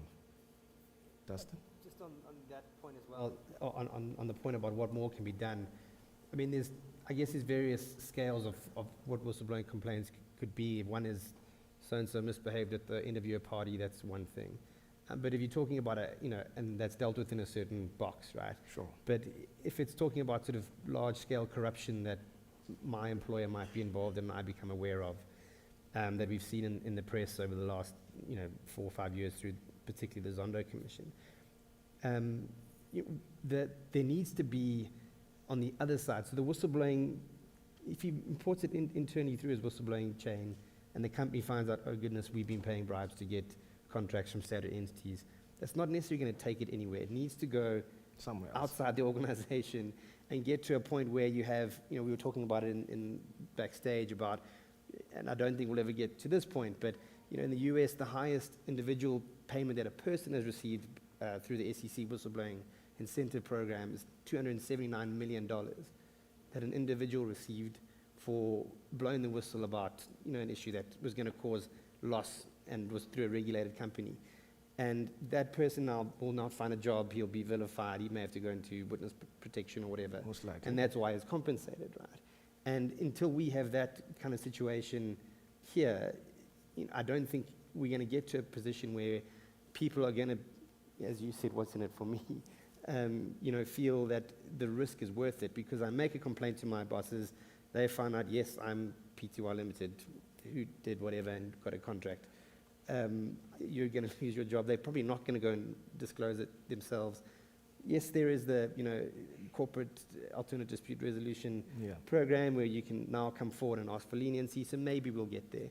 But there's a long way to go before we climb that ladder, and it takes it from just being something that I now know as the person running the organization to actually making a difference. Remember, there's other factors involved. When we looked at the International Business Ethics Survey, so countries with high individualism, like the US or Japan, they reward their whistleblowers, they embrace such things. Whereas in a country like South Africa, where it's better to be in a group, we embrace the whole Ubuntu. See, this is when Ubuntu becomes a problem. We embrace the whole Ubuntu thing, and now it's to our detriment, not really helping with whistleblowing. Sis Nelly Sil. We move on from that topic, which is why you need to, in South Africa, you have to balance it with protection mechanisms. So, for example, yes, whistleblowing, maybe someone who's at my level or who's a peer is one thing, but what if I'm whistleblowing on a CEO, right? Someone who actually factually has power within the entity, who's made so much money, the company holds very dear because they obviously are running the strategy and are obviously doing great things for the business. And I think that's when the challenge really comes in, because if you're not protected enough to whistleblow on your directors, to whistleblow on your ExCo members, that's really where you start to see whether or not the mechanisms that you put in will actually hold.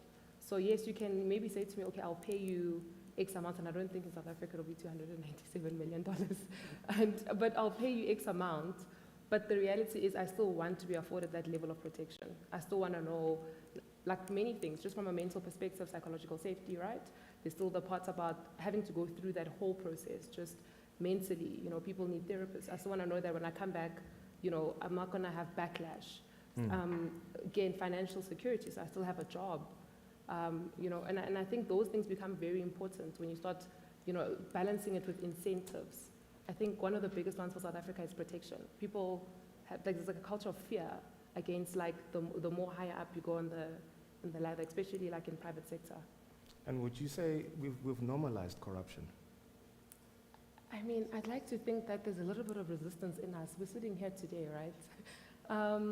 But I do think that corruption is very much embedded in a lot of the institutions within our country. Mm-hmm. I do think that it's embedded in just the ways in which we do things, which is why I always talk about, the individual. Like, what are you doing in your individual space? Yeah.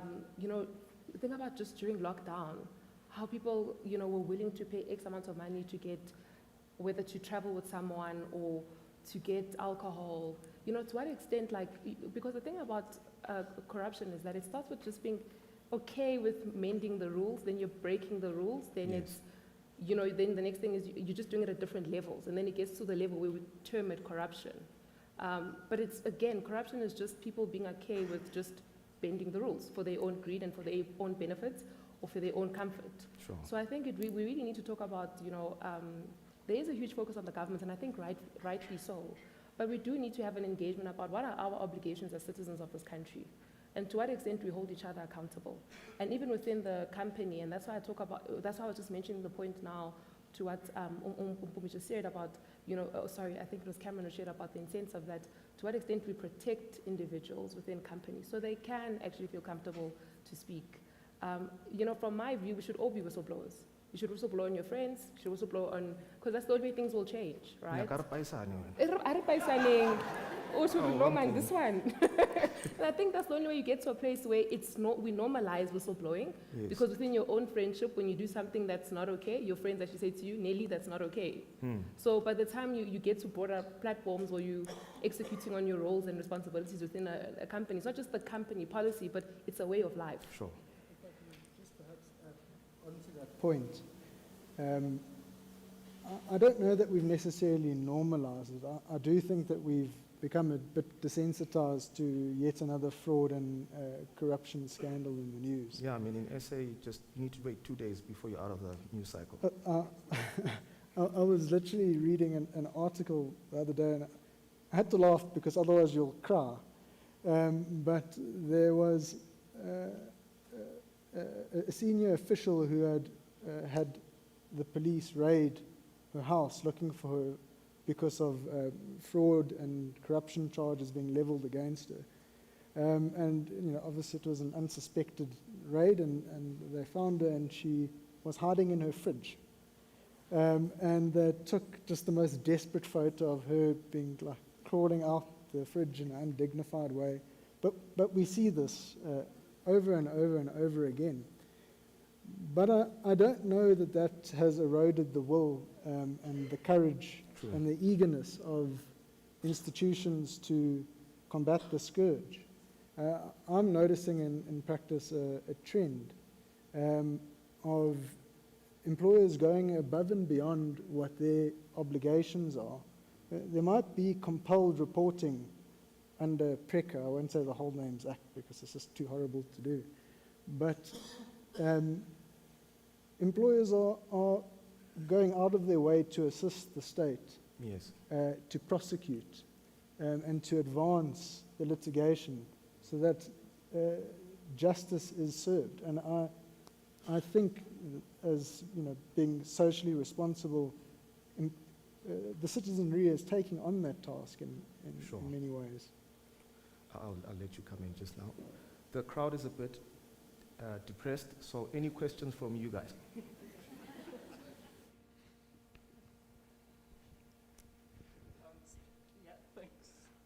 Thanks, Lulama. My name is Lionel Ardendorf. I'm a public service whistleblower, and often when I see these panels and I hear the titles, I often think you guys don't know what you're talking about.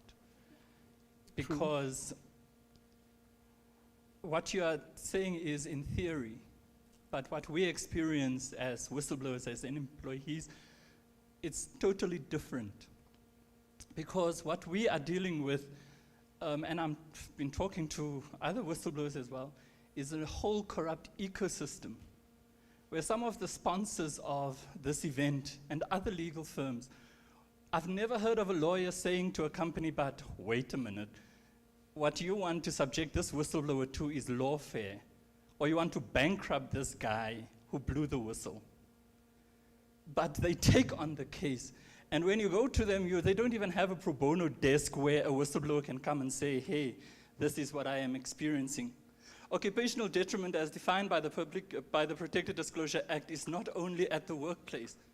I have applied to many of these names after I was cancelled, only to be told, sorry, you're a bit too dangerous for us at this moment. Or more than that, where you do not get a job because of your credit record. And no one ever comes and asks, but why do you have this credit record? So that you can explain that I'm a whistleblower, I was unemployed, I was unemployable, and therefore that is what it is. I've known about companies that employed whistleblowers and boasted about it in the media, only to be told later, the whistleblower, hey, I think it's best if we part ways. 3 months later, a major scandal broke, and when you ask, but what happened? They let the whistleblower go simply because they knew what was happening. And that is why the issue that I often say, sorry Lulama, that I'm a bit drag, but I often say that occupational detriment is the most dehumanizing experience that any professional can have, where you lose almost your self-worth, and those who should care couldn't give a damn. And so I'm not here to talk about what I have lost, because I know about other whistleblowers who have lost much more. To me, being able, I'm a single parent currently, being able to defend you for your, or help your 2 kids, that's nothing compared to those who have lost houses, lost their livelihoods, losing a marriage because of it. Others have lost their lives. And sometimes I've written something already where I often say that death is better than life for many South African whistleblowers. Because if you look at what's happening in South Africa, we celebrate late whistleblowers. We have dedicated pages to them, documentaries to them, but no one cares about the suffering that the living whistleblowers experience on a daily basis. And that is why I often think that we need a new whistleblower milieu in South Africa, where I did training in a small company, 150 people, where we talked about a speak-up culture. Just a speak-up culture, where it's not a whistleblower culture, but where an intern can easily say to the driver who is taking her on her route to a work assignment, easily say to him, "But Baba, I think you should not go to your girlfriend every time when we need to go somewhere." And the driver is not offended because there's a speak-up culture within the organization. My question to your panelists is more on what they think society can do to support your efforts, because I'm telling you now, it's totally different as an employee or working for someone where there's a whistleblower culture perhaps, but when you go out to society, there's no whistleblower culture. So what is it that you think can be done differently? Lulama, just one stat. My company, my consultancy runs a whistleblowing hotline. It's not the most popular. It's not the most popular because of the close to 70 companies that we have presented to over the last year. Everyone wants control over the investigation. They don't want an independent whistleblower mechanism. And that's what we offered, and no one wants it. The second thing is that you might find shocking is that out of the 21 companies that I have helped with investigations based on whistleblowing, shockingly, 20 wanted first to know the name of the whistleblower. No action done. Only one said, "Can you tell us what the shortcomings are that you identified in your investigation so that we correct it?" But most companies, private as well as public, are more after the whistleblower than they are after the shortcomings identified. And the reason why I'm asking the question about society is that you're right, there are 2 different milieus or atmospheres.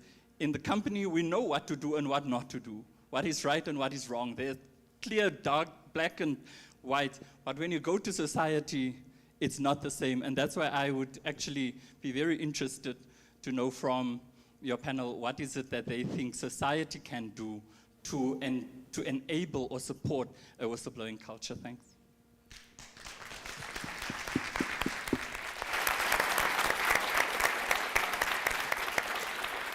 Lionel, I want to commend you for being brave and sharing your story. And I know there's a lot of whistleblowers who've gone through similar harrowing experiences as yourself, and we deal with them all the time. I think because we don't really have time, but we're happy to engage with you.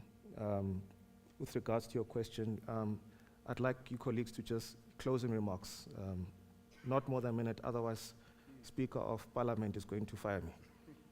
Starting with you, Mpumi. Thank you, Lulama. She's not here. And look, I just want to echo your sentiment. I think Lionel, I think was the gentleman's name. It's really commendable for you to take the stance that you have and to remain resolute about your disclosures. I really do admire that. For me, Lulama, you asked the question, have we normalized corruption.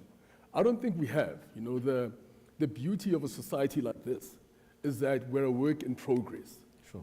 And we by no means have given up on dealing with issues of corruption, issues of malfeasance from our authority figures.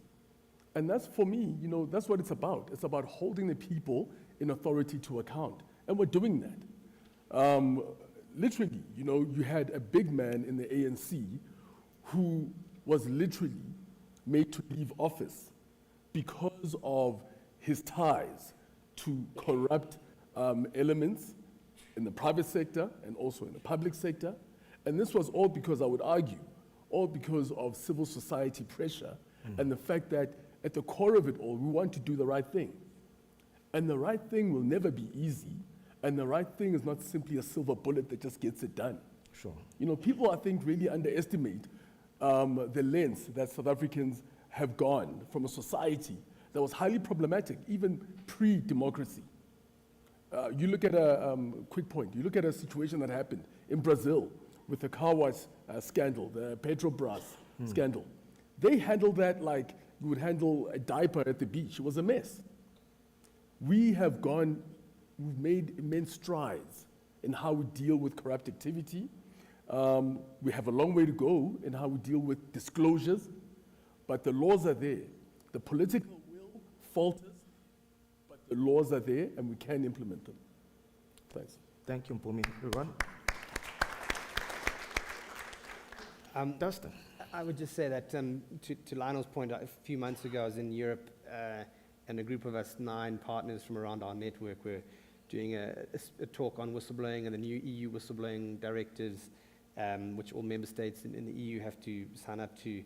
And it was all, as you said, very sort of, in practice that's great, in theory that's great, but in practice, and sort of the comment that I made was, you know, whistleblowing in Italy or Spain is very different to whistleblowing in South Africa, where the consequences to you personally from a safety perspective are not the same, and multinationals need to understand that someone, if multinational based in Europe, who has an employee in South Africa who blows a whistle, they need to do something about it because it's not the same as doing it, you know, in another country. And my colleague from the Middle East had a similar comment. He said, you know, over there, if you get it wrong, you can be arrested for defamation. So you can actually go to jail for making a complaint just because because you made the complaint, even if it's true, but someone is, you know, protected or whatever it is. And so until we as a society can get the enforcement side right and actually have consequences, I don't think there'll be real buy-in. And it's the same with, you know, the Zondo Commission, for example. We saw and heard all the details of the corruption for years and years, 4 years. Heard it saw it on our TV screens, but nothing's happened. With whistleblowing, if you blow the whistle and nothing happens, you know, you're not going to be very upbeat and optimistic about continuing to do it, particularly if you're at risk. So, you know, we need to get that enforcement piece right. Thank you, Dustin. Mr. Land. The one thing I would say is, you know, we potentially have amendments to the Protected Disclosures Act afoot. There is commentary on that. The public's been invited to make submissions on a report that has emerged in order to develop this framework, but it's going to be some time before we have it. And I would, I think, just ask everyone, building on what Lionel has raised, to remember that, you know, parking the term whistleblower for a moment, what a person really is who discloses this information is a human rights defender of some sort. They suffer violations to their privacy, their dignity, their rights to fair labor practices in order to advance society and ensure that marginalized and the broader citizenry get to enjoy their rights because funds aren't squandered or, you know, going on into Gucci suits and that sort of thing. And to revisit what you're doing in your businesses and in your space to inculcate that culture. Very true. And Gucci suits go well with G-Wagons. Thank you, Carl. Last but not least. Yes, you can tell that Women's Month is over, eh? But I'll go last, Wilama. I withdraw, honorable member. I think that, like Lionel raises a lot of issues that we still need to unpack as a country, and that we're obviously still working towards in terms of getting them right. And maybe this is maybe a good place where we start discussing those issues. But just, quickly from my side, from the government, let us not get tired of holding them accountable. Let us not get so used to it and be numbed from the fact that there's lack of enforcement and the fact that we keep hearing this on a daily and it hits our headlines. From businesses, I really want to emphasize the need to protect employees who are willing to come forward and share this information and be part of this process.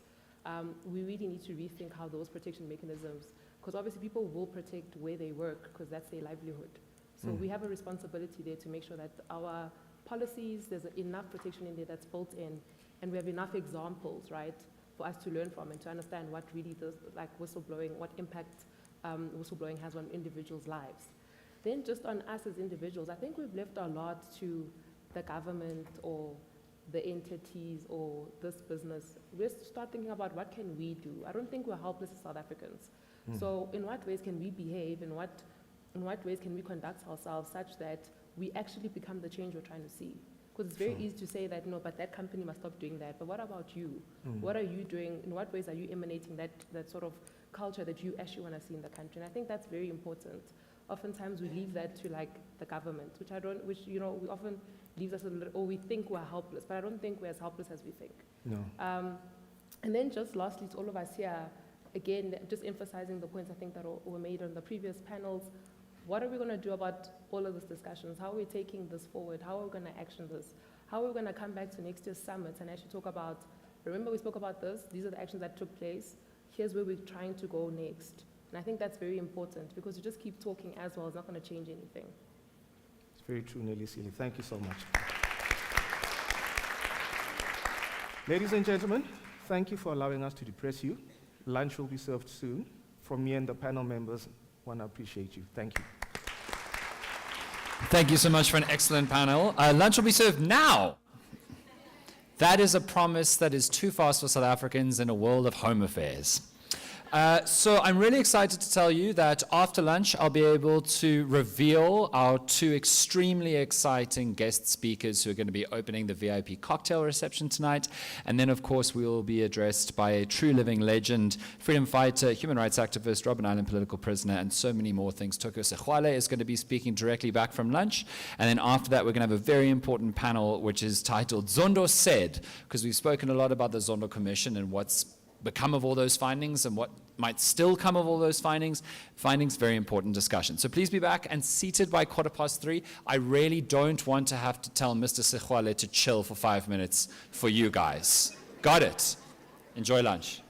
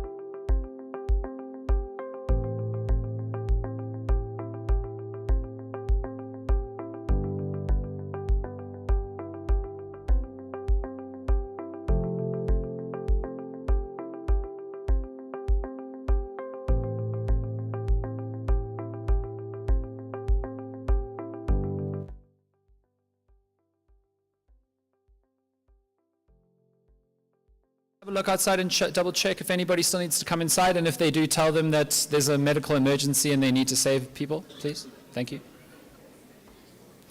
It'd be a bit of a cheap shot to say, are there any doctors in the house with this many academics, I guess.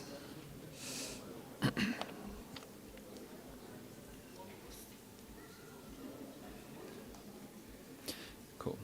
Thank you so much. I hope that everybody enjoyed lunch. Welcome to the, I guess, true afternoon session of the Combating Corruption Summit. You probably know me by now as somebody who has a lot of jokes, but I only get nervous telling jokes before an icon. And so I don't think that there will be any jokes right now, but as such an important voice for so many decades, somebody who is I don't even know how to speak about Tokyo Sekgwale in a way that nobody has done before. And so I'm not going to try, but I'm just going to double check for anybody really young who only knows me from my beanies and from TikTok, just so that we are all on the same page. Tokyo Sekgwale is a freedom fighter of extraordinary renown. He is a human rights activist and a former Robben Island political prisoner. And in a world, I think, where the most famous Robben Island political prisoner, Nelson Mandela, became the narrative, I worry that particularly around the world, a lot of other names were not given the full glow that they deserved. No disrespect to Nelson Mandela. And Tokyo Sekgwale is one of those absolutely extraordinary, phenomenal people who from a young age has sacrificed and has fought for the rights of himself and so many others, and is going to continue right now in that kind of life's work, that kind of life's purpose and dedication. So I'm absolutely thrilled and delighted to welcome the iconic Tokyo Sekgwale to address us on exactly what we're talking about for the next 2 days. The crisis, the cannibalizing of South African society by rampant corruption at all levels, and what we need to do about it, because this is a man who has fought and defeated some of the greatest evils in human history, and so he's definitely someone we should listen to about how to fight this next one. Tokyo Sekgwale.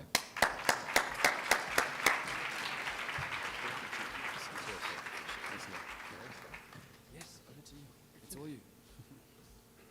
Let me just do a bit of tech work for you quickly. Okay. Yep. Over to you.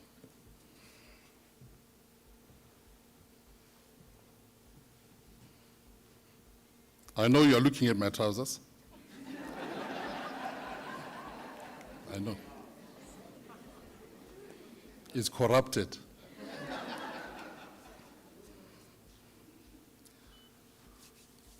Good afternoon, ladies and gentlemen. Let me acknowledge Dries Pistorius, our councillor, as well as Vice Chancellor,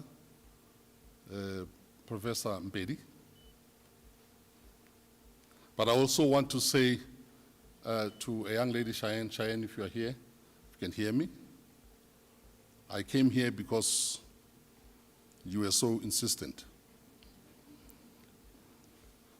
I've just met other ladies, 3 of them, they are going to be the panelists, I'm informed. And they requested a selfie with me. I warned them. Rather, I asked them, do you know I've spent close to 15 years in prison? And anybody who takes a selfie with me ends up on international police file. They said they are taking the chances, it's fine. I came here because this is also a police-related matter. We're dealing with a very serious question here. And I'm glad this afternoon to have been invited to come to join all of you. I also want to say that I don't believe in speak and go. I want to sit it out so that I can also learn from the panelists. Quite often people are given a mic, they give you a title of keynote, and then you start developing a disease which is called, I've coined it, the critical attack of self-importance.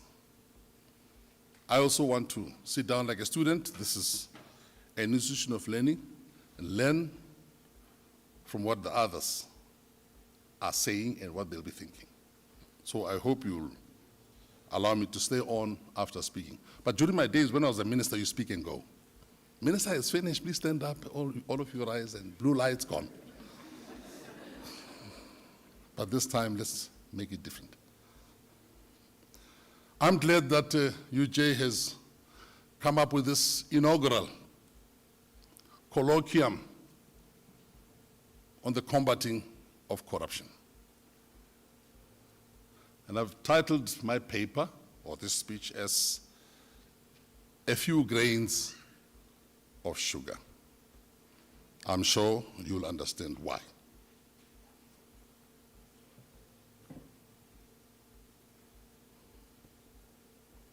Following a spate of brutal murders in the epic Hollywood blockbuster of all time, The Godfather, Don Corleone, the powerful mafioso boss of the United States underworld in the 30s and the 40s, played by the legendary Marlon Brando, convenes a meeting of the commission after these brutal murders. It was a meeting of all the main mafia family bosses in the then United States of America. And this was after the savagely violent killing of his son. I had asked that that clip be shown here. It's too violent, it's too dangerous. At your own time, go into YouTube and watch Godfather Part 1. Look under a clip called The Meeting. So I'm not being a movie star here. I'm not being melodramatic. You will understand why. Although some of the scenes are fictitious in the movie, the producers, fearful of retaliation from the gang world, nevertheless portrayed this sordid tale of the American mob with links to the then criminal Cuba and post-World War II Italy, largely premised upon true events. These events involved, inter alia, fraud, drug trafficking, racketeering, bribery, grand theft, as well as other acts in which the mafias were involved in the States. Yet, above all else, and destructive to public and private life, was the poison of corporate corruption, which involved mafia-connected, highly placed business and industrial moguls, prominent political gurus, celebrated law enforcement officers and prosecutors. Most of all, these involved highly placed judicial practitioners. So fast forward to our own country, away from the States. I've got a guest here, Jim from California. He came with me. He's an IT specialist. We're building a company with him, and we are supposed to meet today for lunch, and I said, can you come? And he came over. So a disclaimer, Jim, I'm not soiling your country. That's how the world was in the US at the time. At that commission meeting, one of the bosses says this about Don Corleone, and I quote, Don Corleone, he has all the judges and politicians in his pocket and refuses to share them. Professor Keorapetse Sibanda of the UNISA School of Law tests our thinking to the extreme in a piece he once wrote for the Daily Maverick entitled, and listen to this one, Why Pay a Lawyer When You Can Buy the Judge? Search for that article. It's on the internet. You know, the internet always has a memory. Don't forget that. In a situation where the endemic scourge of corruption runs the risk of elevating into a pandemic, affecting critical areas of a country's law enforcement and criminal justice system, then a country goes into crisis. South Africa, our country, rates poorly on various corruption barometers such as that of the prestigious Transparency International in its report of 2023. However, there is a glimmer of hope that the Zondo Commission on State Capture may have gone some way in sending strong warnings to malfeasance and thus to help change perceptions around the world regarding our country. Notwithstanding, it is not helpful if a Chief Justice, having fingered culprits in his voluminous report, ends up having to swear them in and affirm some of them as credible parliamentarians. That definitely sends a wrong signal. But I think we should understand, and there's a question of conflict which I hope lawmakers and experts in our country will address. The conflict of that situation is just Justice Zondo is chosen by the president, a politician. He compiles a report which he hands over to the president. In that report, he fingers, as I indicated, malfeasance. And then he has to confront or face those malfeasance again when he swears them in, having been appointed by the president in parliament as lawmakers. Somewhere there is a contradiction. But there's also a contradiction, a conflict. If the Chief Justice chairs a commission as its chair, but he's also the Chief Justice at the head of our apex court. No casting of aspersions against the dignity of the Chief Justice, but rather we should interrogate the system as to whether it is correct for the Chief Justice to chair such a commission where, if there will be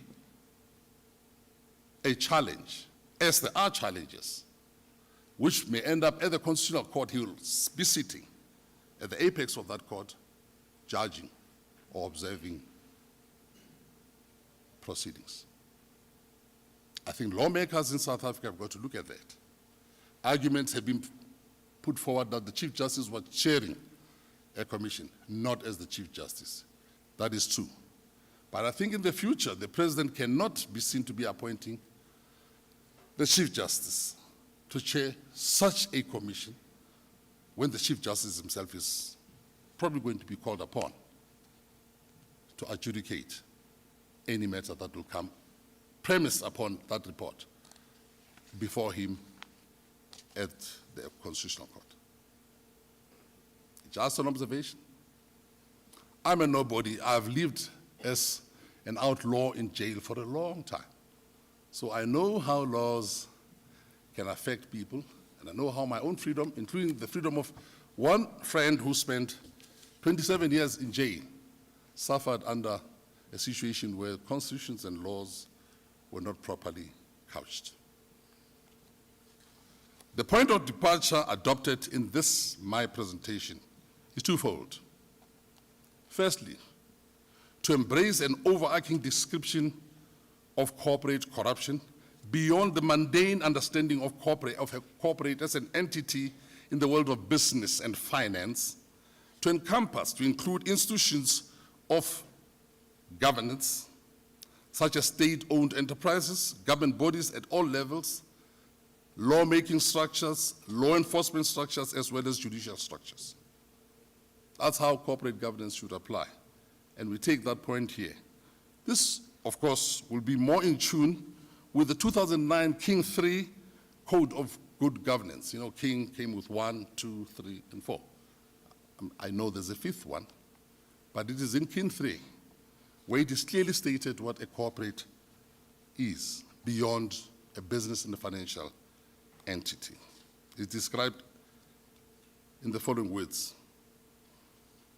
It includes all entities regardless of the manner and forum of incorporation or establishment, or whether in the public, private, or non-profit sectors, unquote. At the same time, this should be read together with the government's own document produced in 1997 under the department, or the then Department of Public Enterprises, which was entitled, and was trying to echo the King Codes, entitled Protocol on Corporate Governance in the Public Sector.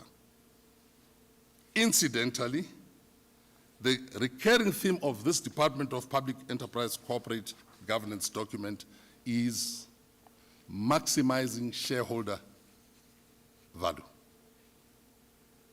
It is ironic, therefore, that this department is now defunct as a result of the corruption that visited it, despite its own document, which I've just referred to. Was its motto of maximizing shareholder value a euphemism or a platitude? Secondly, we take the view that the strategic combating of corruption ought to take into account and pay special attention to the fundamental causalities of dishonesty, because that's where corruption finds its roots, in dishonesty, which is the primary root cause of this kind of criminality. Failure to comprehend these linkages and societal interconnections may result in the skimming of the surface owing to low-level or myopic analysis. Consequently, this may result in poor understanding of the root causes and thus resulting in ineffective solutions or remedies. Let's move from the cradle to the grave, so you'll understand the grains of sugar. Whereas angels are holy, by the way, my true name is not Tokyo, is Gabriel. I thought you should know. So you'll have a different view of me. Tokyo is something about Gabriel, eh? If you have a connection like me in heaven, just imagine how far you go. I'm not preaching corruption in heaven, you know. But it's nice to have a friend. Whereas angels are holy and celestial, human beings, in contrast, are human. They are terrestrial and are therefore by nature fallible. From early childhood, children inadvertently commit trifle indiscretions, like, and here it's coming, pillaging the sugar bowl for a few sweet grains, or the jam container, or the cookie bar. Strange enough, nobody pillages the salt. So corruption is choosy. Mild but firm corrective steps ought to be taken in early guidance in order to be taught very clearly in young life the difference between right and wrong, good and bad behavior. If you don't catch it at that point, you're headed for the boardroom. The basic moral education, this basic moral education, ought to lead to self-discipline. I'll come back to this point later. Later in adult life, if disciplined behavior has not struck root in human beings, where self-discipline and socially appropriate behavior is wanting, quite often the result is wrongdoing, as caution gets thrown to the wind. In most instances, where people do wrong deliberately, culprits tend to hide their actions, if not caught. I just want to underline that point. It was made by the Chief Justice at the time, Arthur Chaskerson, who was the main defense in my own case before Robben Island, and who defended Nelson Mandela in the royal trial. People do wrong, and they tend to hide it. Why?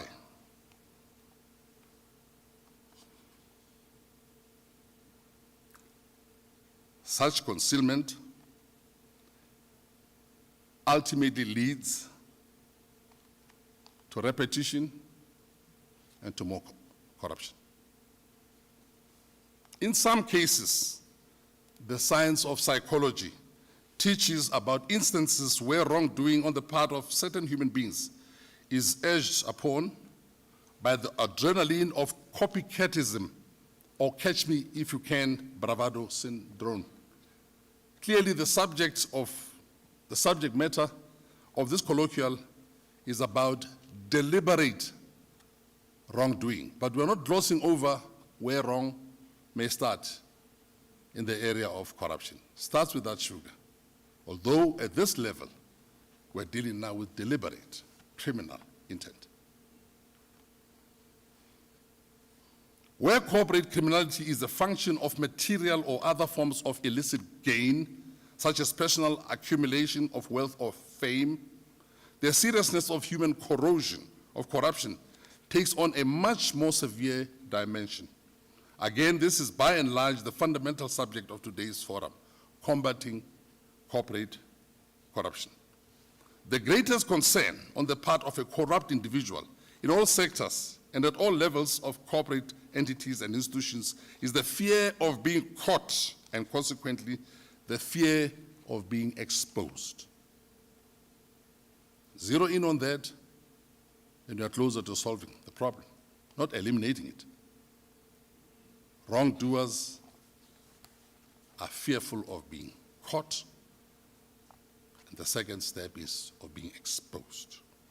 This is when qualifications become tattered, when reputations are ruined, when careers are smashed, families are devastated, friends are lost, companies are damaged or destroyed, lawmakers are loathed, law enforcers are compromised, and judicial practitioners become mistrusted and socially ill-judged once they're exposed. That's what people fear, all these things.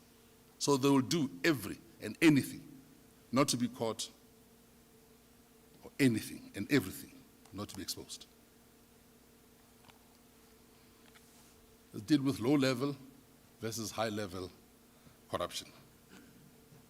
While the genesis of human corruption is essentially driven and underpinned by the poisonous ingredient of dishonesty, often in corruption-tolerant societies, the mundane, lower-level cases are focused upon, and the media zooms into that. For example, the egg thief on a farm, the pilferer down the street in a shop, the nurse stealing tablets in a clinic, the teacher lifting stationery at school, a traffic officer we know down the road here asking for lunch, or a zama on a mine. These are small little things, but they build up in society, and these things lead to these international barometers, because the totality of these things give the impression and perception of a corrupt society. All these and more are corrupt acts, and consequently, perpetrators must be caught and exposed. Yet, it is a high-level corrupt individual who causes severe destruction in the life of communities and livelihoods of people. Grand-scale corruption by top managers and company directors must be viewed extremely seriously.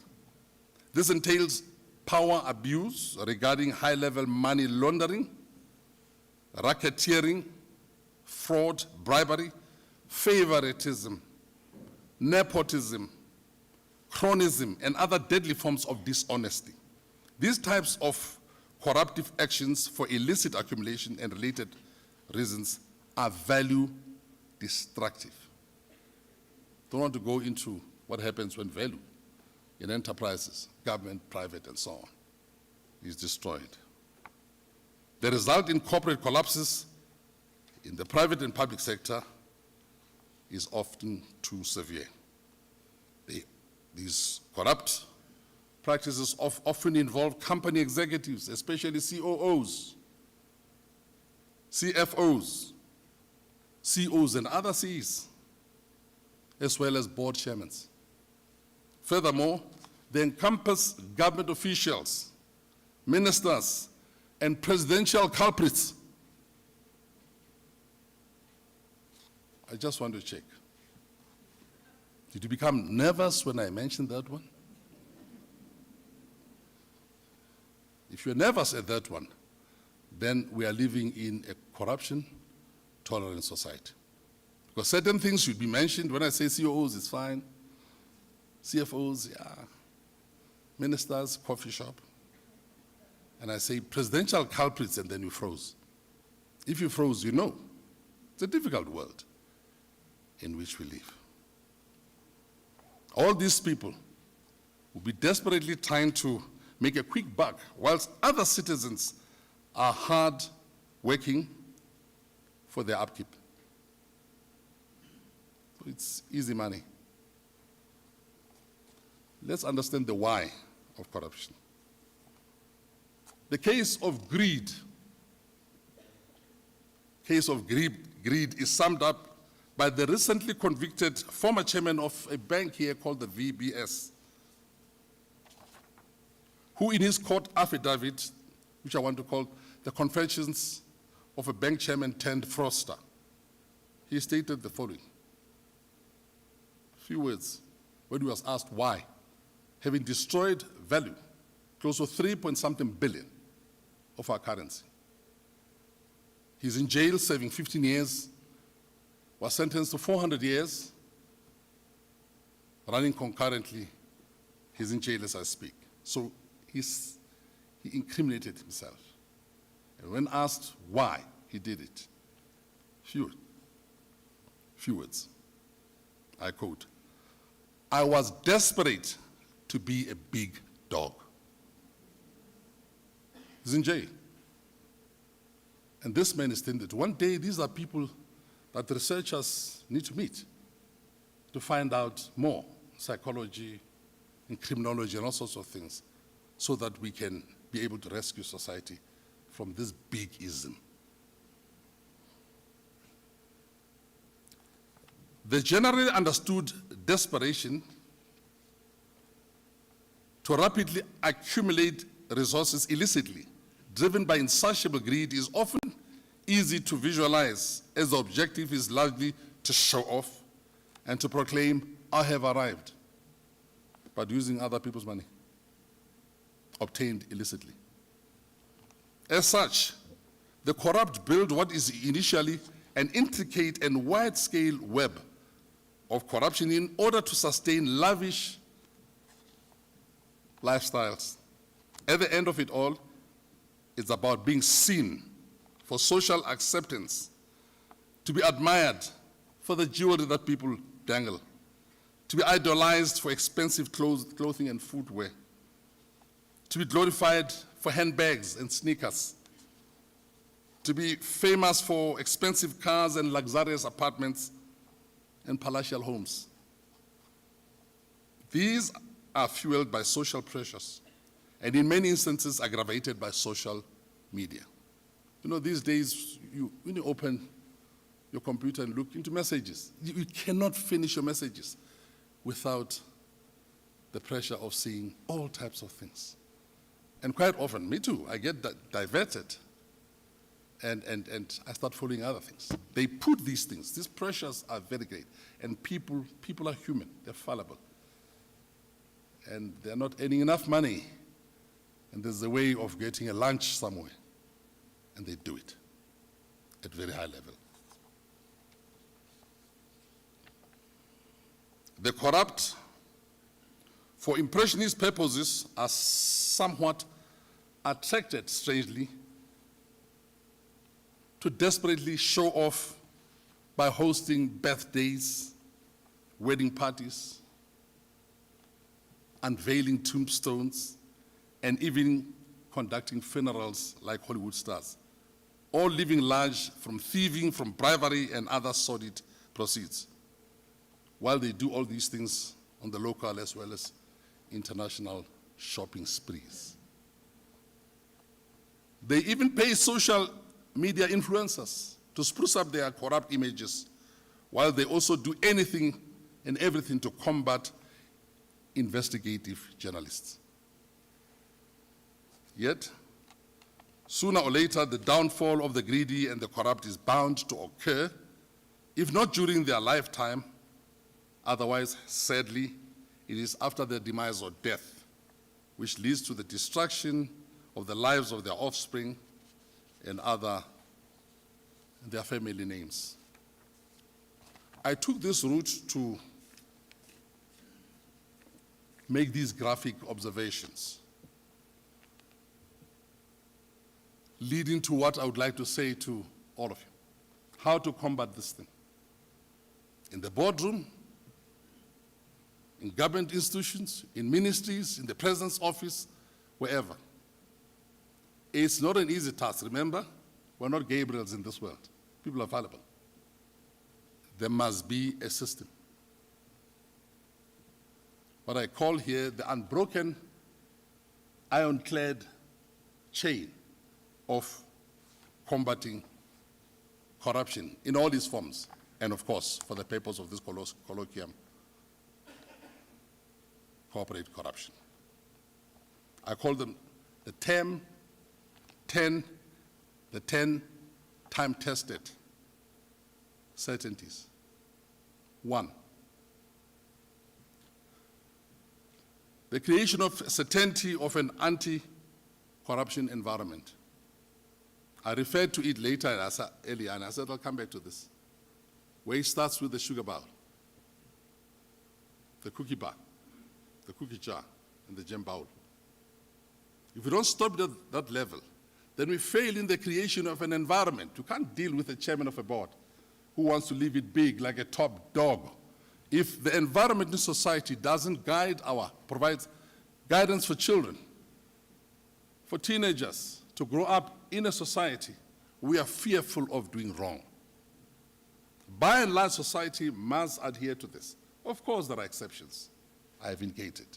But by and large, the building of this type of society gives us a chance, a fighting chance, of fighting real corruption later, if we can build up at that level. Secondly, the certainty of creating an appropriate reporting environment. Where corruption has happened, there must be certainty that it is reportable, can be reported, that whistleblowers will stand up unafraid and be protected by society. If this certainty doesn't exist, who wants to be a whistleblower? When a woman was blown up, her brains on the East Rand for reporting corruption. Who wants to stand up if the whistleblower has got no protection from the police or the house where they are kept as witnesses is likely to be attacked? If the environment is not created, the certainty is not there, that the reporting atmosphere is the free one where people can willingly stand up in society because they are based on the first one. That's the society they come from. If you don't have that, the chain is broken. Forget it at this level. Thirdly, the certainty of investigations by authorities. And here authorities, I'm talking within the corporate environment and within the sections of the police. If reports are given and there is no certainty of them being acted upon, and files or dockets in the case of police lie and gather dust, nobody will come forward because you know what is going to happen. The police are just sitting there. So it destroys the morale of society, destroys the morale of people who go out as whistleblowers, and nobody will make a move. And the chain for combating corruption gets broken there. Fourthly, there must be certainty of arrest by the police regarding the people who have been investigated and who have been found wanting. There must be certainty of arrest. It doesn't please anybody to have reported only to end up seeing police laughing. Yeah, they are investigating, and it's just a long list of investigations, getting nowhere. And there are no arrests. Or in the case where there are arrests, people are released very quickly on bail, unexplained bails. If the chain is broken at this level, doesn't matter what we do at these conferences, you will not go far. Society will continue to rot. Point number 5, the certainty of prosecution. If good policemen and women have investigated cases that have been reported by whistleblowers and other people in society who come from a good environment, if there are no prosecutions, if the prosecutors are themselves corrupt, if there is no movement at that level, you even destroy the morality, the morale of the police who work hard to investigate, but they end up presenting affidavits that will go nowhere. Because prosecutors are in the pay, or for some reason, they're not moving. When that chain is broken, you can hold all these conferences. You don't go far. Where prosecution is happening and matters are brought before the bench, there must be certainty of conviction. If people are not convicted, they're guilty. And they just walk scot-free. It's just appearances, a waste of money, time, resources. Judges are sitting robed. But it's just a show, and there are no convictions. You might as well forget it, because if the link of the chain is broken at that level, nobody will have any confidence in courts. And Mutadis, society ends up the way I had said. Where convictions are made, there must be certainty of sentencing. Being found guilty and then the following day you're out. But it's a guilty verdict. Where do you leave the whistleblower? The raped woman out there, the robbed person, somebody who reported this thing at corporate level. Where do you leave such a whistleblower when they see somebody walking out of the court, where there is no certainty of sentencing, or where the sentence does not fit the crime? It's all a waste of time. That was point number 7. Point number 8, I come from this one. Certainty that the penal system is functional, that jails are working,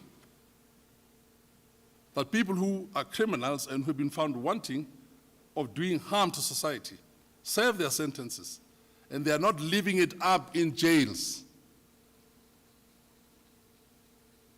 like Don Corleone's people.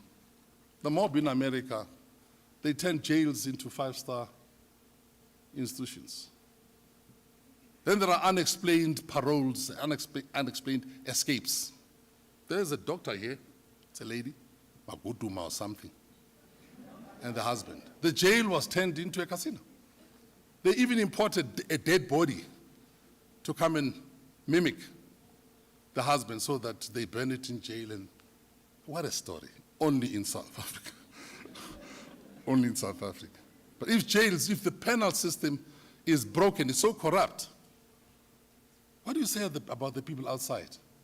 When we report it, we've done everything, the CEO has done this, and then suddenly you see a person walking out in the streets because the penal system does not hold. It's leaking. Point number 9, where people have served their sentences and they face punishment by society and they're paid properly, there must be certainty of legal paroles. You can't just hear that parole commissions have released so-and-so.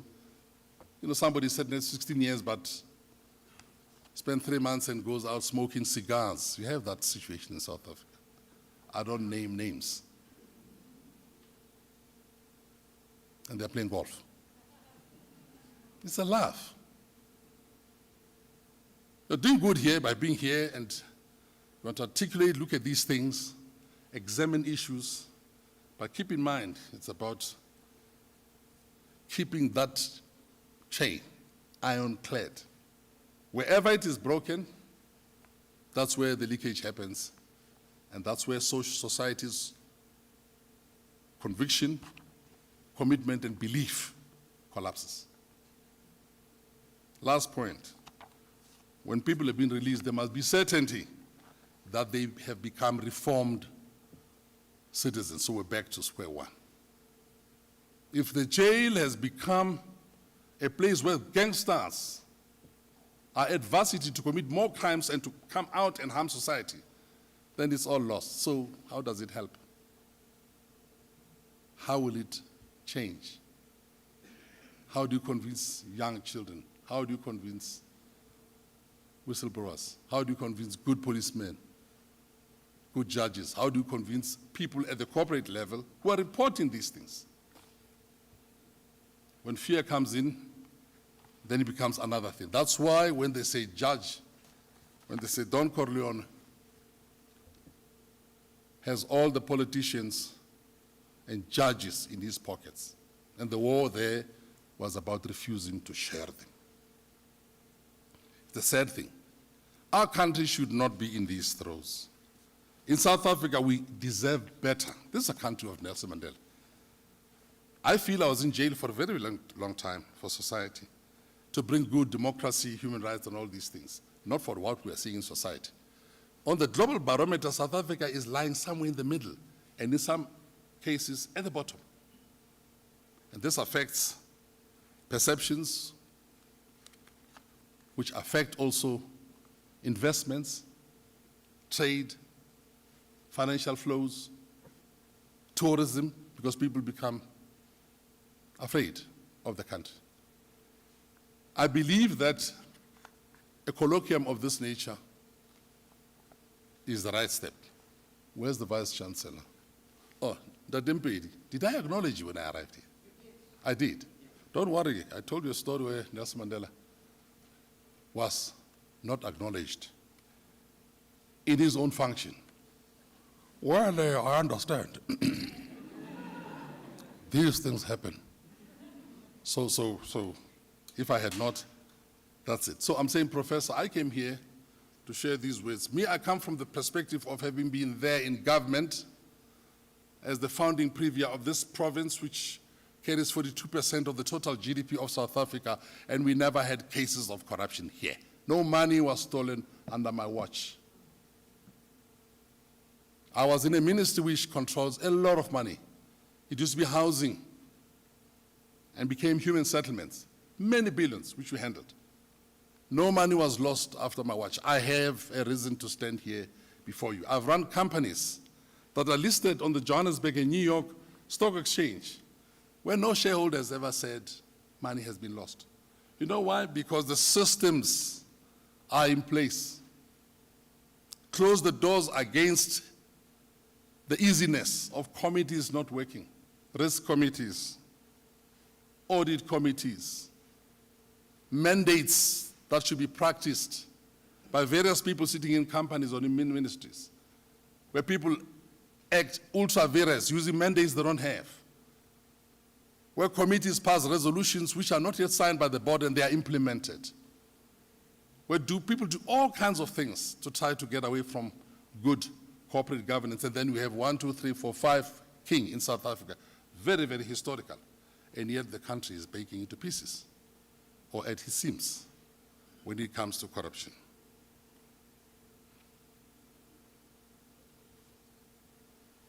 Conclusion, a watchword.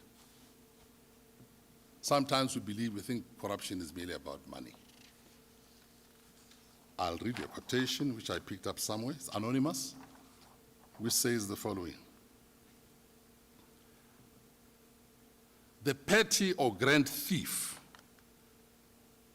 is largely relatively easy to notice and subsequently to bring to book. The deadliest form of corruption is the so-called thinker, an intellectual who falsifies philosophy, who distorts historical narratives, who compromises educational institutions such as this one. Look what has happened to Fort Hare. Look what is happening right now to UNISA and who creates corrupt and distortional think tanks. Such a one inflicts greater damage and wounds upon society than the thief who is easy to see and to bring to justice. The self-serving intellectual is dishonest, is subtle, and consequently more of a danger to society than a common embezzler. That's a perspective from a former prisoner, former premier, former minister, and a business captain. I thank you.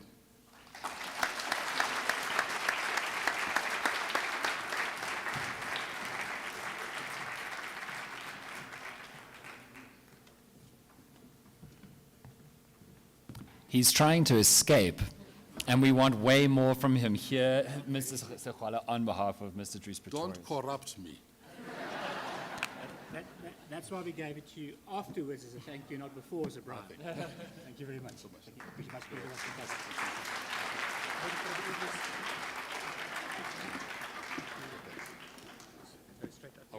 I said I would like to sit and listen. Yeah, we'll go up. We'll go sit. If you don't like it, you can... Where's Natasha? I'll take you there.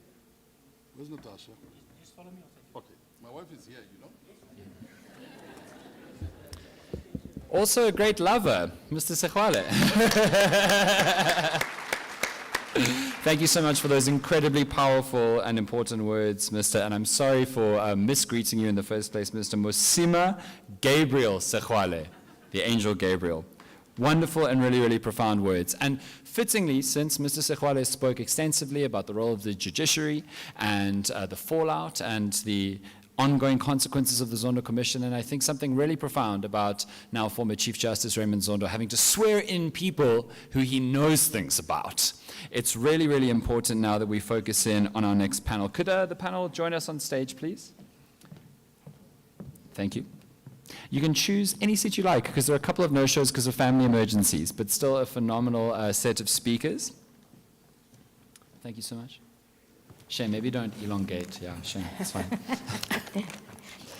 Cool. So, for this panel, under the title, The Implementation of the Zondo Commission Recommendations, I'm delighted to first welcome our moderator, Fatima Ghani, who is the she's busy, guys. This requires a Google Calendar. Fatima Ghani is the 1, non-executive director of the South African Airways, 2, group chief financial officer of South Africa's Post Office, and 3, non-executive director of ESCOM. Fatima, just for your microphone, what did you have for breakfast this morning? Biryani, because I roll that way. Well done. That is a great choice. Also on the panel, we are welcoming back from the panel earlier, Natalie Delport Lowe, full title, the chairperson of SWIFT South Africa. One more. Okay, what did you have for lunch, Natalie? We know what you have for breakfast. A lot of pastry. Excellent. And finally, Karina Vessels, who's the GC at Alex Forbes. Thank you so much. Did you have breakfast? I actually had breakfast on the plane coming in from Singapore this morning. So if I look slightly stupid, hopefully I still say something sensible. Wow. Okay. Well, the head of Coca-Cola was here. If we need some kind of like jet lag battling substances Sounds good. Sounds for good. Karina in a second. Cool. Thank you so much to the panel. Take it away. Good afternoon, everybody. I have to tell you that had we been in stage 6 load shedding, I probably would not be brave enough to sit here with you guys today. So I welcome you to this afternoon, which is the graveyard shift. And I know we have very big shoes to fill in after the last act, and I hope we can meet your expectations. It may not be Women's Month, but if you want to give a job, you give it to the women, and they'll do it effectively and efficiently within budget and time frame. And so I introduce you to my panel members. I'm your moderator. My name is Fatima Ghani. I'm a chartered accountant by profession. I've spent over 20 years being the CFO for multinational and global companies. And for all my sins, I joined State because I felt somebody needed to do it to turn it around. And that's my portfolio, but more importantly, I specialize in chairing audit committees, and therefore I think I'm well suited to moderate the session. I'm going to introduce you to Karina Wessels, who is the Executive for Finance, Legal, Sustainability and Risk for Alexander Forbes. and definitely a subject matter expert in terms of the legalities, and very well qualified. Anything you want to say as you finish off? No, I'll just say, thankfully not finance as well. I'll leave that up to you, Fatima, but no, thanks. And needing no introduction is Natalie Delport-Lowe, who was here earlier doing her own moderation, who's the chairperson of SWIFT, and she comes with a background of video, film, and broadcasting. Natalie? Thank you so much. I just want to add, for those that might not have been here with the media panel, I have chair background experience working or serving for a few years on CETA level, professional body level, Association of Broadcasters. I've basically worked through government, and I've learnt a lot. So this panel is going to be where some of those things, not companies, but deeds might come out. So I'm quite excited to be a panelist now, because now I get to share. Well, I must extend the apologies of John Mabuya and Chris Hatting. They both had unexpected events that took them away from this event. So I'm going to be the moderator, but now and then I'll wear another hat and try to be a panelist to give you some good content. And why are we here today? And why are we doing something called a Combating Corruption Summit?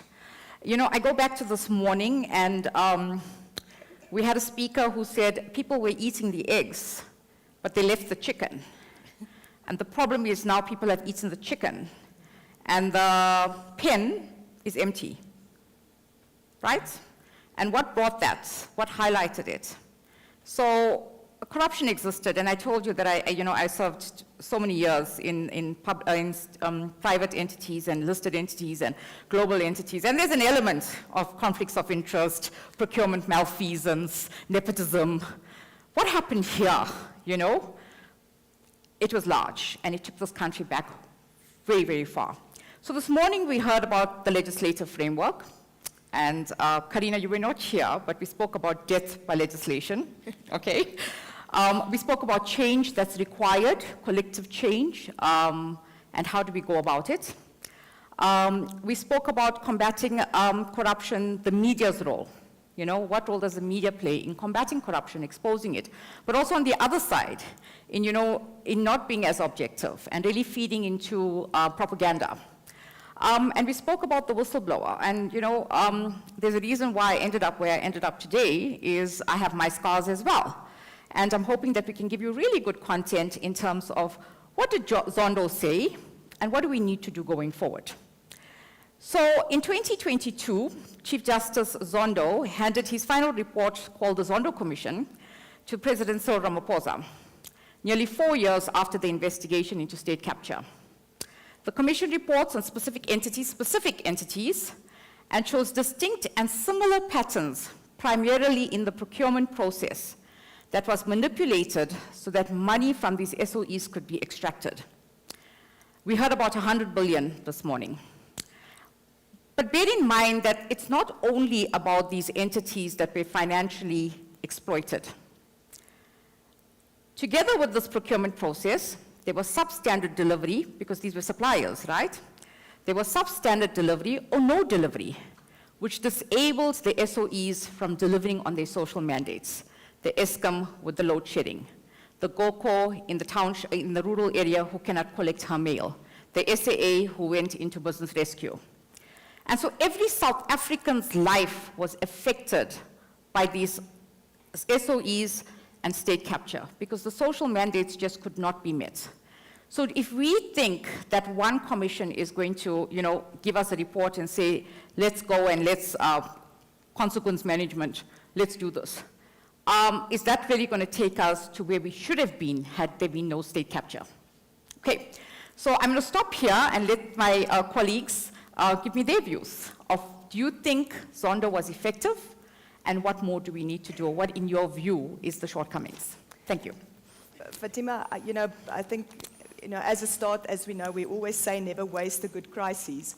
And I think it would be super sad if an 8,000-page document becomes a very large doorstop.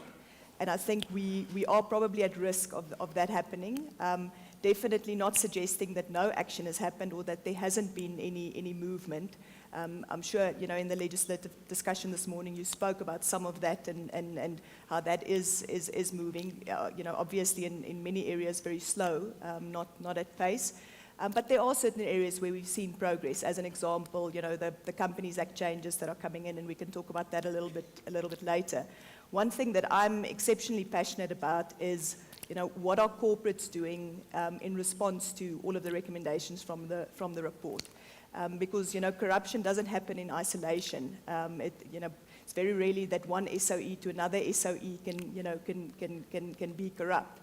So, you know, what have we as corporates learned, you know, through the report, and how have we taken that to task? And I'd love to, you know, before I, you know, pass on to Natalie, love to ask the crowd whether, and I'm hoping that a few of you actually represent corporates, but whether as a corporate you've read the report and you've taken specific actions as a result of the report.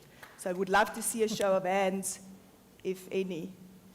Okay, I'm not seeing any, so I'll come back to this in terms of what I think you should be doing, be it tomorrow or on Monday. And I'm going to say, before we come to you, Natalie, that it's very good that you asked for the show of hands, because SOEs didn't rob SOEs, and politicians didn't rob SOEs. They were enablers, the McKinseys, the KPMGs. They were enablers in that entire value chain of corruption.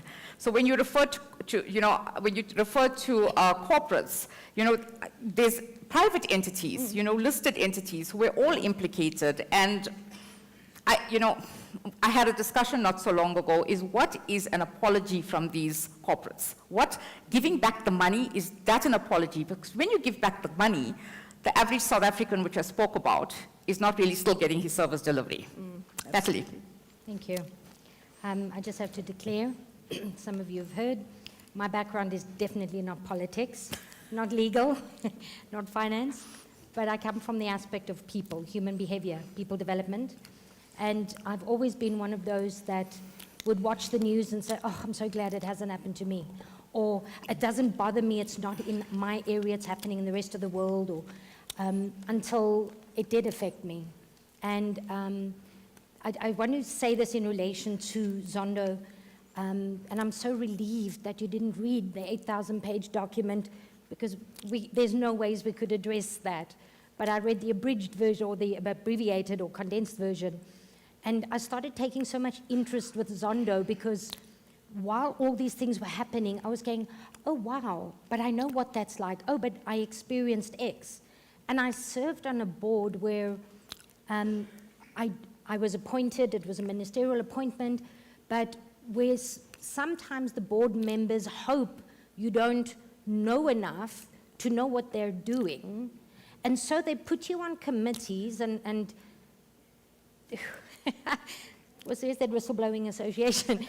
But they put you on committees hoping that you're ignorant enough to just sign off things until you start asking questions.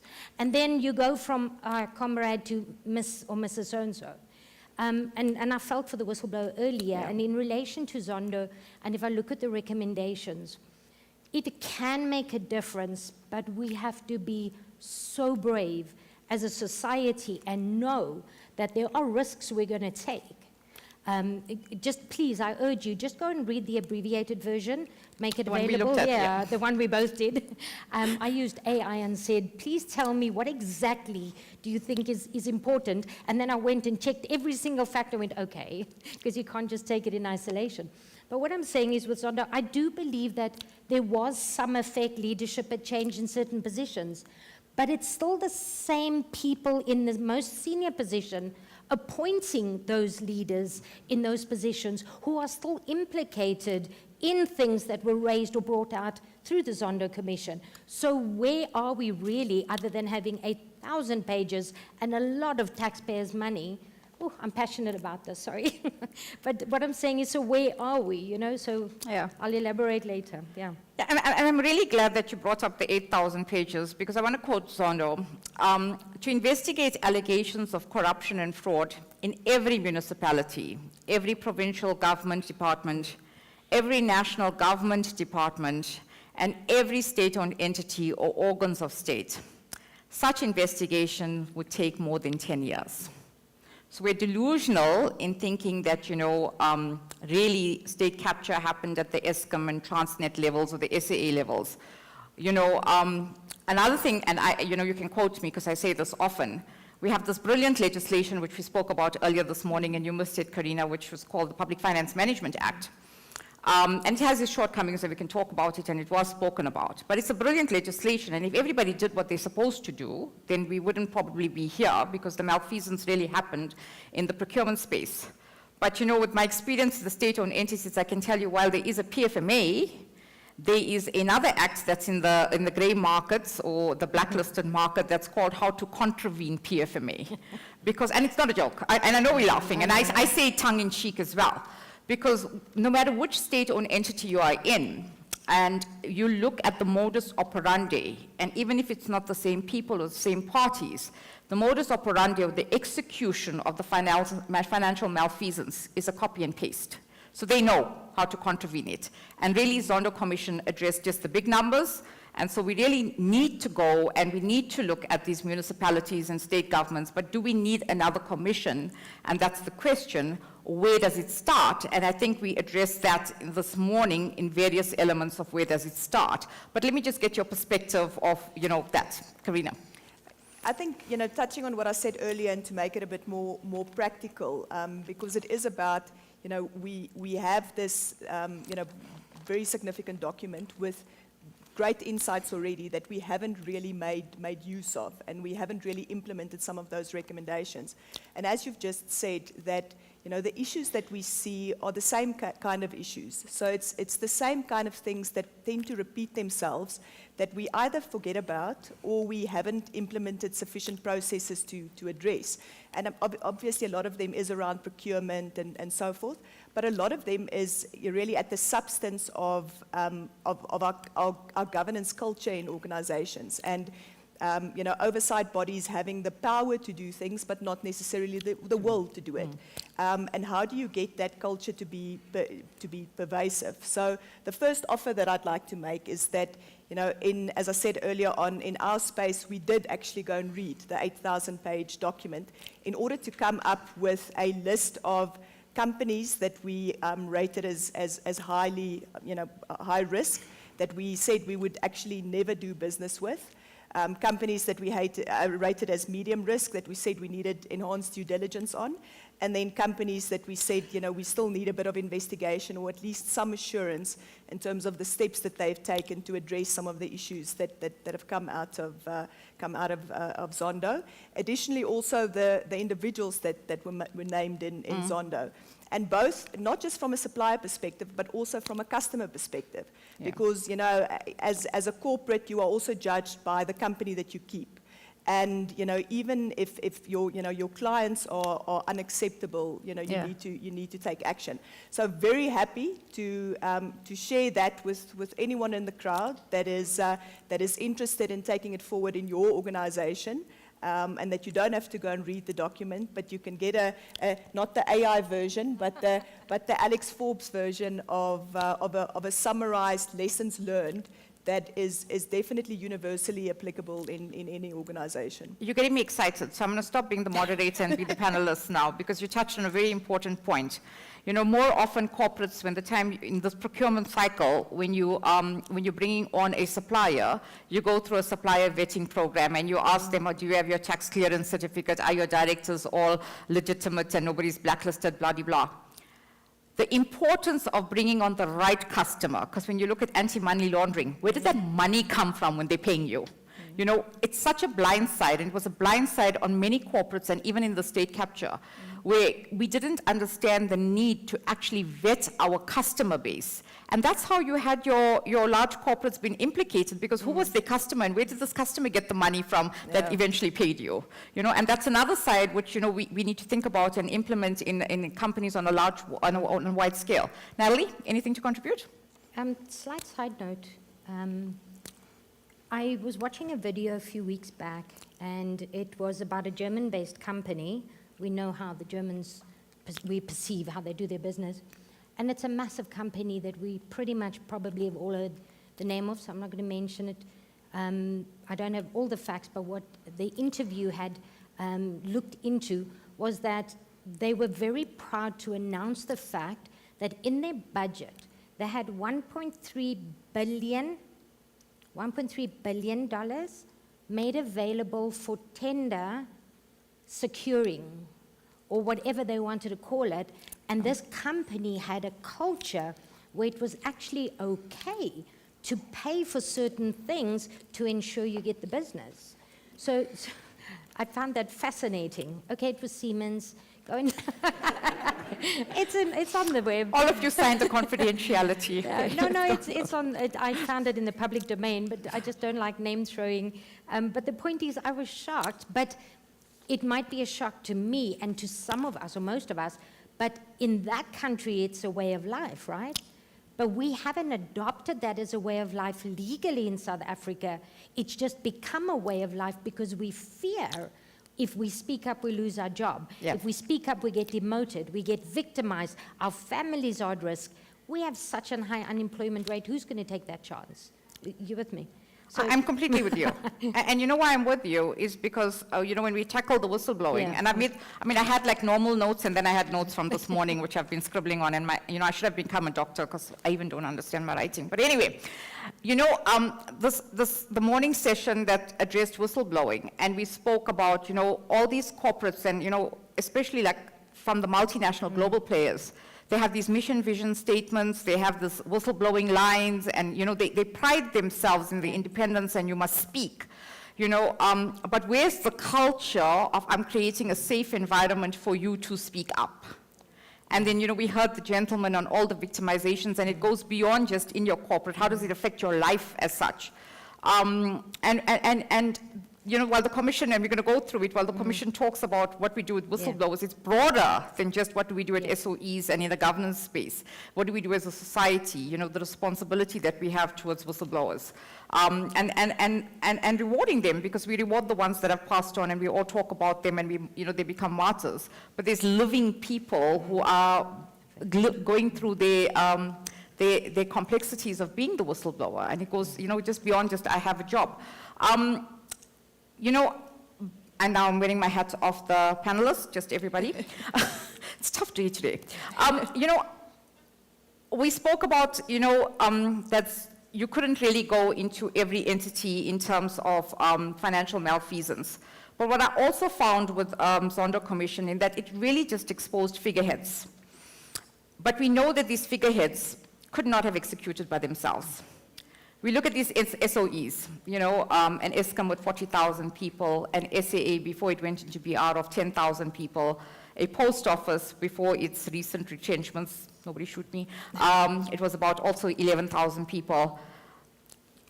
To commit financial malfeasance, you need a value chain. And so when, we went in, or when Zondo went in and made these recommendations, and there was a call to accountability, the call to accountability went to the corporates, and the call to accountability went to large figureheads who were exposed. What we haven't done is cleaned the soldiers. So when you look at the modus operandi in terms of financial malfeasance, and pick up annual reports, you'll read under PFMA, irregular expenditure, it's irregular expenditure, fruitless and wasteful expenditure, and losses due to criminal conduct. You will be surprised at the amount of money that goes in these three categories, and that is a self-declaration. So what is not declared is the question. Okay? So I think that that's a gray area that also needs to be addressed. And then we know also on Zondo Commission, where he spoke about how we had an ineffective law enforcement agency and intelligence agencies, and that was deliberate. And that the oversight committees were suppressed and couldn't really do their jobs. And we're going to talk later about, how do we capacitate them, but again, what have we done deliberately to capacitate them? And so, and then the last element, which I did allude to, is the rehabilitation. It's not enough for somebody to say sorry and give us the money back, or to go and do asset forfeiture. What are you going to do now deliberately and accelerate it so that the lives of South Africans improve as though state capture had never happened, and that they get the service delivery that they deserve, which is a basic right? Okay, anything to contribute? before I change gears? Yeah. Perhaps just two comments, and I'd love to, ask the crowd another question, whether anyone in the crowd has submitted a PRECA affidavit in response to something that has happened in your organization. I have. Okay. Once again, does a protection of promotion of corruption? No, where's the lawyers in the room now? My abbreviations escape me. But in essence, it's if there's fraud in excess of 100,000 rand, you need to submit it to the MPA.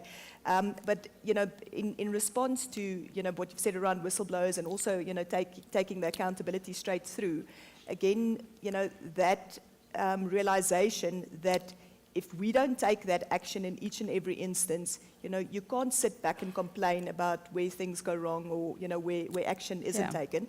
And, I think it was Tokyo that also mentioned, the quality then of those submissions and how we seemingly, hold the NPA to account for not taking action or not, proceeding with prosecution, but yet those that have the right information and have the ability to influence and direct it effectively also don't take that action. So, it is about us and the collective action that we take. Just the other comment that I'll make on, sort of the pervasiveness of some of these activities and the fraud. I think the guys that I feel, sorry for is those ones that are in an organization that wasn't part of this and that absolutely gets tainted with, with the same paint as well. And I think it's a careful balance, in terms of holding those to account and making sure that you rid a specific organization of whatever, wrongdoing there is, whilst recognizing that in certain instances it were, individuals or small groupings of people, and that it isn't an entire organization that all of a sudden you cannot trust or you cannot, work with. And you're absolutely right. And I tell you why, is because there's this perception that once you're in an SOE or you have anything associated with government that you're corrupt. Yeah. And I'm 18 months or so in it, and everybody thinks I'm corrupt too. No, it's serious. I mean, if you look at my career and when people became CAs at my time, my colleagues and my peers think I'm mad. Why would you, leave something that was, where you had such exposure and come and do this? And I said, if everybody thinks like me, then nobody's going to fix it, But again, every now and then you hear a comment where you paint it with the same brush, because people haven't changed their mindset, that there are people in an organization who didn't do it, and we need to give them the benefit. But it goes back to that speak-up culture, because we had years of this misconduct. It didn't happen overnight, It was orchestrated, it was deliberate, it was set up. And we had so few whistleblowers, right? Few, right?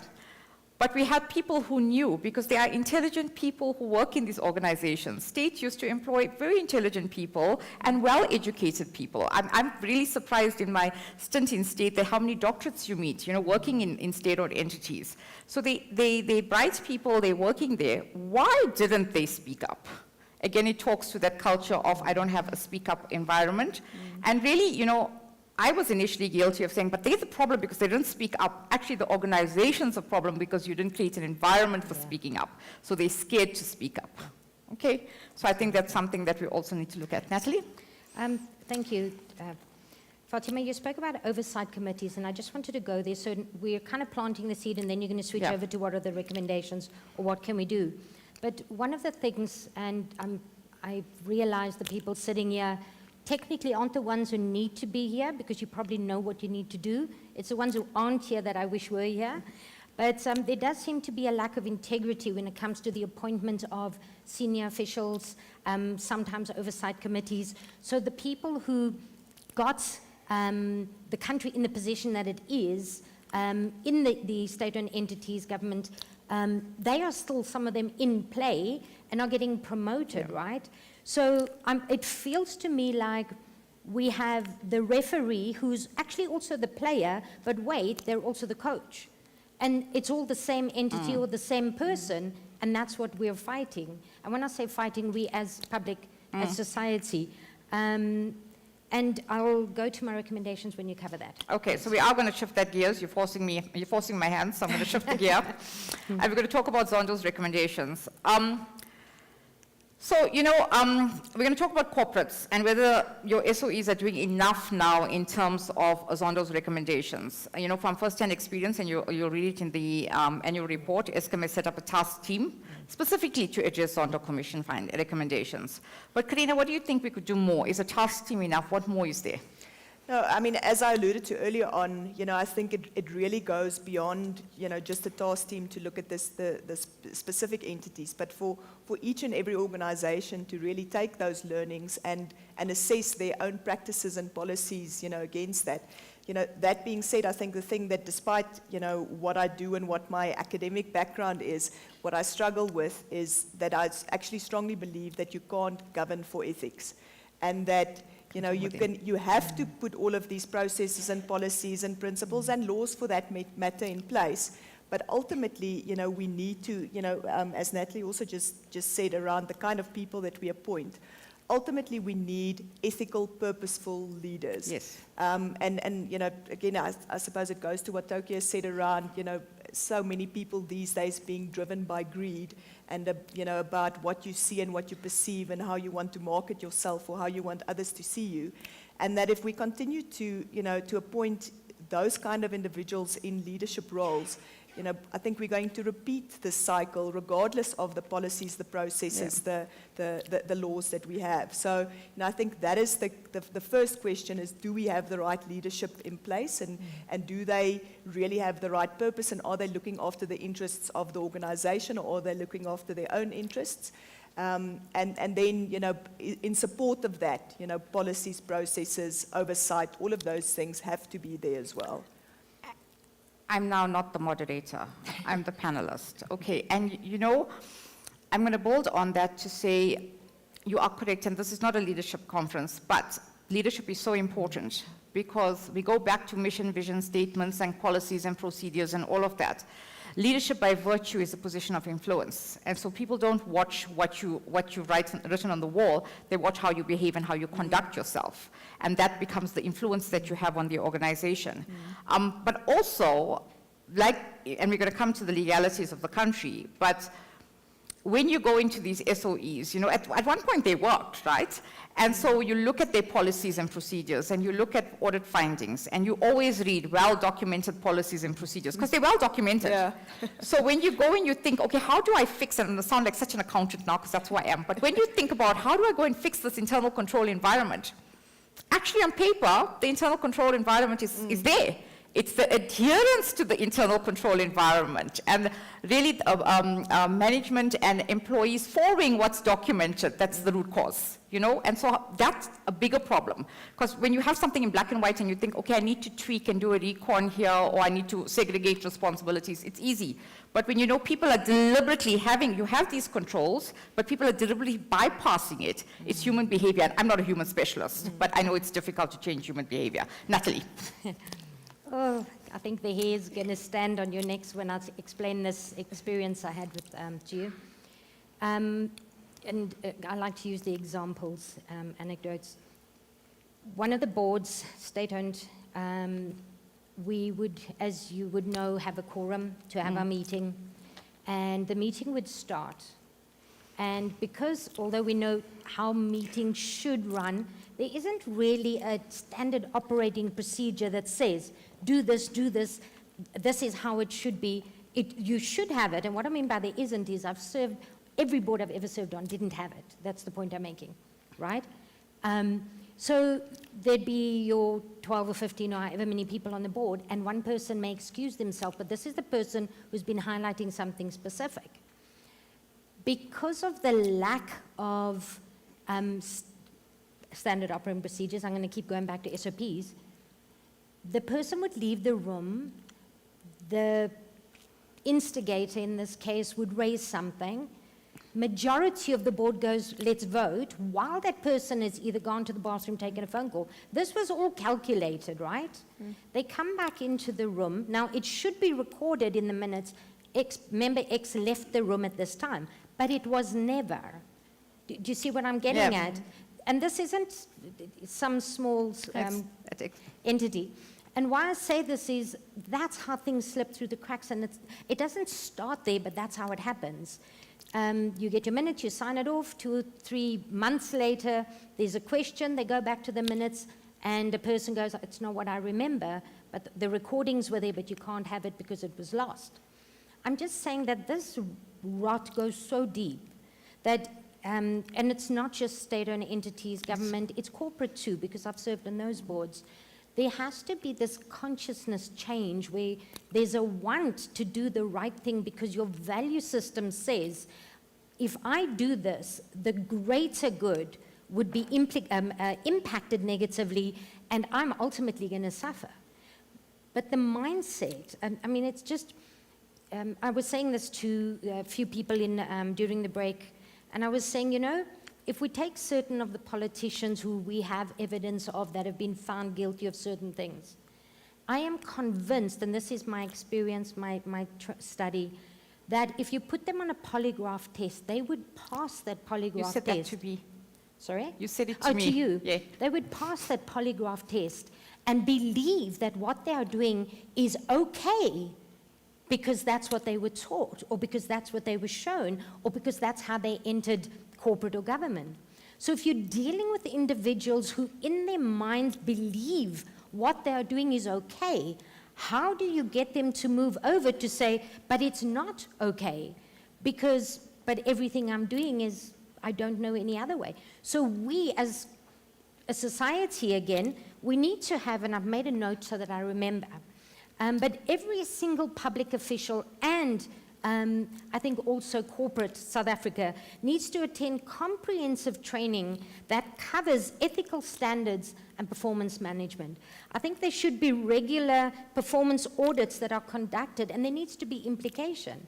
Why do people do these things? Because they get away with it. The consequences of the corruptness or the fraud or the bad activity so the consequences of that is far less than the reward of getting the money or having the benefit of whatever I did. So people go, you know what, so they're going to mention me in the media, or hey, I might go to court, but hey, we'll lose the paperwork, I know someone. You see what I'm saying? It's a mindset thing. It's, yeah. And I really like what you said in terms of having this, you know, the training and, you know, signing up to a code of ethics.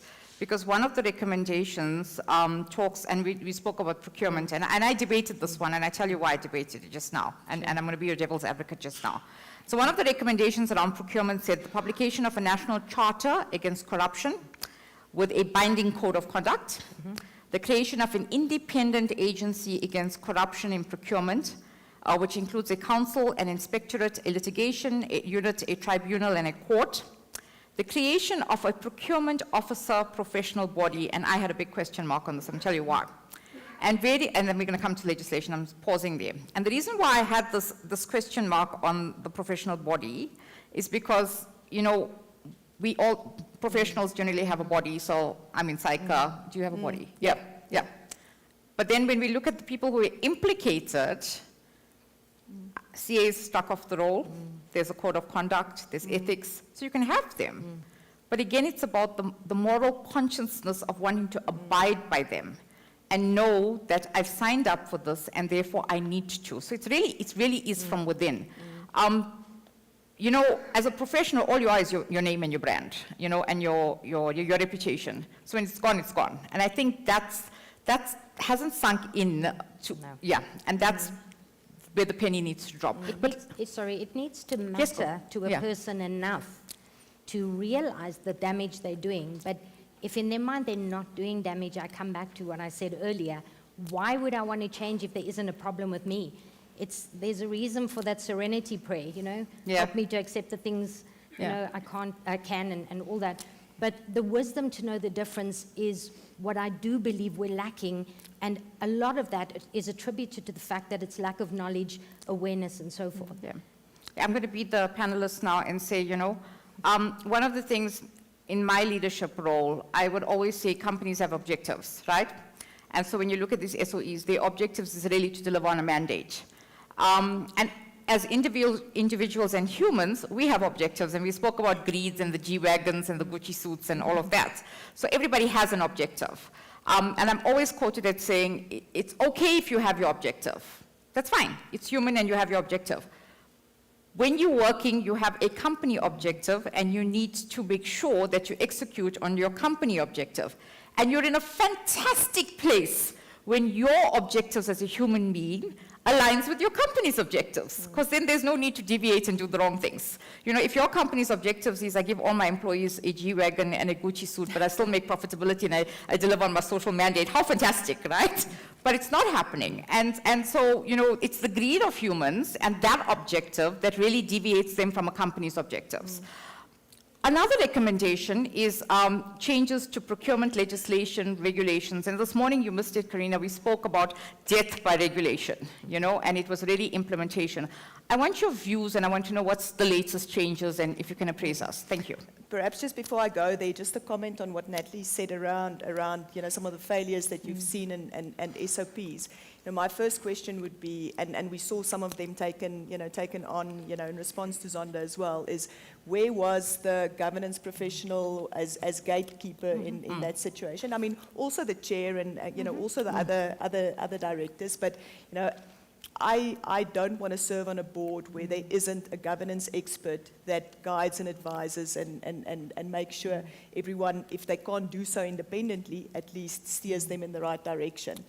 So I think that's a critical consideration I just want to say, director. if I may add to that, there was a committee on governance and ethics. But the point is, who appointed the people on there? What is their knowledge, their experience, their qualification? And, you know, it's that age-old, you know, we see, we do kind of thing.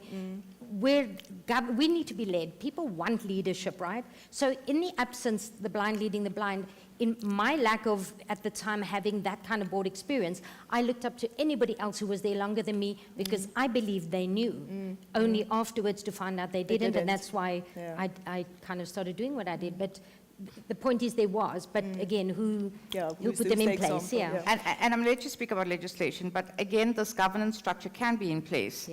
But it's about the mix of your directors and your oversight function, and is it a safe place to call each other out? So if you see there's an independence issue, are you comfortable enough to say, Karina, I think you need to recuse yourself here because you are not independent without having been shot down? Do we have that safe space within a governance structure as well? No, absolutely. So, I mean, I think in that particular context, you know, I think, as we said earlier on, the Companies Act changes at least have moved at pace, and although we don't have an effective date yet, I think it's wonderful that the delinquency period have been extended, that you can bring a delinquency application have been extended from 24 months to 60 months, and, you know, on cause you can even ask the court to make that longer. But the risk is, and the issue is, and again, I won't ask whether any of you guys have tried to submit a delinquency application, but it's time consuming and it's costly. And as we've said, until people see the consequences of their actions or they are actually taken to task practically, having these things in place, you know, I don't think will make a meaningful difference. So, you know, speaking about your example of professional bodies, you know, I think one of the things that is perhaps an easier solution is requiring all directors to be members, as an example, of the Institute of Directors, because that allows you to take much faster action from a breach of the, you know, ethical code perspective. But until, you know, that is, you know, legislated or required, again, it's something that individuals voluntarily, you know, obviously become members to.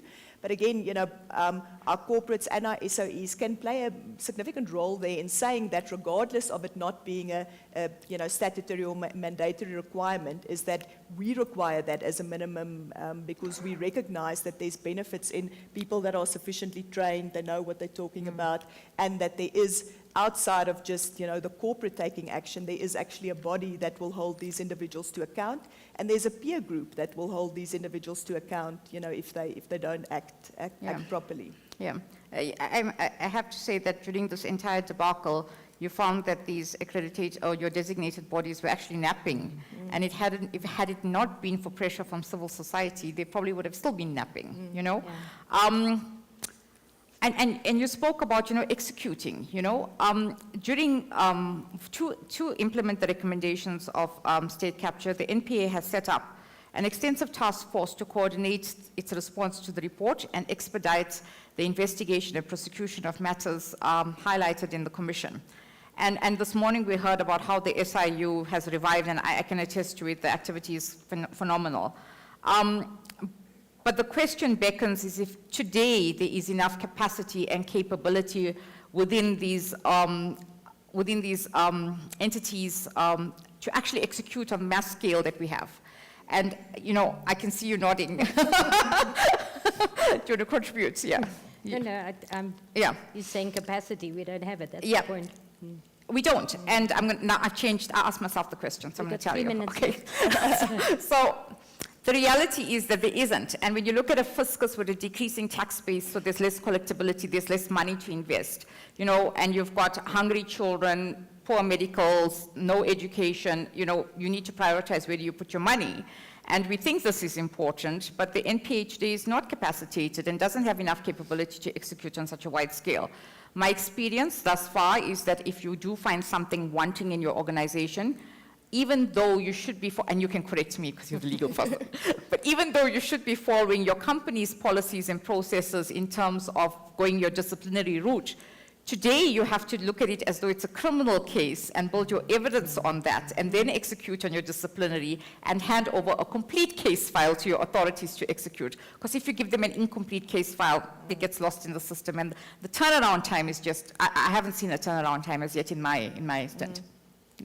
No, it is a challenge. And perhaps just to quickly touch on that, you know, I think what we often do in our environments is we take the easy way out. You know, if we find someone that's been, you know, doing something wrong or that, you know, needs to be disciplined, it's much easier to allow them to resign, and we create the next problem in the next organization that individual goes to, because we know that person is not going to change their behavior now all of a sudden. And I think that for me is in closing from my side, I think the most important thing is that it really is up to all of us. And if we don't create that change in our organizations, in each of our organizations, we won't see collective change in our country. That's your closing remark. I can feel the pressure behind me, it's mounting. Natalie. Sure. I'll be outside if anybody wants to talk afterwards. The gist of it is I have very strong feelings about a lot of these things, but it's a mammoth task to action any of the Zondo's Commission's suggestions. It can only happen with the support of corporate South Africa. Every one of us have a responsibility. It starts with something small. Previously, when Tokyo was speaking, Sekwale, I was pronouncing the name, practicing.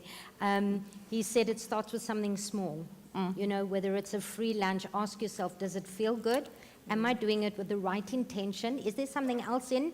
You know, if you don't know what your value system is, and trust me, a lot of people don't until it's questioned, start taking a deep internal sort of reflection as to who you are and whether you stand up during adversities. Do you actually say, well, this is where I draw the line, or do you go, oh, I'll just make as if I don't see it? Because if you do that, you're part of the problem. Yeah. Thank you. My closing remarks is I hope we haven't disappointed you. We stressed about whether we would do 30 minutes. We've done 45 minutes, so yay. Okay. But really, how do you bite the elephant? You know, one bite at a time. How do you eat the elephant? One bite at a time. So it's a collective effort, and we know from this morning's discussion, it's members of society, it's public, it's private, it's government, it's enforcement agencies, the role of the media, it's the judiciary system, it's you. And so if you really want a better South Africa, look deep within. What irritates me is people who sit on the sideline and criticize. It really just starts with you, okay? And so let's collectively in this room make a pact with each other that we can make small changes, but really give our children and grandchildren a better country to live in. Thank you.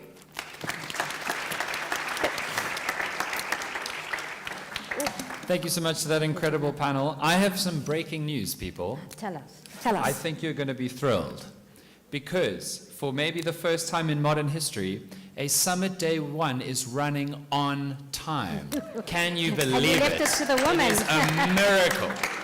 So we're going to take a quick 15-minute coffee break, and coming back from that break, I'll finally tell you our wonderful surprise guest speakers for the VIP cocktail reception after that. But then our last panel of the day, go and get some coffee, because it's on one of the biggest crises, newer crises facing South Africa, which is the construction mafia, and how fundamentally that affects all parts of life. So that's how we're closing day one. Thank you.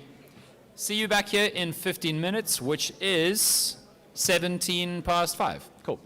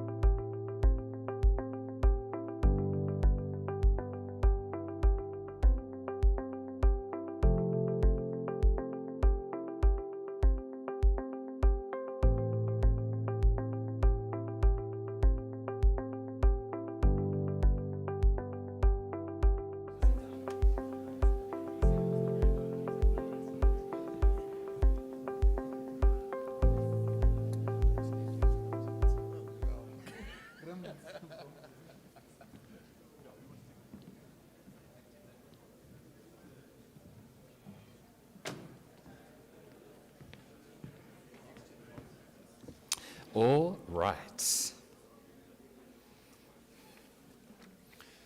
Cool. As some people walk in from the last coffee dash, thank you so much for what I think has been a phenomenal first day of the Combating Corruption Summit. Thank you so much once again to our honorable speakers, to our hosts, to the General Council of the University of Johannesburg, to the phenomenal University of Johannesburg choir who started off the event for us. I think it has been a completely wonderful success. And I'm also really looking forward to the VIP cocktail reception come the end of this final panel.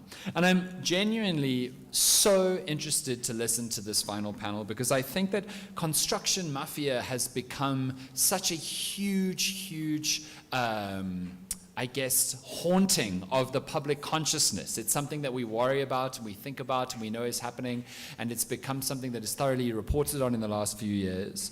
And now and again we hear tragic cases of department officials in different parts of the country losing their lives, or having to quit their jobs, or becoming intimidated out of going to certain construction sites. We know of constructions of government and private projects not even happening at all, or being radically delayed by construction mafias. And it's one of these kinds of criminal enterprises that makes us go, the police really don't have the streets, do they? They don't really control what goes on in South African day-to-day life. But I still ultimately think that for a lot of South Africans, the construction mafia phenomenon is not real and not deeply known about. So this panel is going to fix that. Or they're not, in which case I've just been thrown under the bus. But I hope they will be. Cool, so I'm very happy to welcome the final panel, starting with our moderator, Tumisang Mongai, who's the director of DLA Piper. What did you have for breakfast? Do you know how this goes? Well, talk about lunch. I had magwinya. Where? Right outside. I got to the line late. I did get Nando's lemon and herb, but I'm so jealous. Okay, let's go to the next person. Kennedy Mimani is a chairman of governance and risk specialty in particular. Kennedy? Hi. Breakfast? No, I didn't have breakfast. I skipped breakfast this morning. The thing I'm learning from all of you big shots is that I need to stop eating to make money. I've been going about it all wrong. Next we have Chad Thomas, who is the CEO at the IRS Forensic Investigations. Chad, thank you so much. What did you have for breakfast? Half a bagel. That's good. That's progress. Next we have Happy Kambule, who is a director at BUSA. Breakfast? I want to lie, but I had yesterday's food. Yesterday's food? Yeah, yesterday's food. That just means you had a really good dinner. Yeah, that is I true. back that.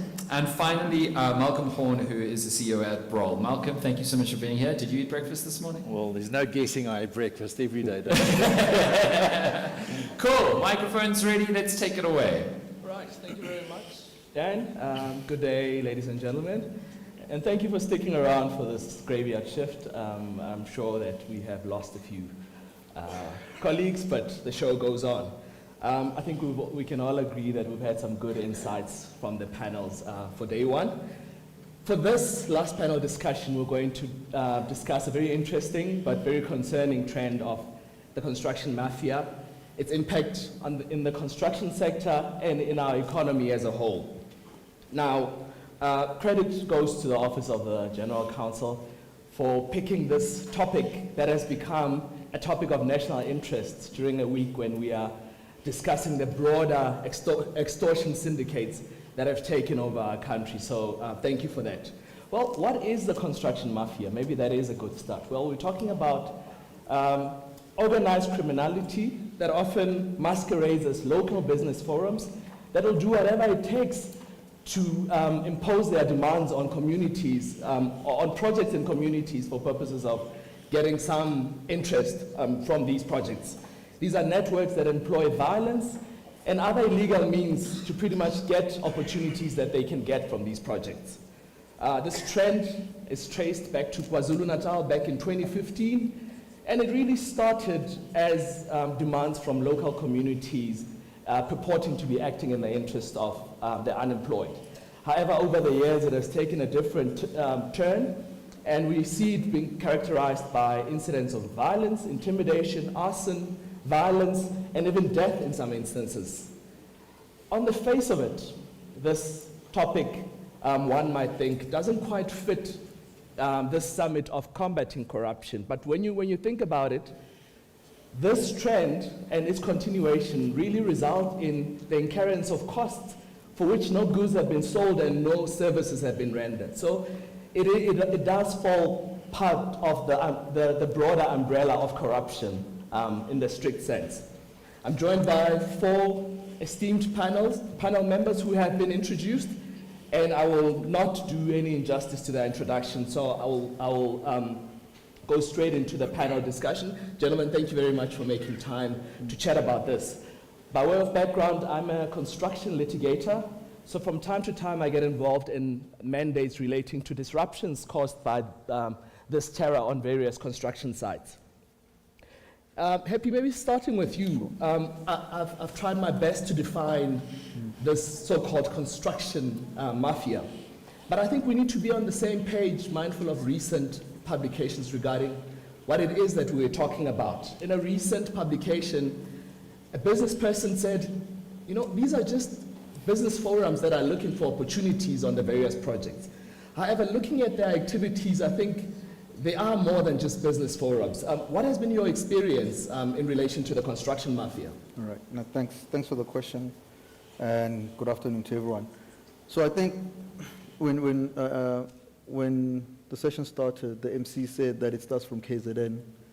I think some people say it starts from Cape Town. There are also individuals who could also say, no, it actually started in Gauteng. Because what has tended to happen is that there has always been a requirement for local communities to be engaged and to be integrated into particular projects, whether it's private or public, in order to ensure that there will be far more benefits that are shared and people can feel ownership of the particular project. Then there are situations where if the project is largely public,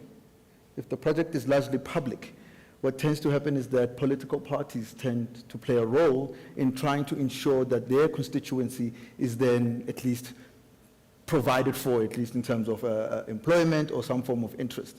But then that kind of approach has started to lend itself to predatory practices where individuals, some politically connected, some within criminal circles, started to use that as a means to ensure that they get some form of value out of that particular project. Now, what has blatantly been clear, and I think the SIU has done a brilliant job in making sure that we understand what these mafias are. They're extortionists. There's no two ways about it, is that they come in, they basically state that nothing's going to move unless you give us some version of value, they give you the particular demands. Should you not adhere to those, there'll be violence.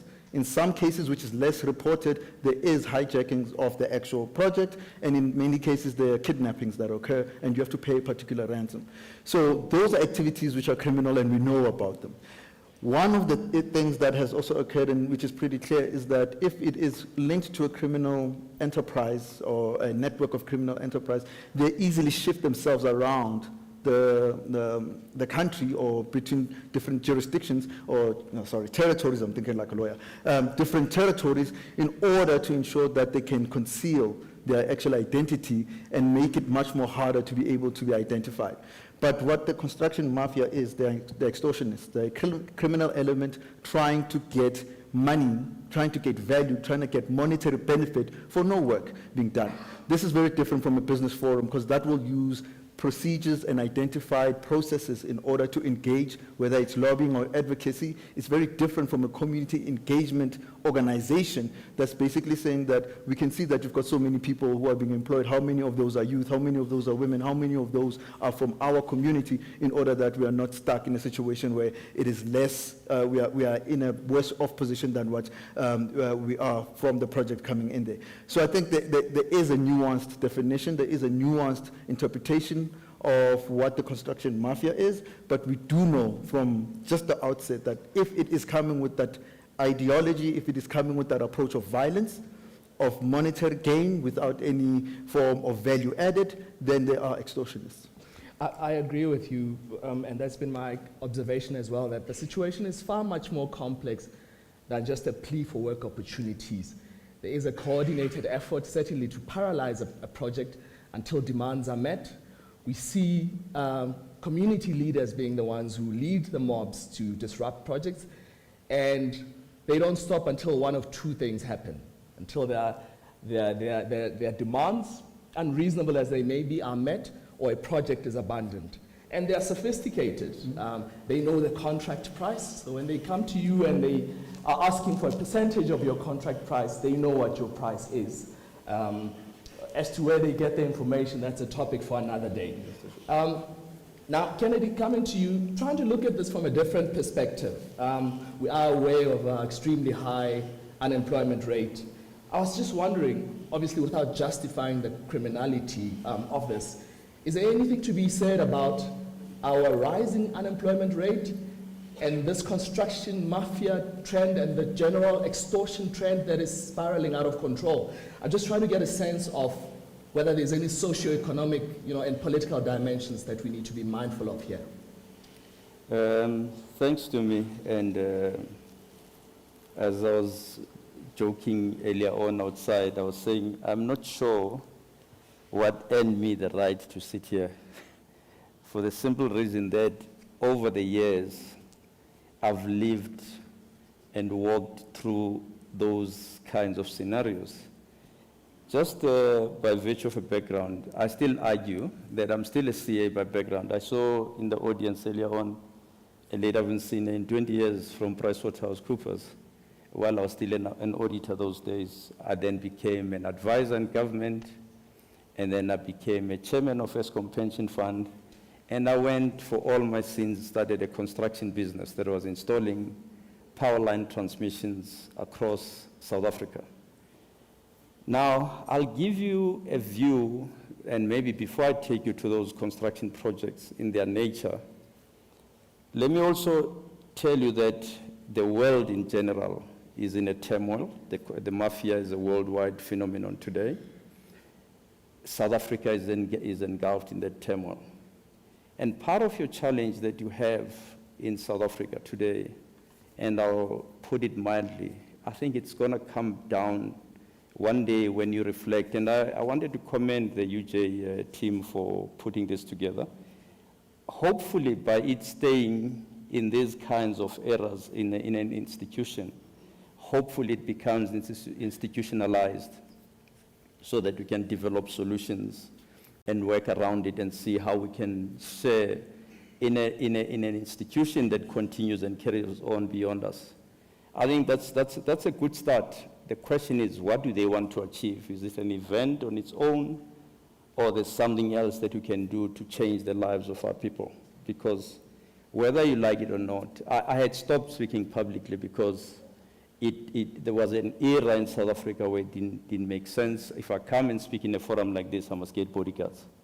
It was just as bad as that. If I come and speak and give you my honest opinion, based on the facts that I have, I must be escorted out and I must have bulletproof cars. And my daughter one day said, "Dad, are you aware that people are following us?" So that's the nature of the environment that we live in. I think it comes down to the leadership that we choose as a country, the leadership collectively. And I'll take it through. The construction mafia is one element.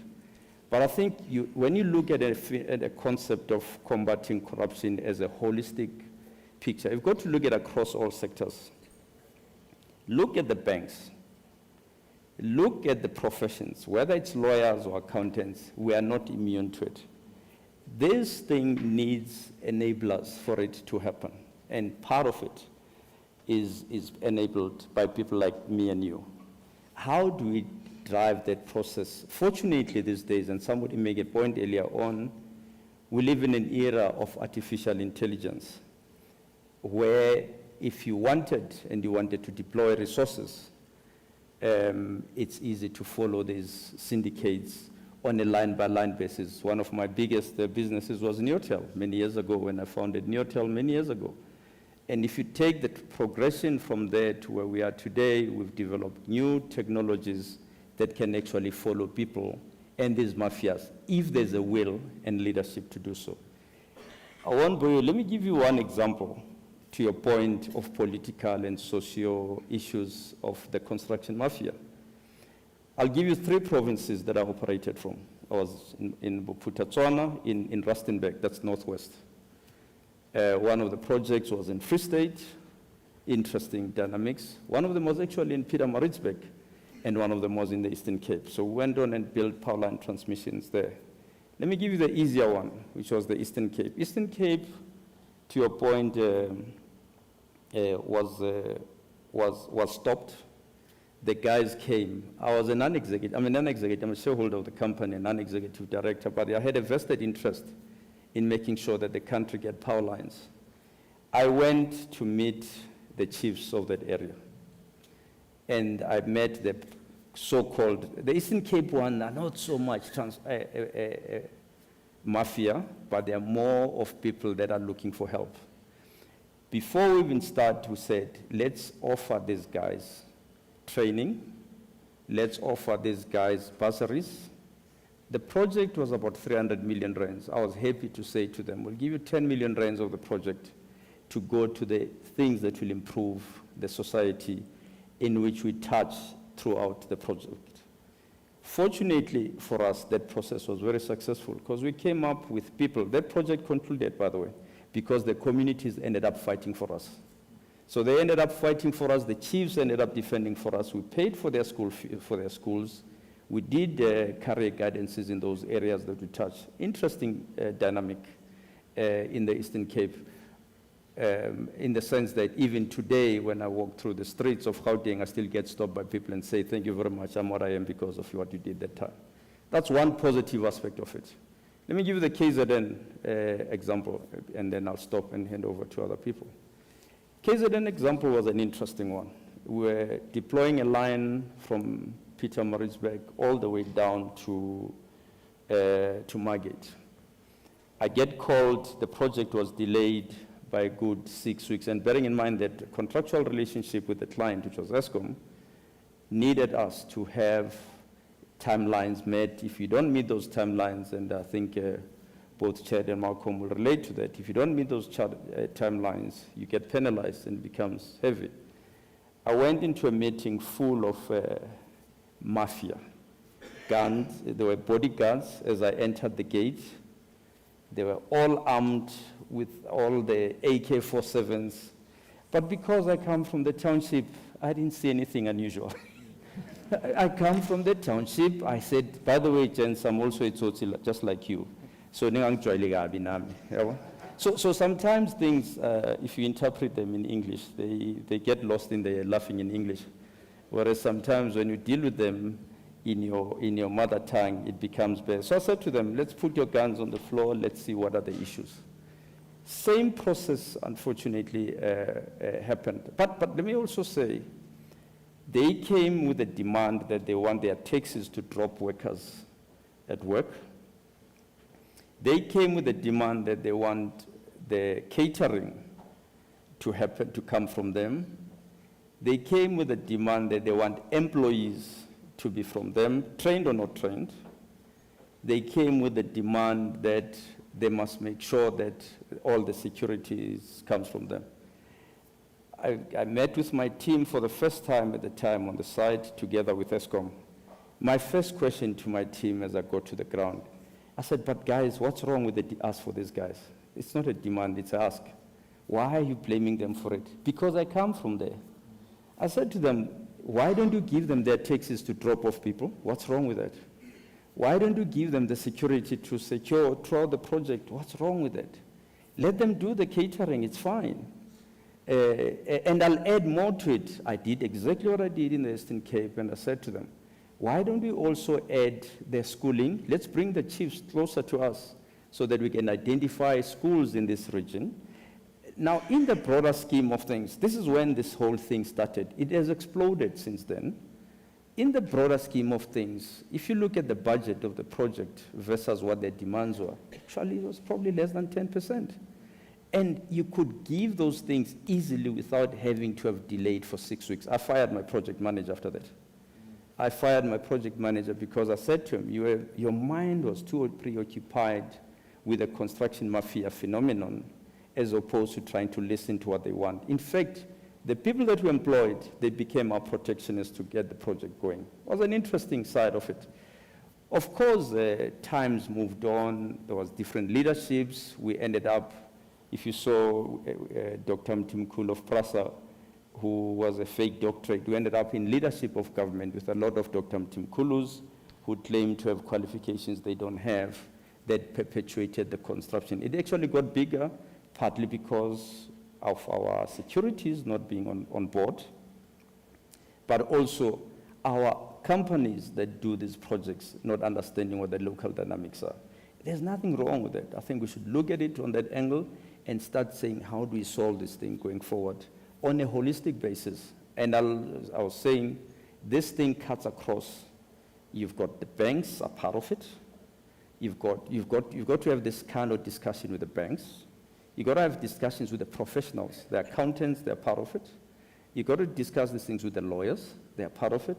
So it's a holistic matter that I hope the academics and academicians that are sitting here today, they will help us unpack it and take a long-term view, hopefully get it better resolved and addressed in the years to come, because it's costing us employment, it's costing us GDP, and frankly, it's costing us profitabilities in some of the companies that we run. Thank you. Interesting perspectives there, Kennedy. I think the first one I'm taking on a lighter note, you are very generous, so we'll do business in future, no doubt. But secondly, there's a lot of solutions that we will return to at the appropriate time. But I think we can certainly say that a lack of opportunities, a lack of proper collaboration has allowed some criminal elements to take advantage of the situation. And of course, it's complicated by the fact that not everyone offers their services or to render services or to provide goods. Some just want to be paid the demanded amount, and then they move on to the next project. So I do appreciate that there's solutions, but at times it's a bit more complex than that. Now, Chad, the question on everyone's mind is, how did we get here? You know, we've got law enforcement agencies. It's reported that this practice has been at play since 2015. In 2019, there were so many authors who were warning that, you know, unless this is nipped in the bud, we are likely to have this spiral out of control. And we've heard of various stakeholders, be it construction companies or employers, or the various organizations saying they have no one to turn to when these mafias invade their sites. Did we, and we, I mean law enforcement agencies, perhaps miss an opportunity to bring this under control at an earlier stage? What has been your thought, your observation on this? Thank you. It's a lot to unpack, and we're very fortunate that we had case studies today that are very relevant, that go to the very nature of these extortion-type rackets. One must understand that extortion is the backbone of any mafia anywhere in the world. The mafia in America that was aligned to the Cosa Nostra, the Sicilians, became very strong by offering protection to immigrants who were being bullied, intimidated by local authorities when they were trying to establish themselves as a community in America. You fast forward to Prohibition, they made money protecting the people that were illegally selling alcohol by paying off police officers, prosecutors, and judges. You then fast forward to the 70s and the 80s in New York City, you couldn't build a building without being involved with the mob. They controlled who provided the concrete all the way down to the labor. They would tell you who to employ through the unions that they controlled. So you would have 100 people on your books that you'd have to pay every month, maybe 20 came to work. You would still have to pay the other 80, there was no questions asked. And that's happening in South Africa. We have this 30%, and how does this 30% get distributed? Is it through labor? Is it just a gratuity that's paid? Is it something that has to be budgeted for? But the extortion rackets in South Africa, specifically in the construction arena, ask for 30% of the contract value for their inclusivity.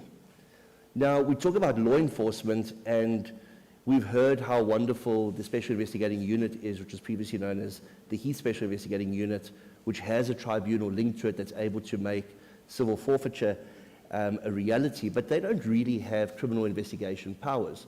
They refer that to the Hawks. You have an unfair comparison of the Hawks to the Scorpions. There's a massive difference between the Hawks and the Scorpions. The Scorpions were not part of the South African Police Service, and they cherry-picked. And by cherry-picking, they chose which cases they would want to investigate. So it's very unfair to compare the successes of the Hawks to the successes of the Scorpions. So let me break that down for you. The Hawks in South Africa are the preeminent investigation agency in South Africa. Most regulatory authorities, most investigative entities refer their findings to the Hawks to investigate it and to make it evidentiary. It's a huge job. Now, if you report in terms of the Prevention and Combat of Corrupt Activities Act an illicit transaction that's occurred, which includes, by the way, extortion over 100,000 Rand, it goes to the Hawks. They manage that process at the Priority Crime Management Center, and that complaint becomes an inquiry. If you register a case at a normal police station and the police see that it's over a certain amount or it needs complex investigation, they refer that to the Hawks. So you would expect the Hawks to be capacitated, to have resources, to have budget, but when you hear the actual figures, it's fairly frightening. Out of a budget of 100 billion Rand per annum that the South African Police Services gets, just 2% of that goes towards the Hawks, who are there to investigate priority crime. They are currently only 60% capacitated. They received 254 new members recently, but those members aren't seasoned veteran detectives. They're from police college, so your experienced members are now going to have to mentor these new members. Now, when you talk about the Hawks, it sounds as if it's this mammoth organization, but there's less than 5,000 of them, of which only between 1,500 and 2,000 are actually operational and carry dockets. So these guys investigate serious economic offenses, they investigate crimes against the state, they investigate murders of police officers, ATM bombings, CRT heists, as well as extortion, as well as corruption. So your question, the answer is very, very difficult. Could we have stopped this in its tracks? It's very difficult to say because law enforcement was hollowed out to a certain extent during the capture years.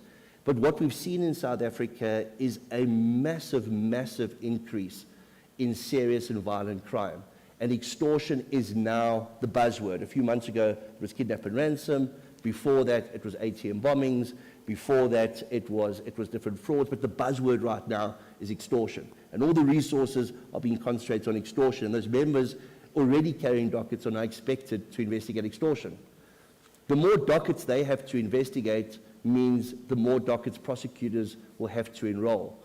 You now have a shortage of courtrooms, court days, and presiding officers. So we're not going to see a change in the short term. The reality is that the public-private partnerships that are being established, the energy from the Government of National Unity, the tone of the speeches of our new Minister of Police suggests that we are turning a corner, but we cannot expect an immediate change. We have to accept that crime is here, but we have to work together to try and face this onslaught. So during the first panel discussion, someone said, fraud and corruption burden an already burdened system, and I think that's precisely what you've just said, Chad.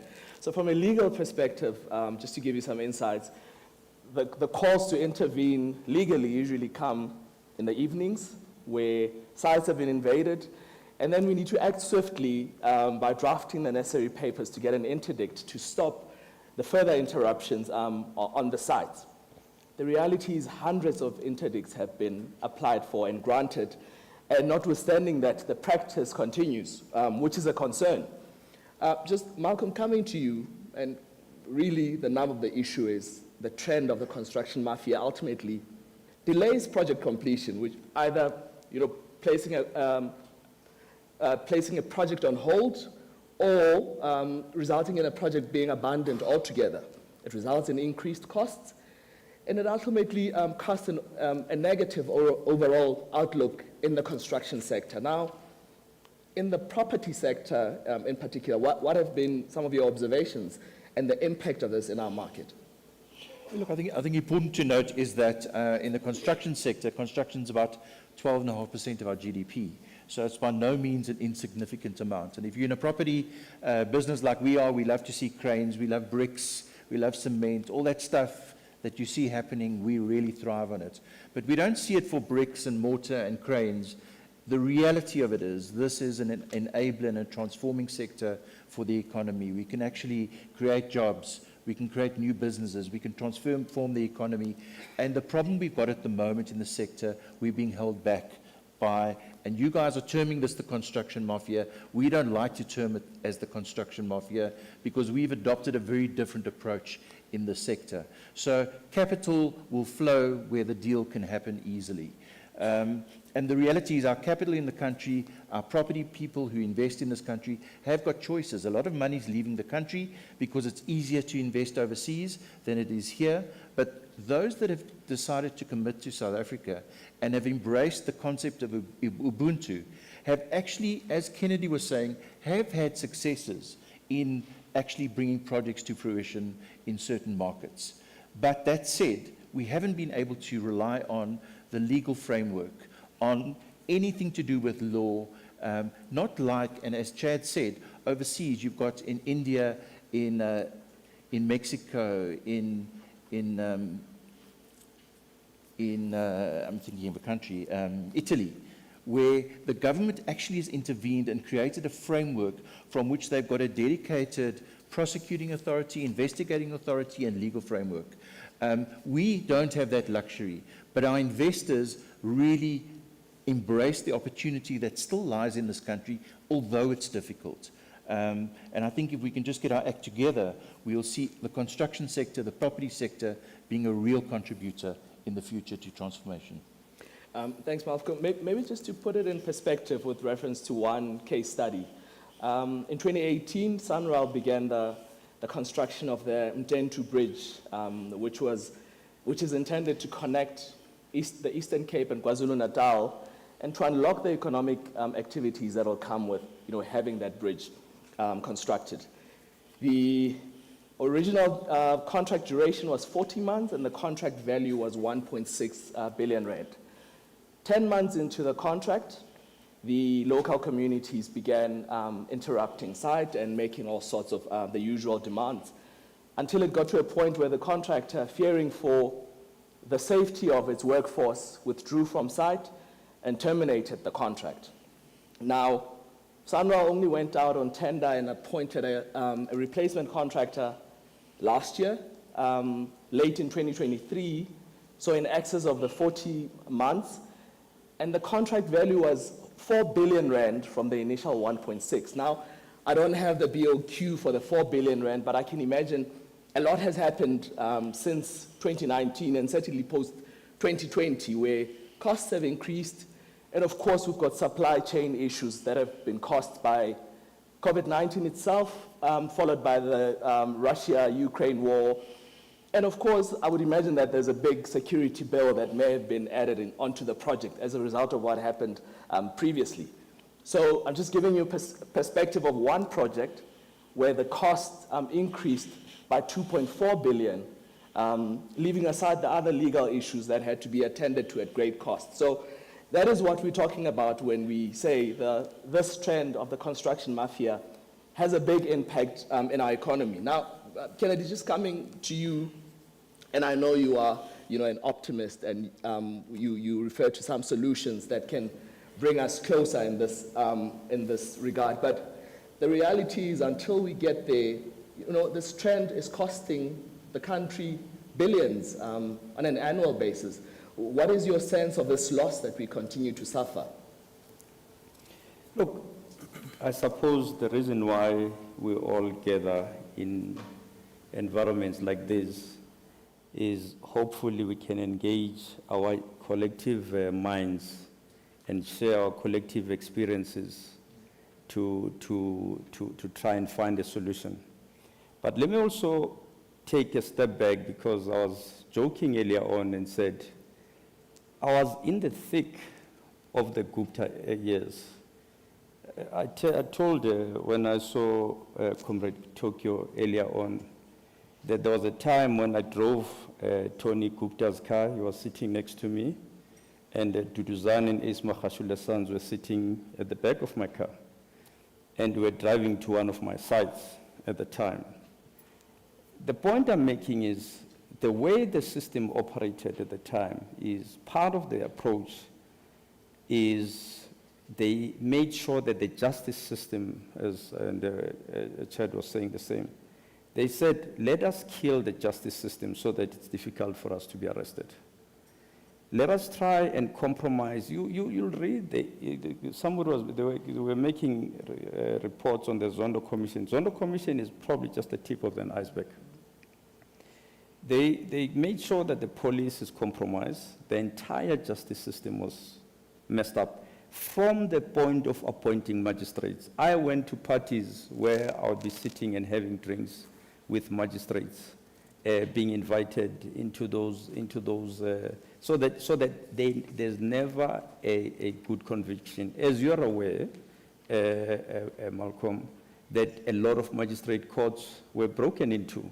A lot of dockets were stolen. The question is, how do we move forward from here? And I think, for lack of better reference, I worked with Bain and Company many years ago. And one of the key things that we always used there was try and use an 80-20 approach. Do the 20% of the things that give you 80% impact. And that's exactly going to be the same approach that we take in this particular case. Try and rebuild where you can. Rebuild the confidence of the community. I think a lot of people spoke about how do you rebuild the justice system. But I think you also have to take it to the people themselves and say, how do we work with you to make this project? Because it's required. And one of the problems that we have huge unemployment in the local government situation. Our kids at the township and village levels are not employed. We killed the technical schools. We killed the technical schools so badly that all of a sudden, for you to get a painter, you have to employ a Chinese guy. That's how bad the situation has been. In the past, you had plumbers, you had people that can do, there was a coherent working society. Let's try in a smaller way and get back to that.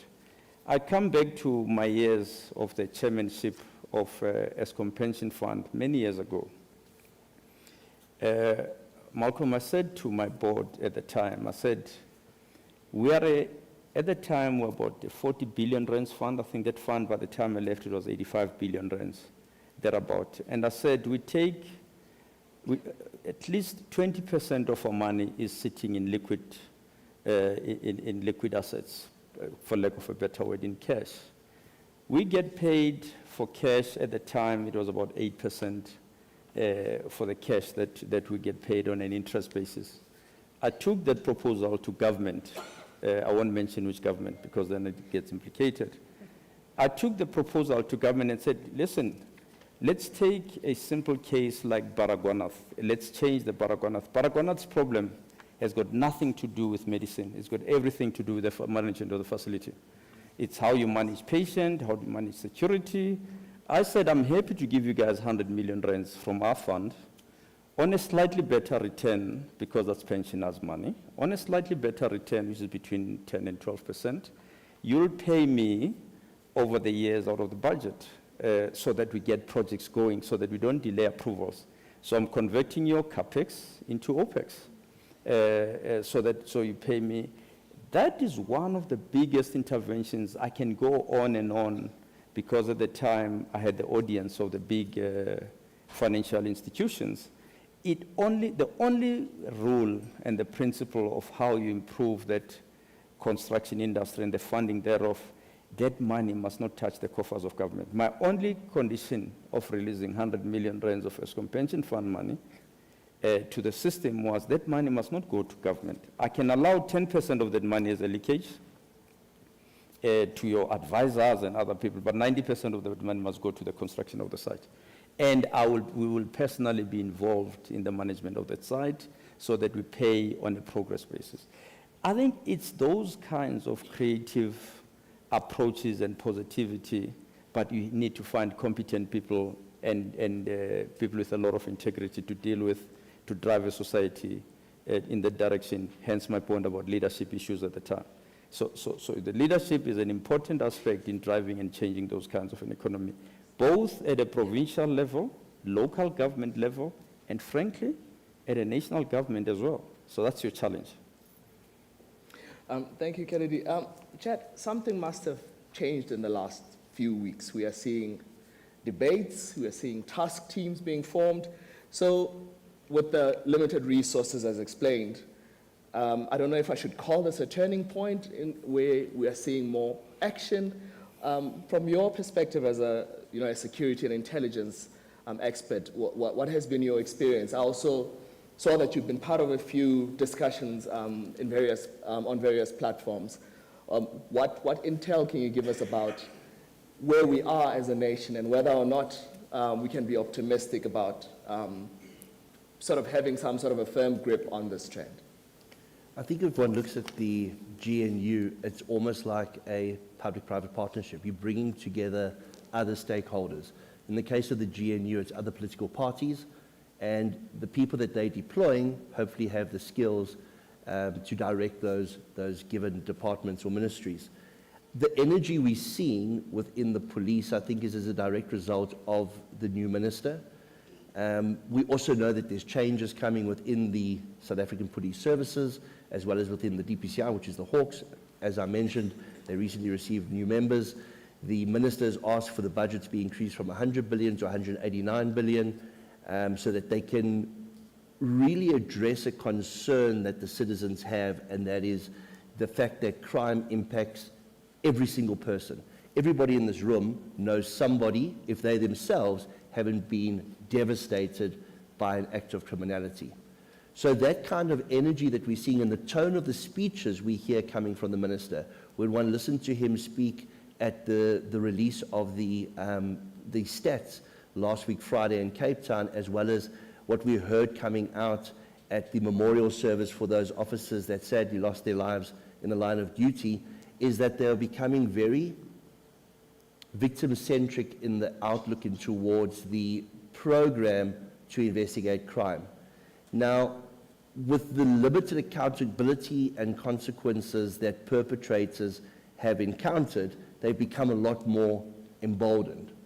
So we have to look at all crime, and we have to start perhaps with the broken pane theory, which is a theory that worked to repair New York City in the early 1980s. It said you look at the small things first. It's almost like if you look after the pennies, the pounds look after themselves. Well, if you start looking at the small things, things start to change. The mindset starts to change. Remember, there's no distinction between the corrupt and the corruptee. If I offer you a cold drink to let me go because I went through a stop street, and you accept that cold drink, who's guilty of an offense? You both are. If you asked for the cold drink, who's guilty of the offense? If I gave you the cold drink, you both are. So we need to start looking at the way we drive, the way we act, the way in which we conduct ourselves. And the broken pane theory is exactly that. If you see an abandoned building and you allow it to have a broken pane of glass that goes unrepaired and you don't hold the owners to account, very soon that building will become a slum. It will be invaded by drug dealers, prostitutes, human traffickers, etc. So if we start with the small things, the bigger things will start taking care of themselves. But most importantly, we need to give support to our existing structures. Myself and the company that I work for, IRS Forensic Investigations, works with our clients almost as a go-between with the authorities. We're there to navigate rather what's become a very complex criminal justice system. It shouldn't be that complex. And we also have to understand capacity issues, and we can't lay the blame at the feet of these different agencies if these agencies haven't been capacitated. Last point I want to make is everybody's spoken about the Zondo Commission, the 8,000 pages, how wonderful it was, it cost over R1 billion. What nobody seems to realize is that none of what came out of the Zondo Commission in that form could be used in court. That's why IDAC was created, the Investigating Director Against Corruption. And who currently capacitates IDAC? They're now going to get more budget and they'll now be able to capacitate. But right now, as we speak, they've got members seconded from the Hawks doing their investigations and members seconded from the NPA Specialized Commercial Crimes Unit to prosecute. So everybody says, what happened to Zondo? Well, it had to be turned into evidence. And there's about 20 members in the whole of IDAC responsible to investigate everything that came out of Zondo, everything to prosecute that. And those are people that have been seconded from other units that had to give over their dockets to members who are already carrying 2 to 3 times what they should have been carrying. So if you know the figures and the stats, you can start understanding that this is a mammoth of a beast that we need to tackle when it comes to the backlog of crime. But there's an old saying, how do you eat an elephant? Piece by piece. And that's what we're doing. Absolutely. Mindful of time, I see, we are being chased. So I'm gonna ask each of the panel members to just have concluding remarks. Where to from here? How do we tackle this terror? Happy? I think a partnership approach is quite important. We've seen already when government and business, through the work in B4 South Africa, Business for South Africa, has led to some good wins around energy and is also starting to reap some benefits through the rail issue that Kennedy was referring to. I think a partnership approach is quite important, but I think one stakeholder that has been missing in this whole conversation is labor. Somehow we need to bring in organized labor to at least provide some of that certainty of that particular group of a constituency and see how we can at least work together in solving this problem. So partnerships and bringing in labor. Thank you. Kennedy, you've given us quite a lot of solutions. Anything further that you want to add? I am a strong believer in credible and capable leadership across the board. One of the biggest weaknesses that the country went through, and do not underestimate the fact that it takes you 3 years to fire an employee that has stolen from your own bank. Do not underestimate. So for us to move forward in key positions of government, and I think you have mentioned the ESCOM situation. I went to a conference where there was a new leadership of Transnet. There's a new energy that has been breathed into that system. That's what good, new, full of integrity leadership. But I want to go one step further, and that's why I'm always controversial. We almost have to exercise the Xi Jinping's approach to life. I'm not a fan of a Chinese invading our space, but I like the way Xi Jinping operates. He says, before you become a member of my government, you must have certain qualifications. One of the things we did very well at ESCOM Pension Fund prior to my time, when I got there, I fired people that couldn't read board packs. They took me to court and I won in court. I said, I'm not going to chair a board of trustees talking about investments and people can't read or write the paper there and represent the people that are in. This cuts across. We fired 2 of them and they were lobbied into the positions. We fired them, they took me to court, they took me to Mail and Guardian, and we won across the board. I'm just saying, let's get proper leadership and take a long-term view and see how we can transform the society, as Chet says, on a piece-by-piece basis, but still getting the foundation right. Chad, shall I take it that you've said your piece? Let's eat this elephant. I have one point that was raised by one of my colleagues, Glenda, earlier, and we were talking about whistleblowers, and she said we've got a regulatory authority for every single industry in South Africa, and we're always complaining, what are those regulatory authorities doing? Or let them manage industry-specific hotlines so that it doesn't have to go through a company where you feel that you may be outed, identified, and persecuted. Let's get our industry-specific regulatory authorities on board to manage whistleblowing lines. Malcolm, final thoughts? I am optimistic that we will turn this around. Yeah, I'm as well. I think at the heart of it will lie economics. I think the government needs money. The private sector wants to do something. And I think they just find themselves in the middle, which I think all these legal and compliance people will have a huge role to play. We'll find a solution, and I think we'll move forward. But it's a complex subject. I think we haven't even scratched the surface. And thank you. Let me take this opportunity to thank my esteemed panel. Thank you very much for your insights. We will chat further, no doubt, at the cocktail later on. Last, from my side, I do think that we are at Eden, that this trend needs to come to a halt sooner rather than later. Quoting one author, as the grip of the construction mafia tightens, it threatens not only business, but the very fabric of our society. Thank you once again for sticking around, and I hope this was useful. Thank you. Thank you so much to this fantastic panel, and indeed all of the panels from today. Congratulations to all of us for making it through a frankly excellent and also frankly mammoth session. We truly did eat the elephant piece by piece, and now, for some of us at least, it is time for the VIP cocktail reception. We're going to be back tomorrow for the second day of the summit, which is going to kick off with former President Kgalema Motlanthe.